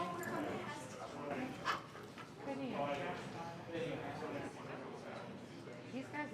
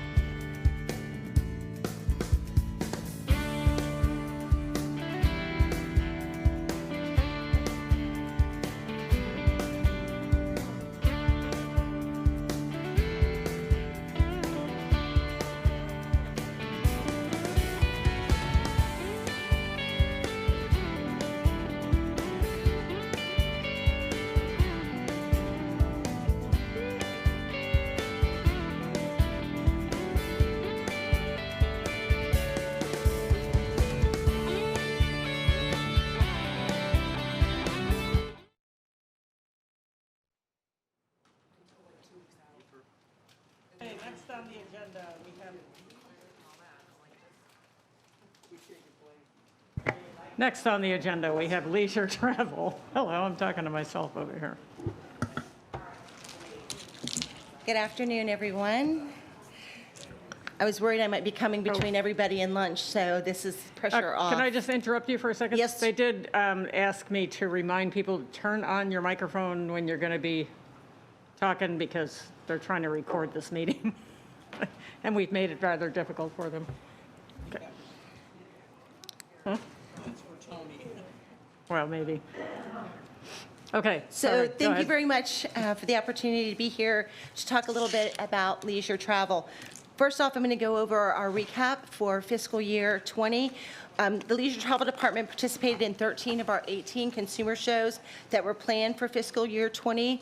Most of those shows had record paid attendance for this year. Steve mentioned at the very beginning one of the metrics that we look at are stakeholder value and partnerships. The Leisure Travel Department had 100% travel industry participation in our consumer shows in key markets like Orlando, Boston, Chicago, Columbus, and Cleveland. Atlanta and New York, and we also had participation in developing markets with direct air service like Los Angeles, San Francisco Bay Area, and Salt Lake City, Utah.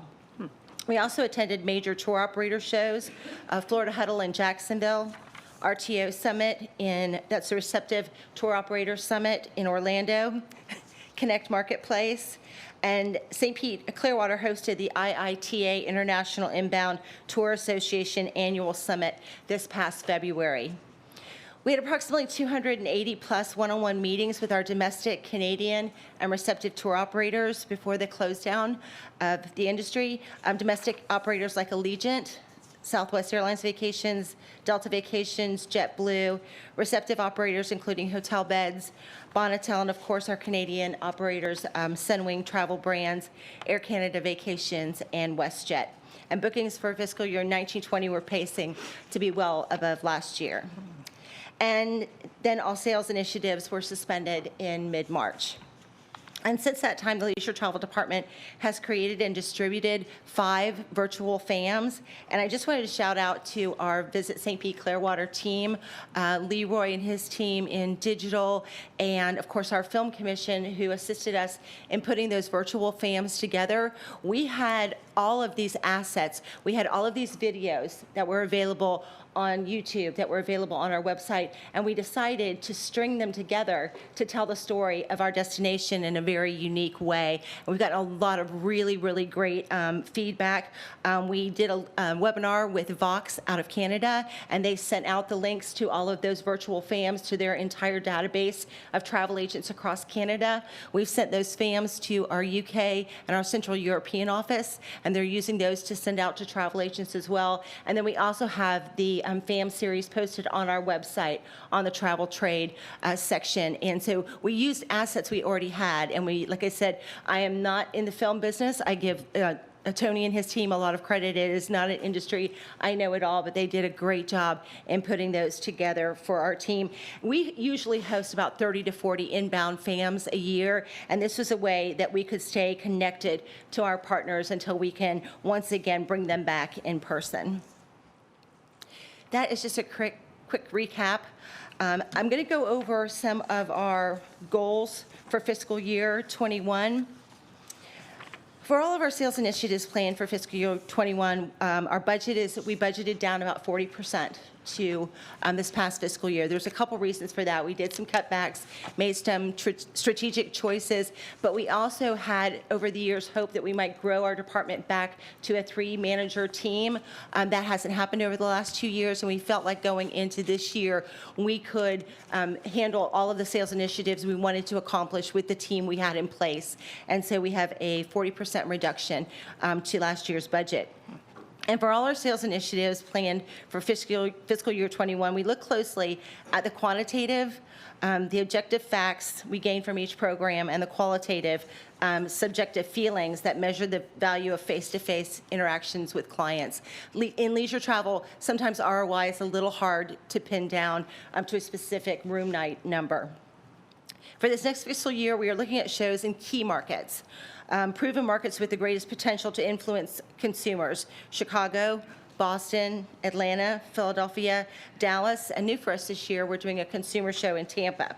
Show producers provided statistics on these shows, and in fiscal year 21, consumers might even have fewer choices. So visibility at these major shows would give St. Pete Clearwater access and opportunity to influence these travel enthusiasts looking for new vacation options.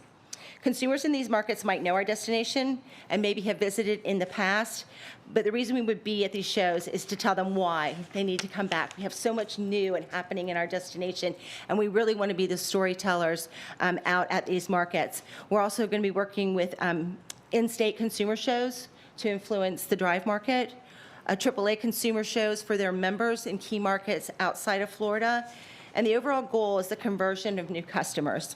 We speak the inspiration and engage the emotions that lead to actions. We measure success in different ways, tracking direct consumer feedback at these shows, evaluating our competitive set, also vying for the attention of these consumers, engagement to induce a future travel purchase, and stakeholder participation and feedback about how they measure the success of these shows. More than ever, we need to make sure we have an adaptive strategy when it comes to consumers, measuring efficiency, quality, and cost. Our second goal is the domestic travel trade market. At this point, what we'll need to do is keep the lines of communication open with these partners. How can destination training continue to accomplish the short-term and long-term goals of growing room nights to Pinellas County with our domestic and receptive tour operators? We will continue to host webinars on our destination with key partners like Delta Vacations, Apple Leisure Group, which is Southwest Airlines Vacations, and other operators to keep their call center staff updated and their network of loyal travel advisors updated as well. We will also be proactive with travel advisors that have had to pivot their entire sales model. For example, we just did a webinar to one of the largest, it was World Travel Holdings. They're one of the largest cruise specialists in America. And as you can imagine, majority of their agents are now having to sell land vacations. So again, doing these trainings to help them now find a product like our area to sell to their most crucial clients. We also are looking at how we can engage and grow our business with AAA Auto Club Group. AAA Auto Club Group now has branches in 13 states, including major drive markets for us, including Florida, Georgia, North Carolina, South Carolina, and Tennessee. But we're looking at doing some innovative things with AAA. Not only on their new Florida travel specialist program and sales training programs for their travel counselors, but I'm also going to be working with Steve very closely in his contacts for bringing in other touch points with AAA to grow that business and make it trackable. We're also, just so you know, travel agents don't book just directly at the hotels. Travel advisors is what we're calling them now. They actually book hotels direct, but they also book all of the domestic tour operator products. And even the digital giant Expedia has a travel agent portal called TAP, which is their travel agent affiliate program. So they're not leaving any money on the table either when it comes to the travel advisor market. We're also looking at doing a partner summit. Again, some people have talked about closing the gap between what we're doing in advertising and what we're doing in direct sales, to bring our local stakeholders together to talk about what we're doing in collaboration with these wholesale travel agent and airline partners. And the third goal is the Canadian and international travel trade markets. Even before the borders open back up for travel to Florida, Visit St. Pete Clearwater will continue to use Vox International, which is the Visit Florida rep in Canada, to be our main source of contact with the travel advisor community at large across Canada. And we will also be working with CAA, which is the Canadian Automobile Association, on the drive market from Canada. And of course, we're in constant contact with our Canadian tour operators to review, once again, short and long-term strategies to bring back room nights from Canada. And the leisure team will continue to act as a liaison with our UK and Central European offices, providing virtual FAMs, videos with brighter days ahead, and recovery messaging for tour operators in the travel trade media across the UK and Central Europe, and act as a resource for the offices to provide support on everything from updated industry contacts at our properties and attractions to specific questions from clients, and then hopefully getting back to hosting actual FAMs in the near future. And our last goal is Pinellas County Tourism Partners. We will gauge partner participation, evaluate the new landscape of our industry, and collaborate with partners not only in Pinellas County, but key clients from across the U.S. and Canada to better understand the new challenges we face. One of the big questions, will hotel and attraction partners rely more than ever on VSPC being at these shows, telling our story, and keeping St. Pete Clearwater top of mind awareness because they don't have traffic to send? And communication will be key as we move forward together. And that is a quick overview of everything I had. I think I had just a couple more notes. In my opinion, we should revisit the sales plan constantly. The landscape keeps changing. We just saw a major change to our industry here today. We need to look to research on travel trends and what factors are influencing these trends. There's some new research tools out there I brought to the attention of Steve and Leroy that would love to talk with them a little bit more about. We need to continue to reach out to stakeholders, talking about the opportunities and challenges they face. Just really looking at where the business is coming from, and as things go up and down, is the drive market the most important market we need to be focusing on? Or if the airlines are coming back like Allegiant, how do we work with them to better support their initiatives? We have to keep innovating in leisure travel.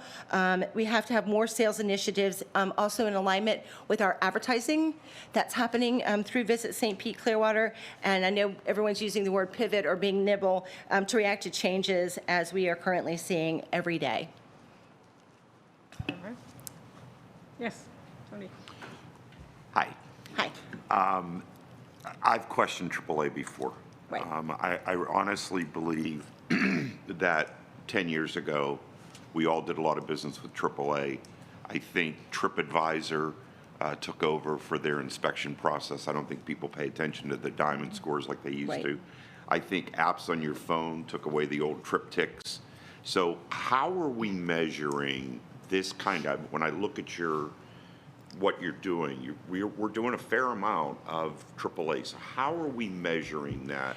Because I believe that last year you also had kind of a robust program with them. We had not had as a robust program. This is the first time we're really putting a lot of emphasis on AAA, and especially specifically AAA Auto Club Group. They now have a headquarters in Tampa. They also have headquarters in Dearborn, and they also have a headquarters in Charlotte. They grew this year to 13 states. So their footprint is a lot larger. They have 3,000 travel counselors that are part of the Auto Club Group. That's the biggest they've ever been. So we feel like there's a lot of opportunity with AAA. Again, we're working with Jessica Brady, who is the salesperson. She's also the training executive with AAA out of the Tampa office on how we can put together programs to track. We haven't gotten to that point yet because we've not done anything major with AAA Auto since they were Auto Club South, and now they're Auto Club Group. So we're looking at a lot of different ways to work with them. Again, Steve brings to the table a number of different ideas that are very innovative with them. We're just getting started down that track. They were invited. Travel and adventure shows are the largest consumer travel shows in the United States. They have partnered with AAA to come in and be the travel agent hook at these shows for consumers coming in. And again, their membership continues to grow despite the fact that they're not selling TripTics anymore. But they are acting as travel counselors. And ever since COVID started, everything from the travel trade publications to Forbes have said how valuable travel agents are going to be in this year ahead. They were there to service their clients when people got stuck. And so the landscape with regard to the travel agent community has really changed. And I think that we've got a roadmap ahead of us. We don't have a lot of details yet, but I think that I think there's also tools for tracking travel agency business that we don't currently have. And that's another kind of tool where I've asked for. And would love to talk with Steve more about that, and with Leroy about having, again, that research that we can really look at the growth and potential of that market, not just AAA. I think you're on top of it a lot more than I am. I just want to make sure that we can measure this. And that's what we're looking for. We're looking for a tool where we can finally definitively measure. And I think that's such a big market segment that we really, really need to wrap our arms around it a little bit more. Okay, thank you, Rose. Thank you, Madam Chair. Tony, to kind of do your question, I think if you looked at AAA just as AAA, but not everything that they do and across their branches, and if you just looked at it like that, I'd say, yeah, I would kind of agree with you. But if you go in and look at what they do in terms of content creation, the stories through their magazines and through their website, you look at what they do in terms of an in-branch presence, you look at their booking capabilities, their audience and their markets. I think you look at everything as a whole, and now you go in and say, hey, here's what I want to do. When I walk into pick a branch in a market that we want, so let's say it's going to be in Atlanta, and you go in and say, while there, we're creating a program that says, if you book here are some value adds that we can add that are unique to, you're not going to get this anyplace else in Florida. You also go through and you made, I briefly said, what if you went through and included a travel kit that was unique for this area in coming here? You go through, you talk about the activities that you can do in a package together. And so you see that in the branch, you see that in their digital, you see that in their magazine, and then you turn around, they can track the bookings, and then do you run some type of incentive contest of which branch can book the most? Now, and again, I'm going to really age myself in a program that we did with them many centuries ago, but the great thing is we knew in a summer when we had this set up, we knew how many bookings we were getting and from where. And some of these branch offices became very competitive because one of the things that we did is we provided a free lunch to everyone in the branch if they were the #1 seller. And, so again, it's raising the visibility. It's just not buying an ad or just doing one of their trade shows. It's like laying everything out.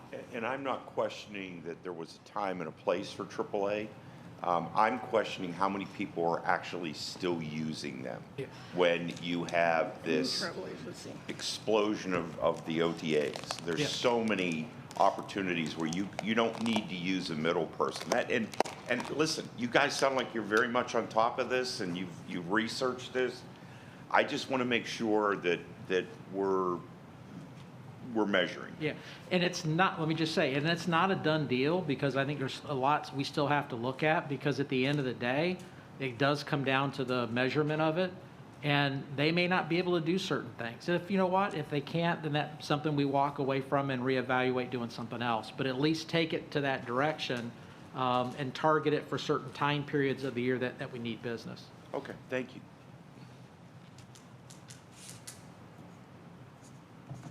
Any other questions? Thank you. Thank you. So Steve, you're going to do international marketing? So on pages, starting on page 119. I got that right. Or, I'm sorry, 119 starts our international marketing. And this is primarily our two offices that we have overseas. One is just UK, Ireland, and Scandinavia, and the other one is Central Europe. And again, I'm not going to go through the recap because I think everyone knows what those offices do. They were, just like every other department in the organization, we're on record to beat last year, and then you know what hit the fan. And right now, they have been our eyes and ears on what is happening, not only in Central Europe, but in the UK. Both of our representatives there, Vanessa and Marion, on a weekly basis, we get a recap of what's happening. And I think that's extremely important because while the borders are closed at this time, today, it may very well open up. And right now, I think one of the key things, both of those markets is some other major destinations have gone through and have said, we're not keeping our international representation, and have pulled that or very scaled it back down. And I think we'll be in a position to really get the right messaging out, not only to the tour operators in those areas, which work closely with a lot of our lodging products, and the communities and with us, but also the airlines as well. In a changing environment, and Leroy, correct me if I'm wrong, but I know Tampa International talked about Edelweiss potentially coming back soon. In addition, there was talk about Lufthansa starting back up. So again, from a present standpoint, we want to go through and keep that. As we go to fiscal year 21, the problem is even they don't know at this point what that's going to look like from a marketing standpoint. Much like we're trying to figure out, do we get somebody from Atlanta, Miami, or Chicago, or New York, and what does that look like? So the plan that they've put together is almost as if there is no COVID, and then we've got to revisit that once we know the parameters of what we're going to deal with from those markets. I asked one of the members of this council, I said, in all the years, have we ever canceled our representation internationally? And if you go back and you look at a lot of the things that have happened over the years, 9/11, crash, those are two huge ones in terms of affecting our market economically. And we have not. They've kept that presence. And I think it's critical that we go through and do that now. Our challenge will be is once we reopen, then what is going to be the most effective way to reach our customers there to continue the visitation here, both not only from the UK and Scandinavia, but also from our Central Europe office. The goals that we're putting in front of them is more along the lines of how many people are you going to reach? How many new operators can you get into the marketplace? And then also being able to set up and do things and taking our industry over there. I will tell you a couple of changes. Both Vanessa and Marion have recommended that we do not attend two major trade shows. One is WTM and one is ITB. There are a couple other ones they feel might be more beneficial. This last year, I know Vanessa went to WTM, but she just did appointments, like in the coffee shop, versus actually having a booth, but felt what U.S. Travel was doing was more important. Marion is almost suggesting the same thing for ITB. So again, as our industry changes with the pandemic, like this year, ITB didn't happen. The commissioner and I were supposed to go, and that's when it was just starting to become a relevant topic in the travel industry. And well, thank God we didn't go. But she's not recommending that for next year, but but looking at doing something more specific directly with customers in the marketplace. So again, it's between both of those, you're looking at $300,000 for the UK market and then $300,000 for the Germany market. The other element in this, they've also provided suggestions on how and potential advertising in those markets, and working closely with not only Leroy on the digital side, but also with Katie on the other side as well. And again, there may be redirection of dollars to help with that, depending on what we start to hear from the tour operators and the travel buyers from that market. So I know I know with some of you, this is a very important topic, so I'll be happy to answer any questions. If I could say that, You turn your mic on. I thought it's green. Oh, is it? Okay, thanks. Seeing I've done it for 40 years, we've been through the cycles, and if you lose your establishment, you won't get it back. We have two great rep companies that know everybody out there in the industry and know how it's changing. And I think when they say that we're not going to ITB or they recommend not doing World Travel Mart, that's the establishment. They're seeing the new ways of marketing over there. The visit organizations in each of the country, I mean, that's really where it is today. And it's all year long, whether it's Visit Austria or Visit whatever it is.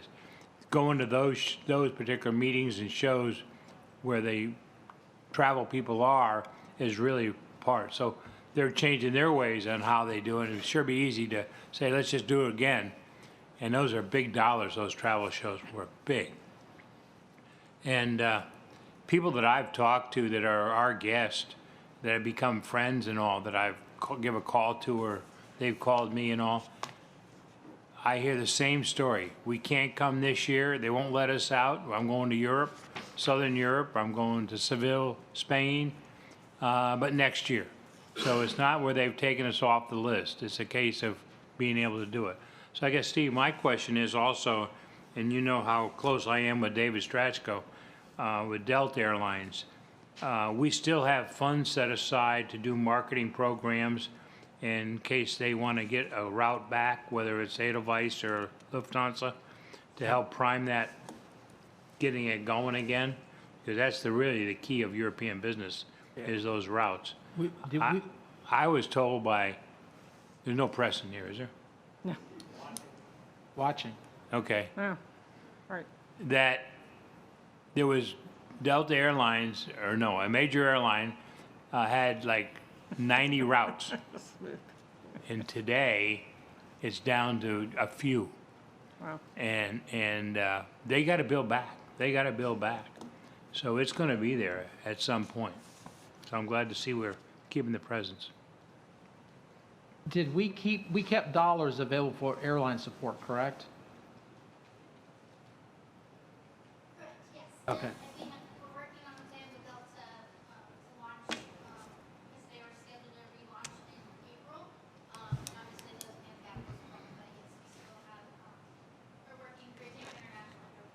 Yeah, that's going to be the key. Yeah. We've been having monthly calls with Tampa International as well. And so constant updates, they are actually using, we're feeding them all types of data right now because internationally, obviously, is a little bit of a question mark, but their positioning, as we sit right now, a lot of the data in our market is much better than that in Miami and Orlando and nationwide. And so we're helping them put together digital packages to help lure those flights back here before Orlando. That's great. We'll see if that happens, but that's the plan. Super. Hearing the airlines that we've mentioned, but not hearing anything about BA and Norwegian. Is there any info? I mean, are they just? Yeah, I'll let Leroy address that. Yeah, so, and again, this is all just from Tampa International. I mean, Norwegian is operating specifically domestically.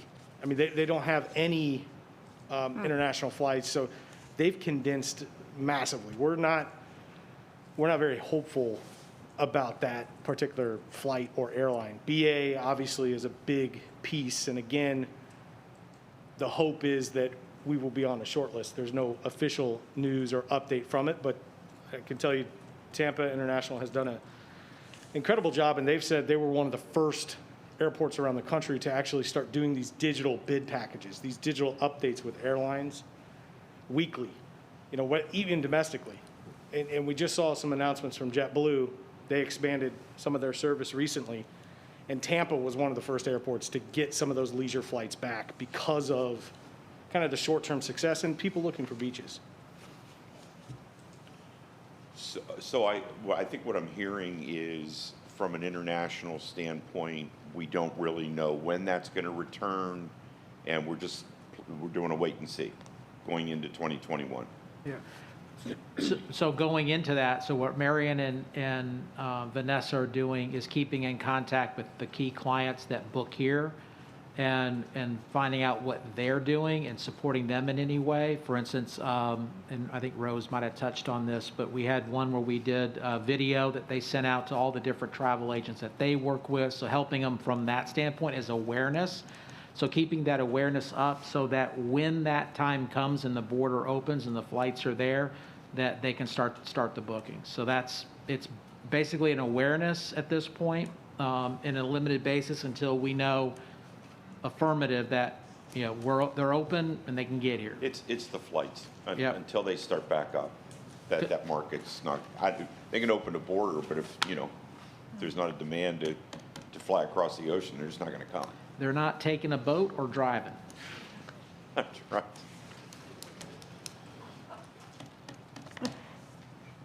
Thank you, Steve. That was All right. very insightful. Okay.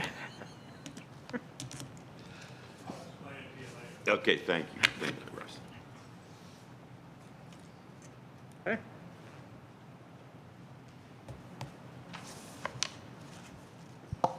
Steve? Yes, sir. For the record, do you need to go do page 116, executive travel or executive? We missed that one. I didn't know whether you needed to record it. As I was properly prepared by staff, in the past, we haven't We done didn't? that, so. Okay. But we have it there. If That's you would fine. like to go over it, or more than? No, I just wanted to make sure you. All right. All right. Are we looking at the decision package? Yep. The last thing is, and Mayor kind of brought it up. Yeah. But this one is a decision package. The one that we have is related to Super Bowl sponsorship. At the last TDC meeting that we had in February, we heard a presentation from Rob Higgins, who chairs the host committee. And the direction from the TDC was to get with them and then come back with what a package might look like. I can tell you that we recently received something from Rob, and the staff's reviewing that, and then we will come back to this body and suggest what that package looks like. Again, they asked for 1.5 million, so we got to make sure that, if that's the number we go with, are we getting the value out of it, or is it a number different than that? The county commission also has that information. And so what we would need to do going forward is, if that's a direction that we want to go, whatever that dollar amount that we come up with, then that's what we would let them know, and that would be voted on by the county commission. Is that correct, Ms. Chair? Mhm. Okay. Yes. I just have one question. If the Super Bowl's held and there's either no fans or half the fans, are we still interested? So if there is just a game, no fans or limited fans, are we as in Visit St. Pete, Clearwater, Pinellas County still interested? I think from a visibility standpoint, given that it would be a major sporting event that actually is held, that even if it's limited in scope, I think there's still visibility out of it. Is it going to be the dollar amount? That may be a different discussion. But I think we would need to go through and work closely with the host committee and you guys to make that decision. Yeah, I mean, if this is a PR campaign, it's not worth $1.5 million. exactly. But if we go through and we put sugar white sand in the end zones, does that count? Might slow down the receivers, but okay. No, Tony, and I really don't know, and I've reached out to the host committee, and again, from a conversation standpoint, I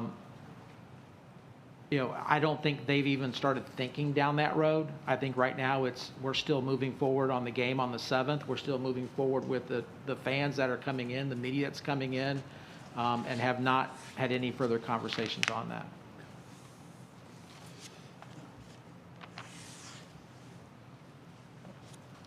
We'll put something in the budget, and if we don't spend it, then okay. Yeah.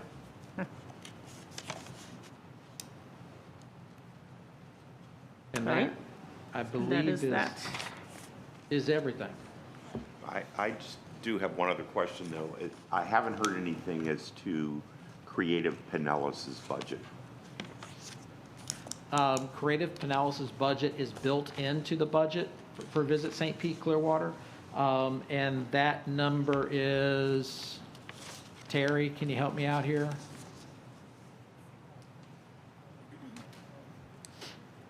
The fiscal '21 budget for Creative Pinellas is $537,640, and that just represents Visit St. Pete Clearwater's portion. They also receive funds from the transportation and the general fund also. But last year, VSPC, I believe, gave them 900,000.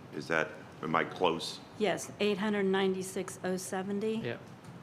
Okay, and it's 537 this year? 537,640, approximately 40%.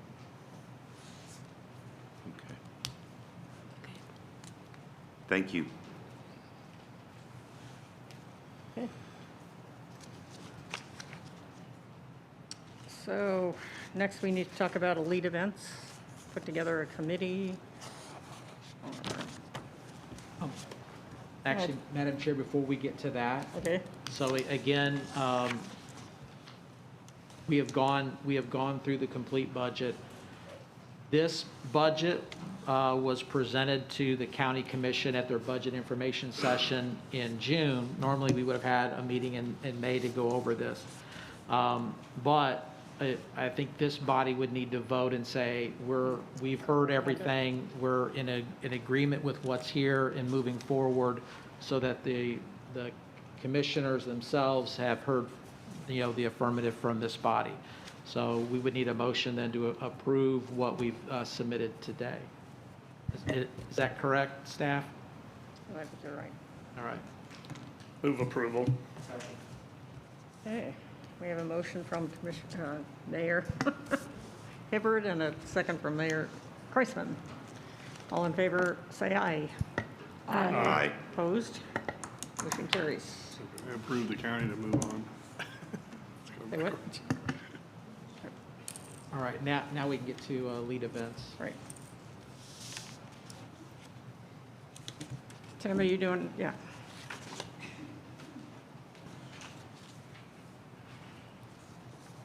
Hey, good afternoon. It's Tim Ransberger again. As you all know, under the Tourist Development Plan, as staff, we administrate the elite event program. We've been in a bit of a pause mode, obviously, since the COVID hit. To bring you current, the application process closed May 1st, and we had 23 applicants. Total ask, assuming that you funded full amount, would be $1.225 million.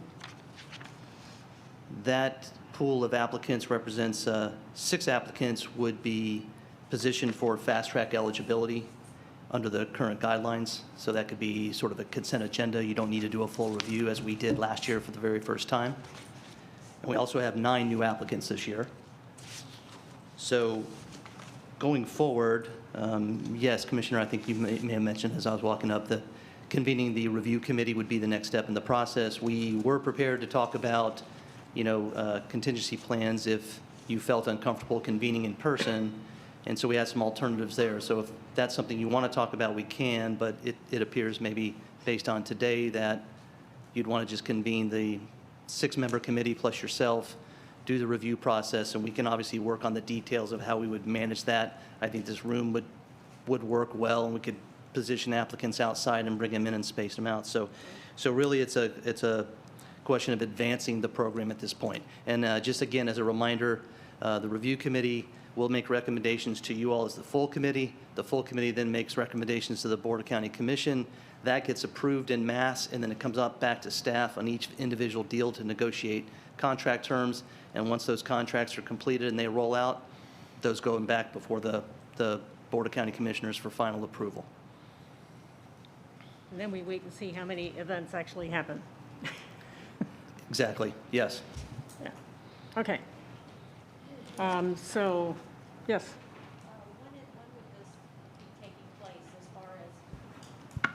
When would this meeting be taking place? Do you have any idea? No, what's our, do you have a time frame, Steve? Tim, timeframe on it? That's really the pace that you all decide you want to go, and obviously, Madam Chair's decision on how quick you... These applications, as you know, for those that are new, we converted to a digital process a couple years ago. So these are all fully digitized. We can get these out digitally. You know, we can also provide books of all the applicant information.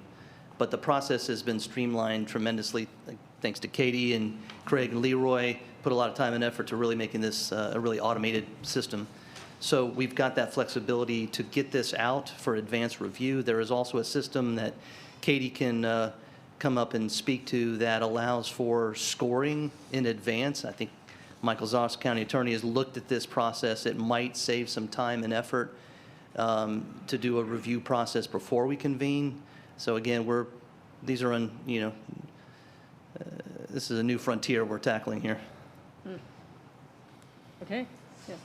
So timing-wise, we would need to have a decision and voted on and give you guys time to negotiate.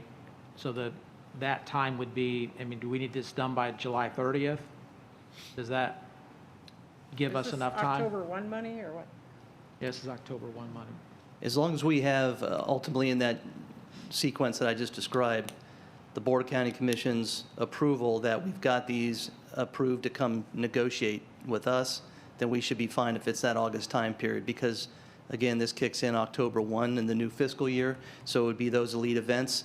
And quite frankly, in looking at the schedule, and Craig can correct me if I'm wrong, but we've had experience with these events in the past, so these won't be heavy lifts. We can probably come to terms pretty quickly and get these contracted. So I think to your question, Steve, yeah, I wouldn't go beyond end of July for this process to sequence out. All right. Who is on that committee? Whoever would like to volunteer today, Frank. So was the mayor raise his hand on that one? Anybody raises his hand, they're on it.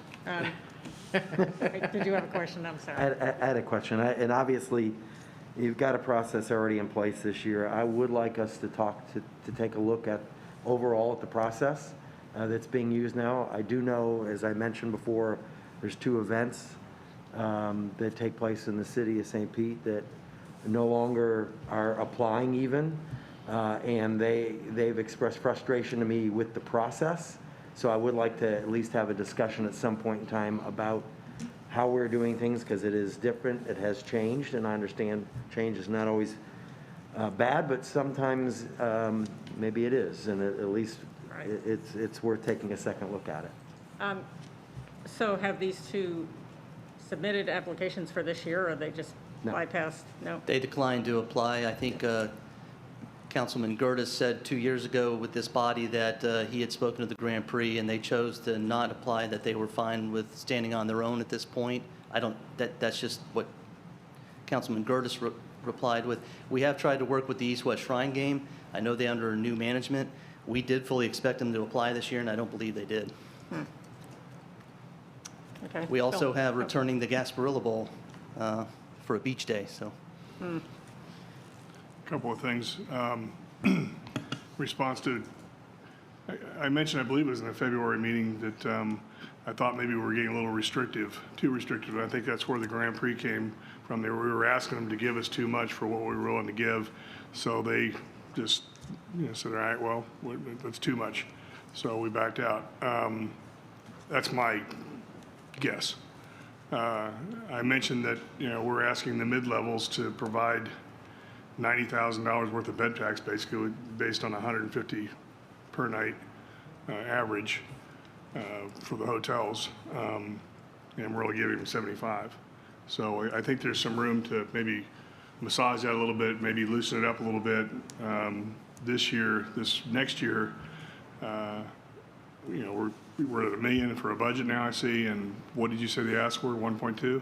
1.225 is the aggregate ask. And again, we have not gone through a review of eligibility. That assumes that everybody that asked would get that amount, so we'd have to manage against that 1 million, yes. Right, okay.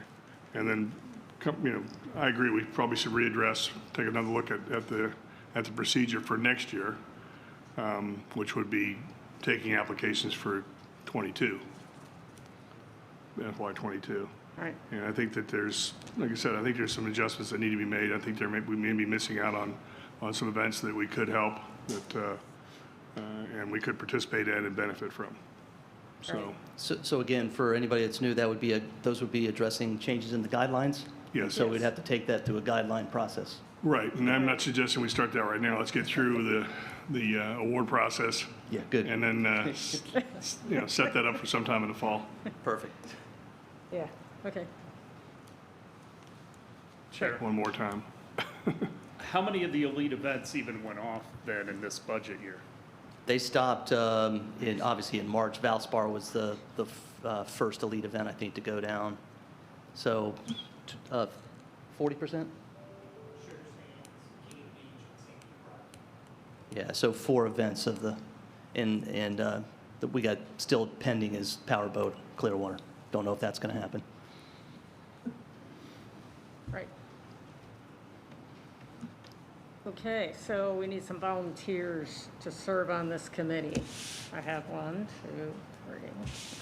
Oh, look at you guys. I'll volunteer with a caveat that I may be out of town the last part of July, so Okay. I'm not sure when your meetings are going to be. Having the meeting. I'm sorry? So that's when we're having the meeting. Darn. All right. I'm sorry, Madam Chair, could you repeat the volunteers for the record, please? I was just writing, I think I have more than I need, actually. We had Tony, Phil, Trish, Cookie, And if you have enough, then I don't have. Frank. I was just doing a. Yeah, I was going to say the same thing. I've done it before, so. Okay. And no, you didn't? Okay. Yeah, I have, okay, so no, I only have 5 then, plus me. And then we So have we two. need 6? We have 2 members, we need 6, but 2 members that aren't here that I think I heard them raise their hand. You heard him. Okay, yeah. Okay, so we have Tony, Phil, Trish, Cookie, and Tim. Right? And me. So we need 1 more. Yeah, Russ, why do I call you Tim? You said if we had enough, you'd step back. If not, you'd do it. Yeah, I will. Well, I have you on the list. Okay. Yeah.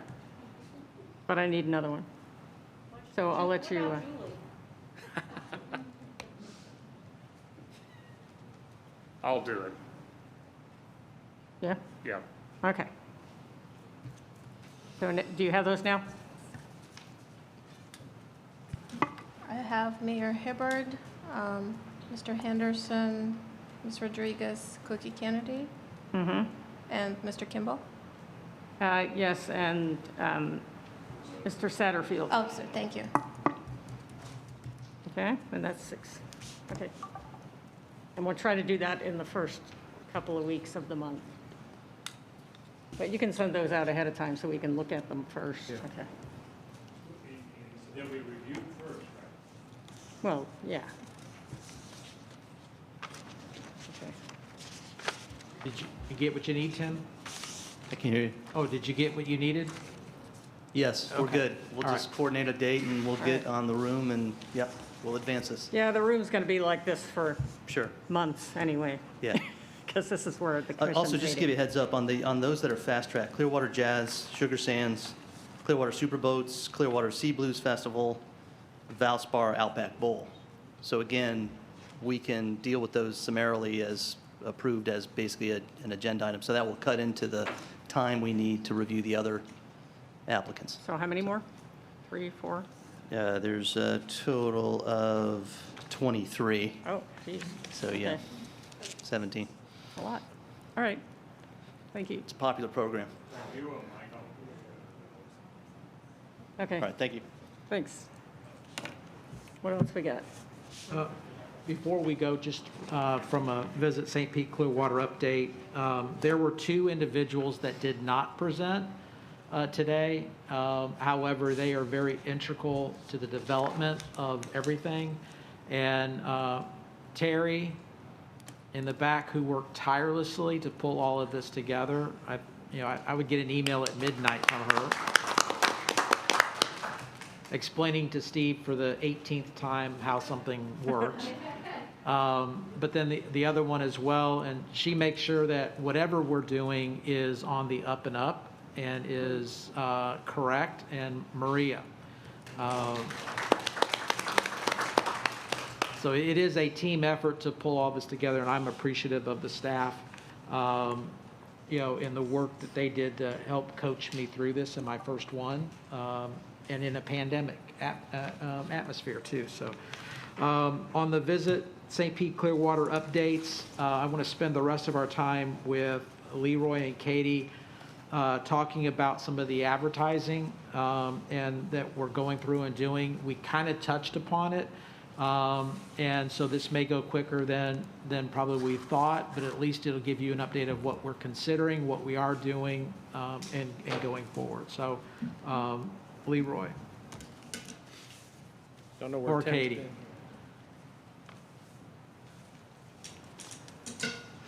All right, we're back. Yeah, certainly don't hesitate with questions throughout. We kind of started to unravel this a little bit already, but want to certainly provide an update on where we're at, what some of our efforts have been, and kind of where we're going.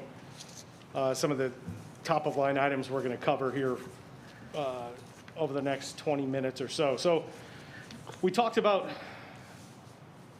indicators, data sources, how we're evaluating our actions. How do we know when we should market, when we shouldn't, where we should be, and why? And it all starts with data and research. And so I think, Russ, you were kind of asking, how does BVK figure this out? How do we?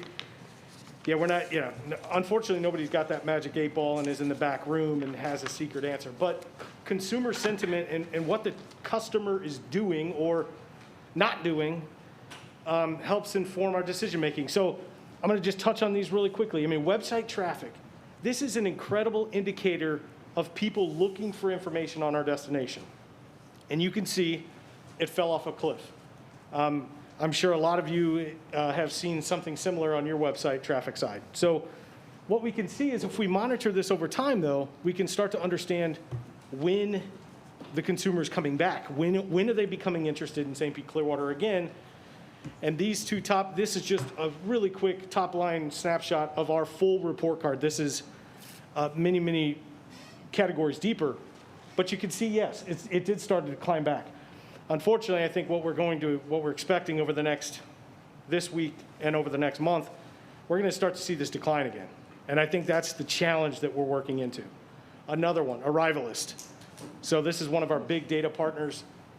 We're able to use cell phone technology to understand movement of people throughout the country.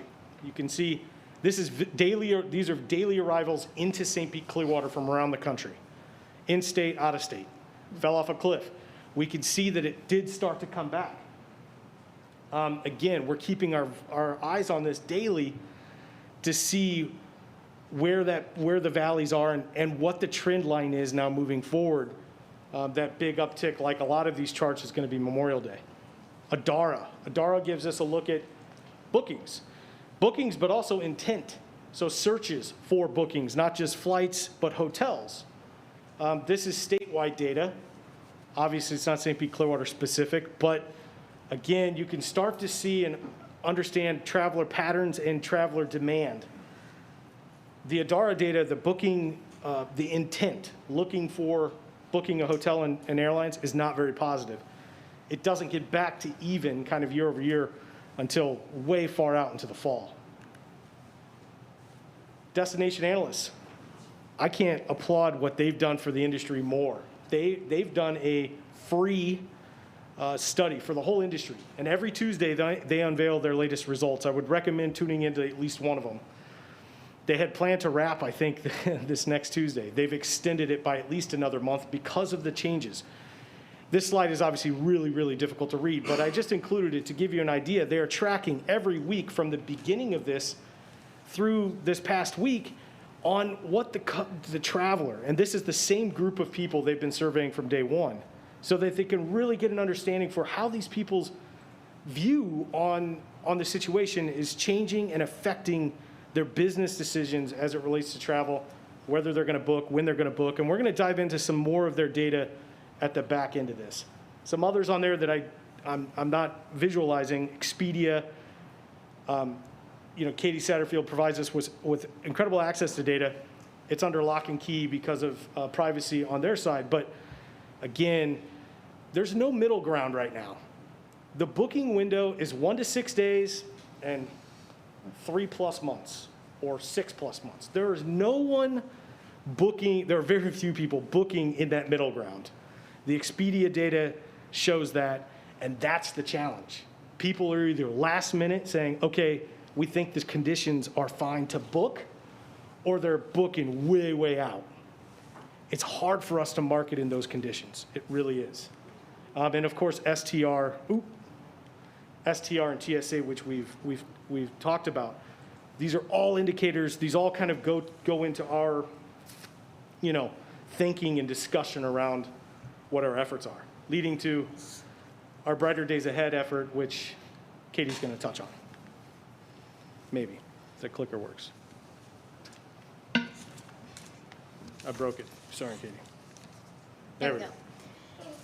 So yeah, once we started getting hearing some of the research and the trends and seeing what this might become, we got together with our agencies back in March and developed a campaign. So in an effort to bring St. Pete Clearwater together under one unified message during an uncertain time, Visit St. Pete Clearwater developed a bridge campaign centered around a foundational rallying cry for the destination themed Brighter Days Ahead.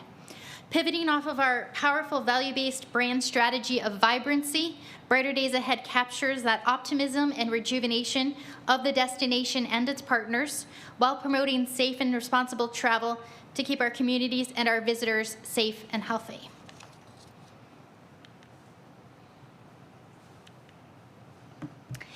The message was shared with industry partners via an industry update email and on conference calls, and included a link to a partner toolkit where we curated a suite of creative assets under this new theme, including digital, social, email, graphics, photos, all immediately available for their use. Partners were encouraged to leverage all of the assets available within the Brighter Days Ahead toolkit, also including key messaging points, content resources, and everything linking back to vspc.info, which is where all of our COVID-19 information for consumers lives on our website. Our domestic and international sales offices also used it as an opportunity to reach out to key clients to share our Brighter Days Ahead messaging, along with destination updates, including several useful VSPC travel industry links. We received feedback from our partners with compliments for the Brighter Days Ahead approach. Here's an example of one of our partners, the Serrata Beach Resort, using the assets and putting the Brighter Days Ahead on their digital marquee outside of their building.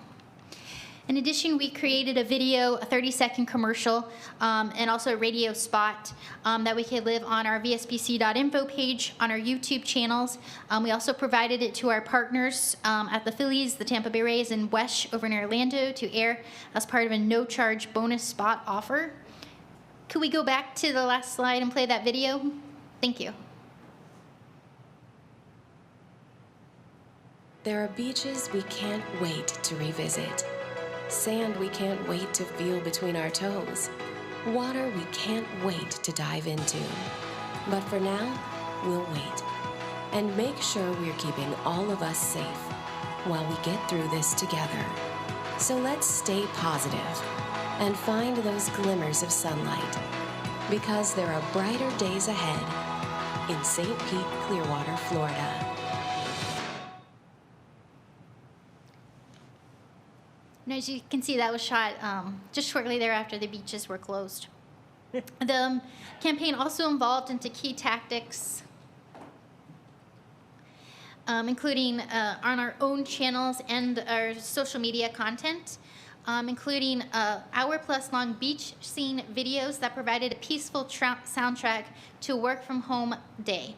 In total, 5 ASMR-style beach videos have generated more than 250,000 views across social media and over 1,800 hours of watch time on YouTube.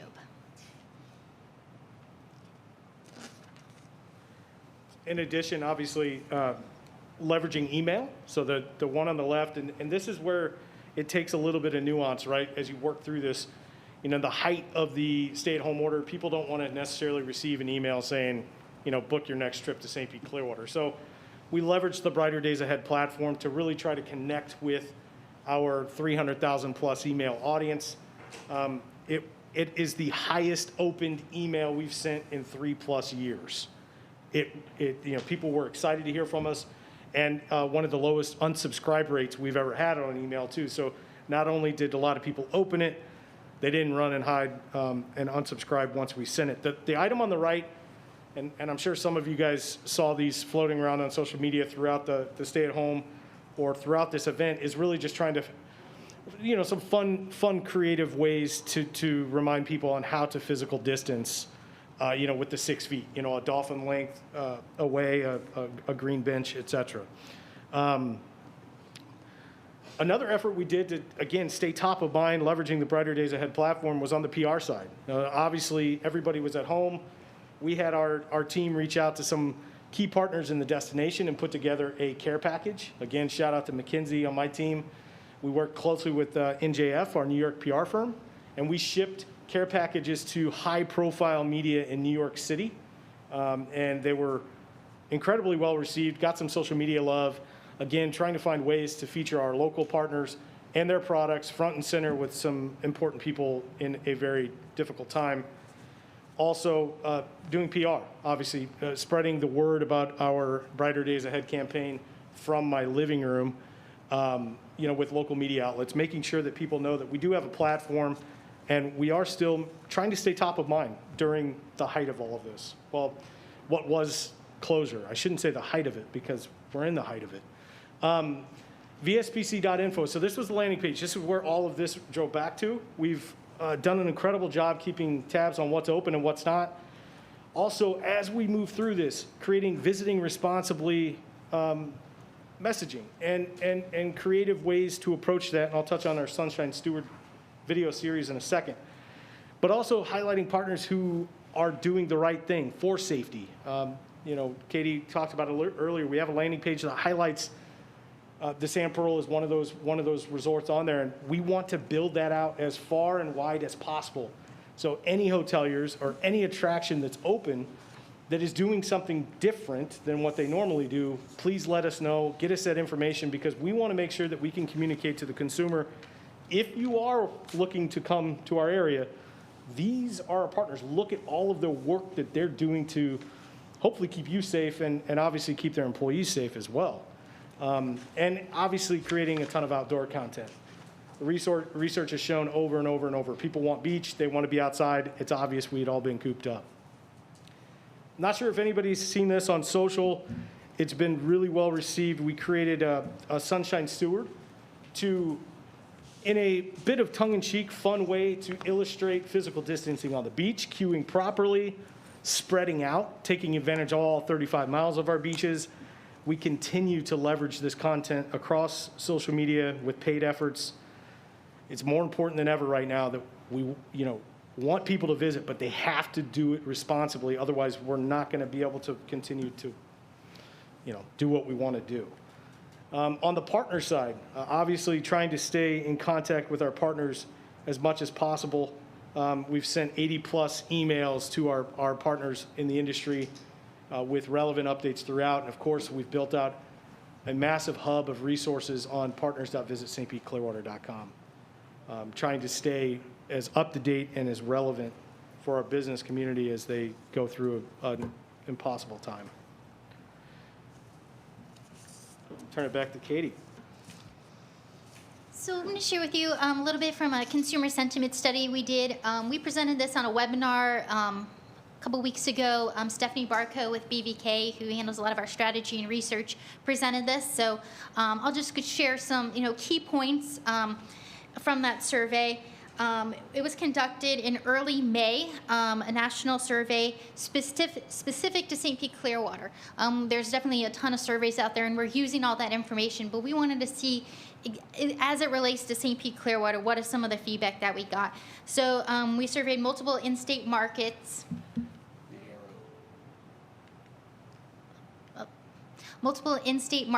And 3 key out-of-state markets that are drive traffic signified as some good drive markets to look at.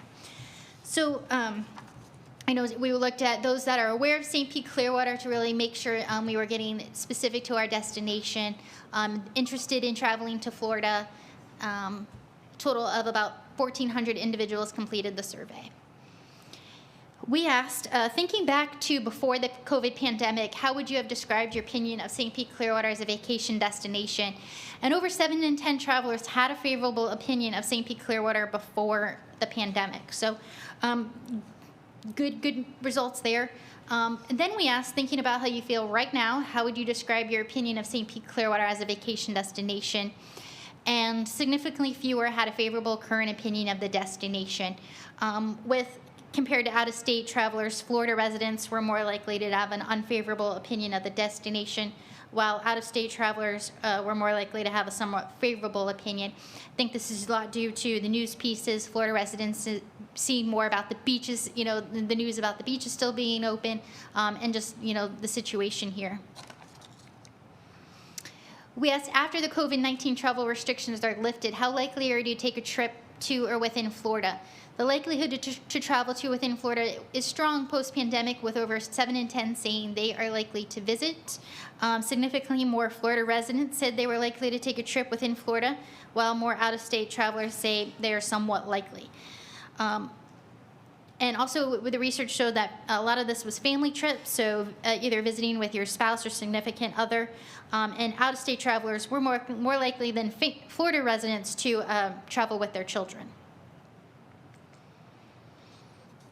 We asked, of those likely to visit St. Pete Clearwater, what would be your primary method of travel to St. Pete Clearwater? And nearly all Florida residents would drive to St. Pete Clearwater, while 4 in 10 out-of-state travelers would fly. While the majority of travelers from Atlanta would drive, those in Philadelphia and the Midwest were more split between driving and flying, which we found a little bit surprising, considering that, it was all about, don't get on a plane.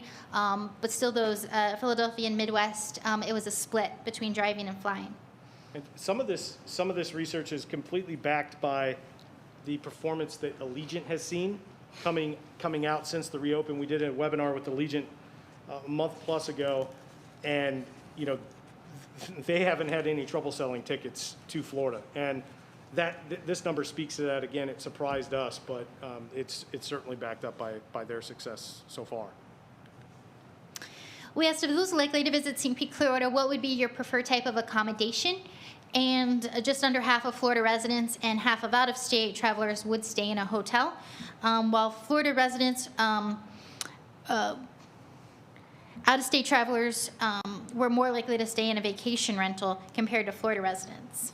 And again, that's something that we continue to see in the research nationally, but it's important to know that this is St. Pete Clearwater specific, and Florida residents and out-of-state relative to our destination.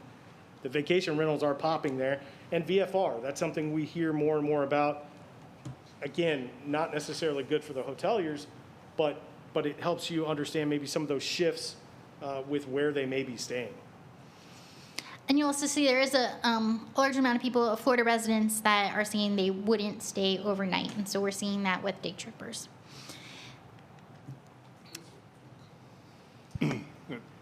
Staying with a friend or relative, there was a time we thought it was 45% of the people that were visiting Pinellas County were actually staying in the home of a friend or a relative, and it dropped down to 30-something. Now you're showing 17%, or this is a preference? This is just very specific to this group in this moment of those who said they would visit. It's that subset. You're right. Okay. The numbers from last year are going to be much higher than that. Right. You good?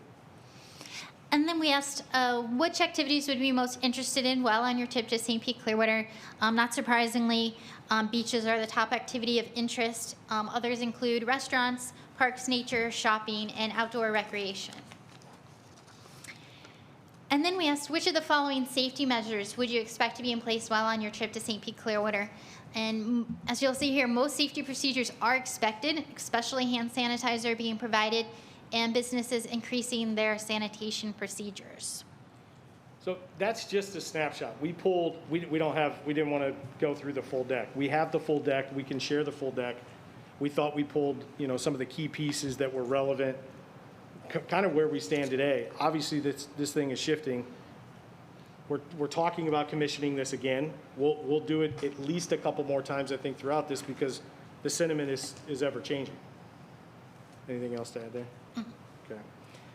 As we get into the marketing approach, so this is going to address a little bit more specifically, Tony, to what you were asking about earlier.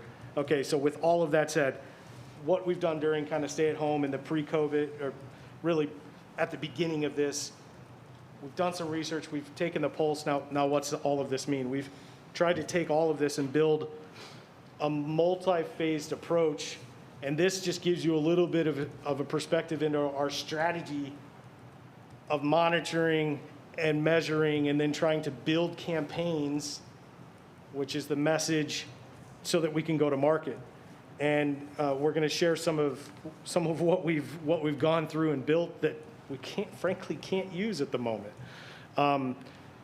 This is that three-phased approach, and it gives you kind of the three territories. We would say right now, as we stand here today, we're in the rebound phase. 2 weeks ago, we were ready for recovery. We built a recovery plan, and we're going to share some of that with you. But we've had to retreat, and you can see, and I'm going to focus on expanding. So you can see some of the monitoring, and that touches on all of the research items I touched on at the beginning, and monitoring those to help us move through these phases. So we say, okay, we know we can move to recovery now because all of these other indices are signaling such. People are moving about, web traffic's better, search intent is there, all of these elements to make up the puzzle. These are kind of the more specific marketing aspects for each phase. So intent-based is where we find ourselves right now. So we aren't doing large-scale brand advertising. We are targeting very specifically those who, despite what is happening locally or anywhere else where they live, they're searching for a Florida beach vacation. They're raising their hand. We're not going to let them slip away, right? But somebody who isn't in that mindset, we're not necessarily spending money to go after them right now. This could change. We saw with the announcement today, it's changing very frequently. We are prepared. We have a phased plan. We're ready for it to change. And the recovery plan that we built that we're going to touch on really quickly is there. And we can flip the switch and launch it as soon as market conditions suggest it's a good time to do so. So our recovery campaign was built on our platform of vibrancy, committed to vibrant days where we're more healthy, happy, and full of life. So which is, perfect in this landscape. People are craving wellness and time with friends and family and that moment of healthiness and happiness. So our brand platform works really well that we live under. Just a recap of our brand evolution. So, Live Amplified is our, normal campaign where everything kind of revolves around Live Amplified. We evolved that to our Brighter Days Ahead, which had that optimism, positivity during the early days of COVID. And then, we're on that path of recovery to drive visitation through our in-state audiences. And the recovery campaign was titled Welcome Back Now. And I'll just read this to you. These past few months, we've been stuck between the past and the future. And because of that, it's been tough for most people to be truly present, to experience the now. With this campaign, we'll encourage people to start pulling on the thread of hope again and to see where it leads. We'll remind them that living in the present is possible again, and that St. Pete Clearwater is the perfect place to reignite their senses and experience the now. So we had a campaign built, broadcast, out-of-home, direct marketing, digital, and SEM as part of our recovery phase for May, September, focused on Florida and Georgia to really go after those audiences looking to find that escape. But we find ourselves today in current situation. Yeah, I mean, I think we loved the campaign. I think we would all agree what she read just doesn't work. It's hard to go out with that message. I think I heard almost 9,000 new cases reported in Florida, and we'll see what that number looks like here locally. Obviously, this is our current situation, and we've all been paying very close attention to it. I want to then tilt back to destination analysts and point to some of their research from this week that they unveiled on Tuesday. And this, again, kind of connects with what we're struggling with and leads to kind of where we're going. Because we're not sitting still. We know we can't sit still. We know our partners and our business owners in this room can't sit still. But Florida is second to New York. Well, I'm sure those numbers are going to continue to change over the next couple days and weeks. And of course, when you look at the trending of those most talked about hotspots, it's not good. We're on the national news every night, and people are talking about us. And why that matters is because we're trying to market to those people, and it's challenging to do so. Next slide here, expectations. So again, if people are expecting, and you can see how close, where we were on the precipice, we were launching this recovery campaign, and again, there are pieces of the digital side that are still live, and now that gap widening. And that's not going to be a climate to induce people to book a vacation. Again, personal safety, safety of friends and relatives, all of these downward trends now spiking upward. And it's kind of hammering the point here again, state of mind and returning. It was climbing, and now you can see some depression, or the right side that those people are waiting is now they're waiting, those percentages increasing.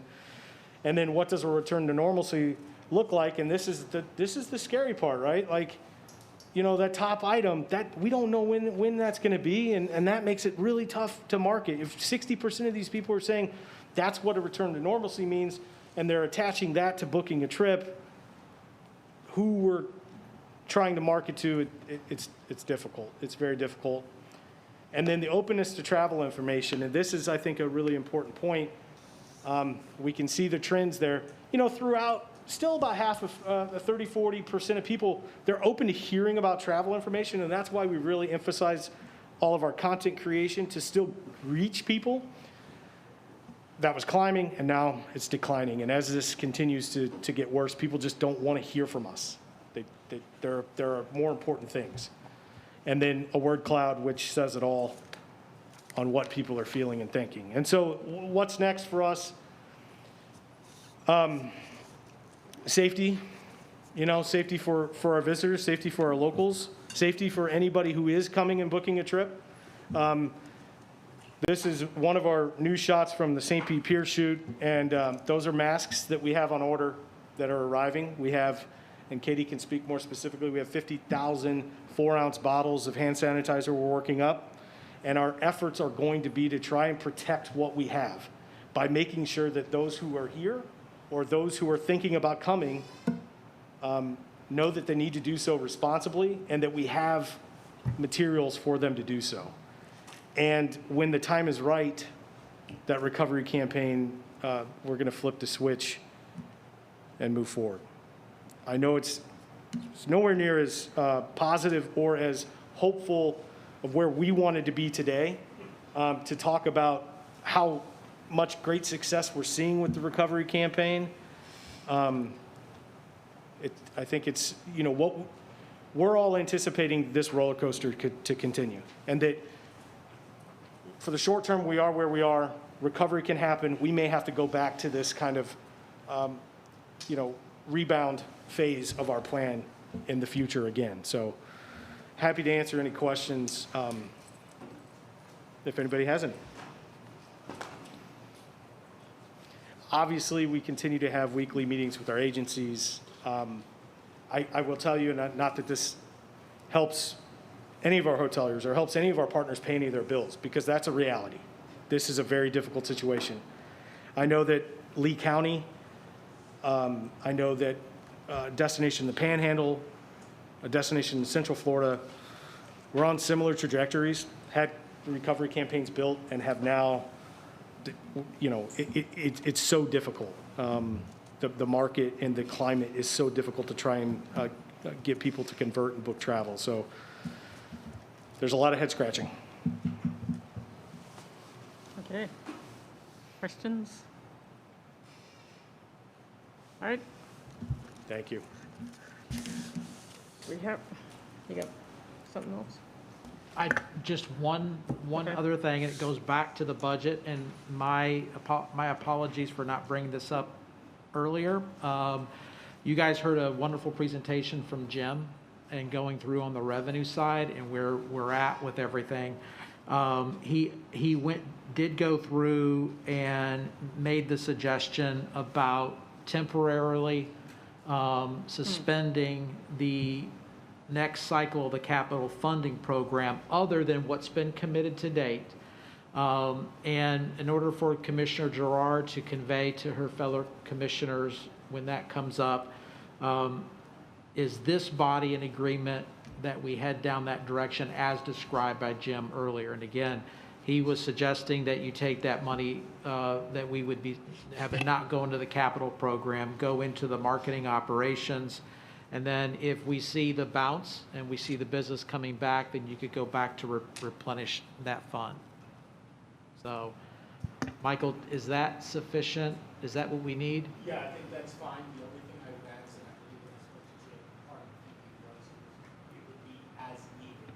Okay. It didn't need to be touched, it was just Right. Yep. It's just kind of saying, it's not what Yep. Right. We'll revisit when things get better. Yes, Bill? I'm assuming the tourism plan allows for that. It wasn't hard and fast that 40% has to go to capital, and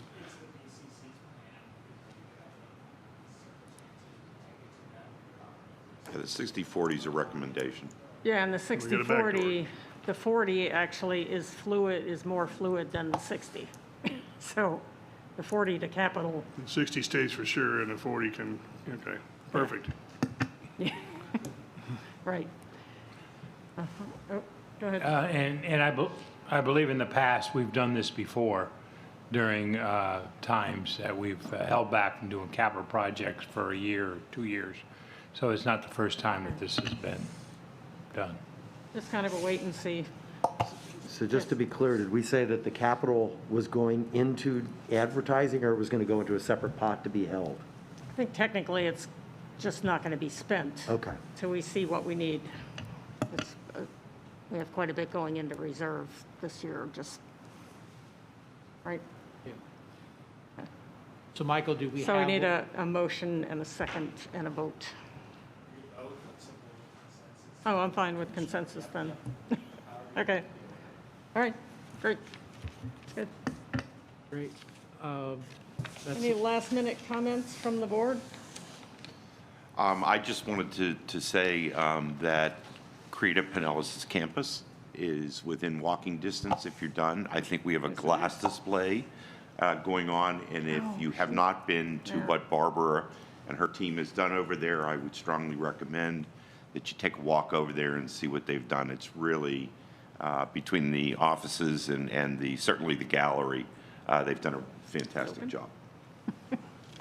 Thank you, she is doing an amazing job.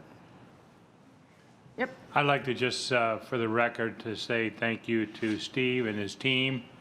And it certainly showed on everybody that are on their game as usual. They know what's going on. And I'm sure they've had the rough 6 months just like the rest of us have, and we say thank you to them. So I think most of them have left, Steve, and gone back to work. But if you would convey that, I'd appreciate it. I think we all are proud of the team we have here. We hear other stories around the state, and we're proud of ours. Thank you. I will definitely pass that along. Thank you. Anything else? All right, we are adjourned.